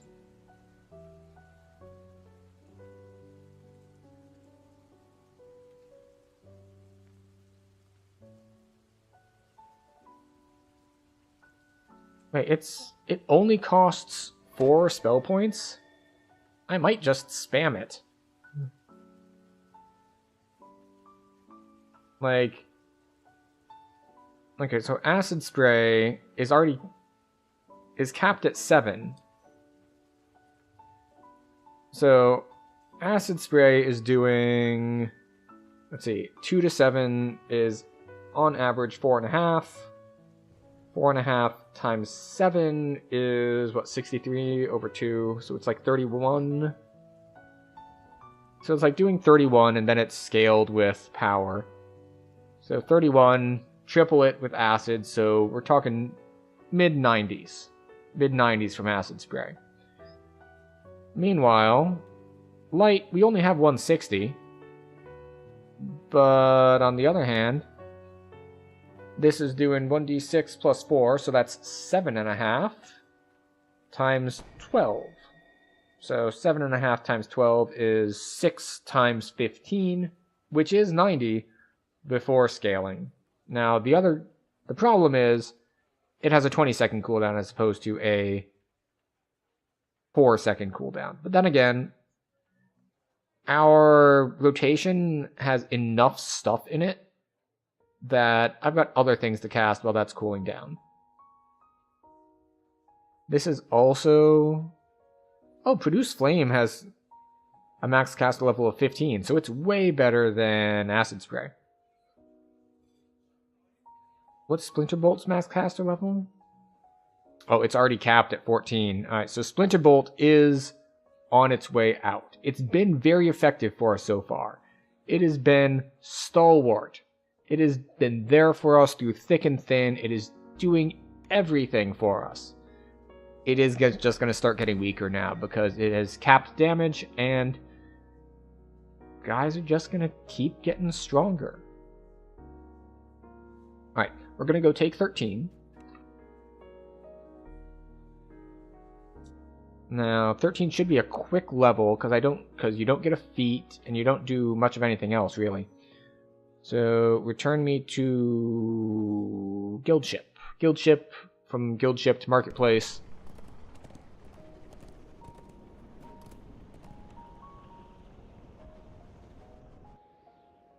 And then we can level once again.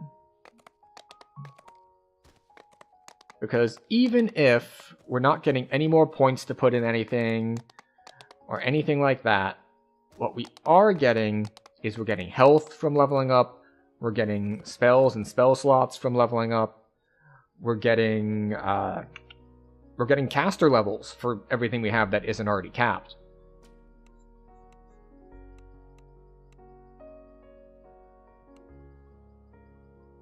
Oh, and we get Hive Master.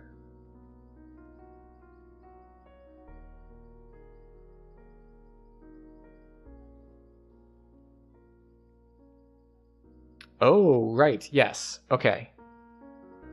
So...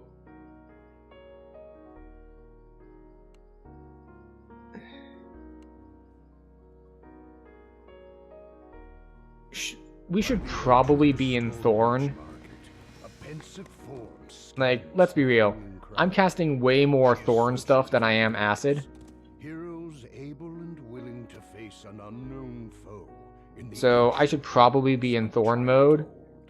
But I value... like, if we look at... so... this gives us... bonus to armor class and fortification. I already have over 100% fortification. But Hive Master... okay, let me double check. Because I want to make a fair comparison.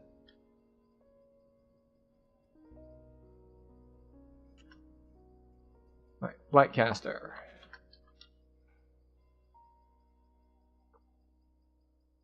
Thorn Knight. Alright, so Thorn Knight. Okay, so Thorn Knight, you get immunity to sleep, stun, paralysis, poison, and mind-affecting abilities. So... the trick here is... we are immune to most so instead of immunity to, like, sleep, stun, paralysis, and poison, we get permanent displacement, evasion, and improved evasion.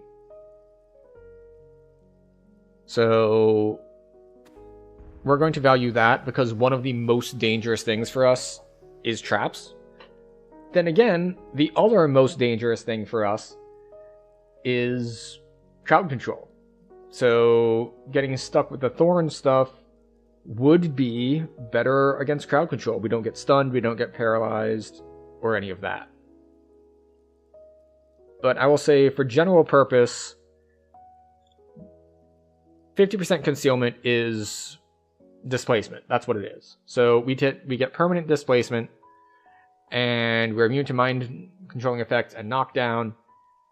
And, you know how I said earlier that, well, our evasion isn't even that useful because we don't even have good reflex saves. Well, getting this form means we get another +6 to reflex saves based on our druid levels. So we're slightly better off in the fact that, well, now we have higher reflex saves, and we have improved evasion, so even if we do save, we're still taking half damage.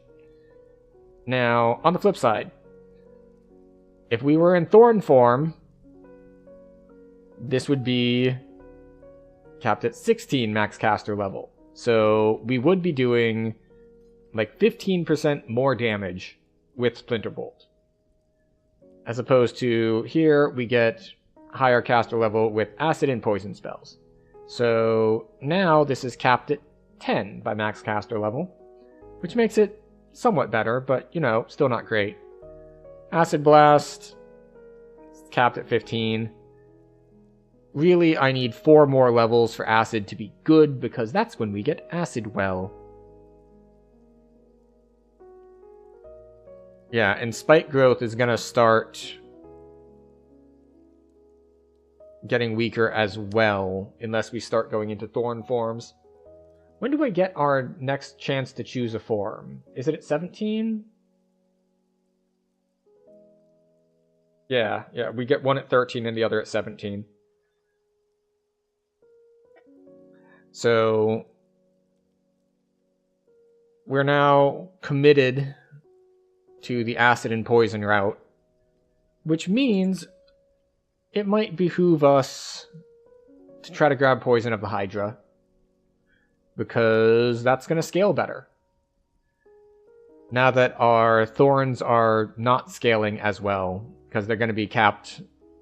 They've been capped for a while, but they're apparently still effective.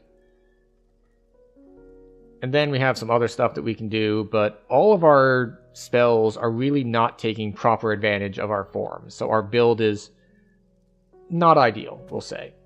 It's like we're taking all of the thorn things, but we're not in thorn form because we think that the defenses of the hive form are better. Oh, right, I was coming down here to prepare spells anyway. Where were we? Ah, yes. Spells. We have level 7 spells now. Mass protection from elements. No. Alright, we have 2 things. Acid fog.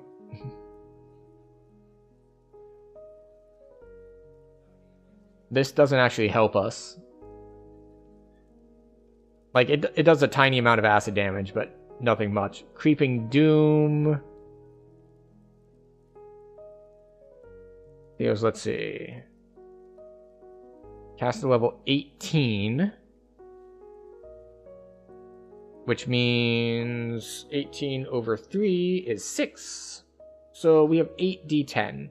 So 8 times 5.5, which is 4 times 11, which is 44.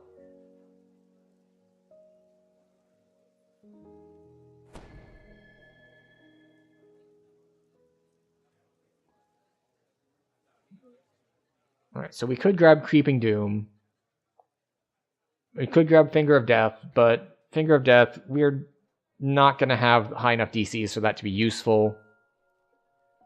Horrid Wilting is just not good when used by the players. When used by enemies, it's amazing. Insidious Spores. Which one do I need to have? This one? Alright, so this one makes Insidious Spores, AoE. What does this one do exactly? Poison, Rust, Wisdom, and Intelligence damage. You know, I'm not playing in Reaper, so I wonder if stat damage is actually useful. It's not very much, though. It's less than 1 stat damage per second. And what's the duration? 18 seconds? Maybe? It costs 50, though. That's a lot of spell points.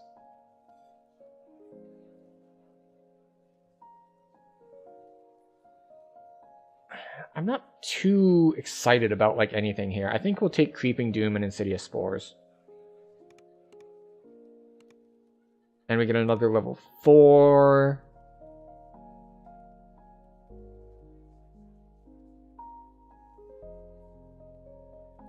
We'll grab the spell magic, I guess.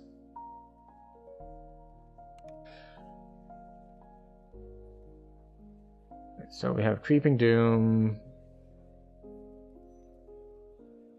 And Insidious Spores.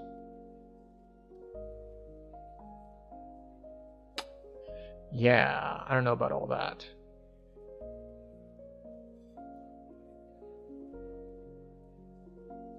What we still don't have is a wisdom item.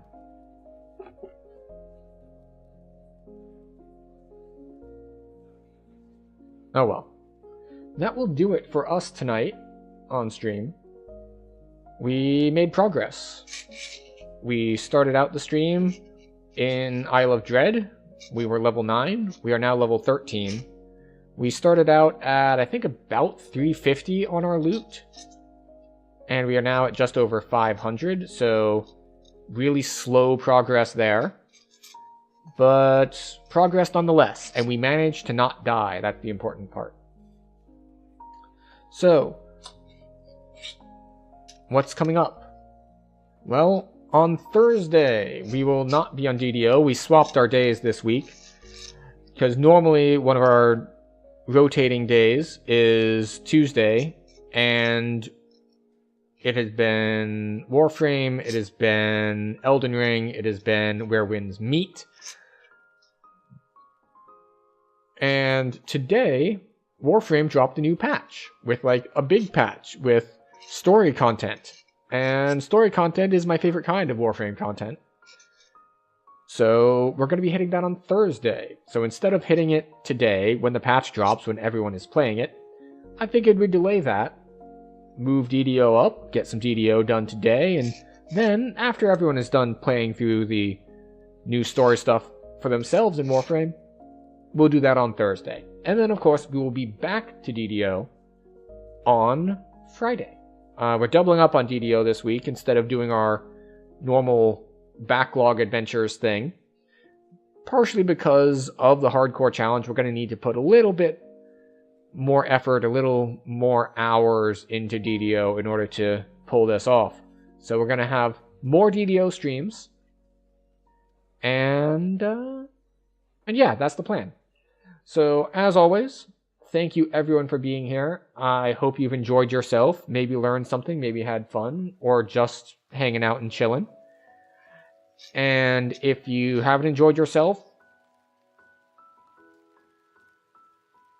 there's a billion streamers on the internet. Sorry I'm not your type, but I'm sure there's someone else out there who is. That said, if you've enjoyed it enough to maybe want to come back sometime, you know where the buttons are on your platform of choice, whether that's follow, liking, subscribing, all that stuff. You can do that. If you do, I'd appreciate it. If you don't, I still appreciate you being here either way. So I hope everyone took good care of themselves during our healthcare breaks. I hope you will continue to do so, and I hope that I will see you next time. So, once again, thank you everyone for being here.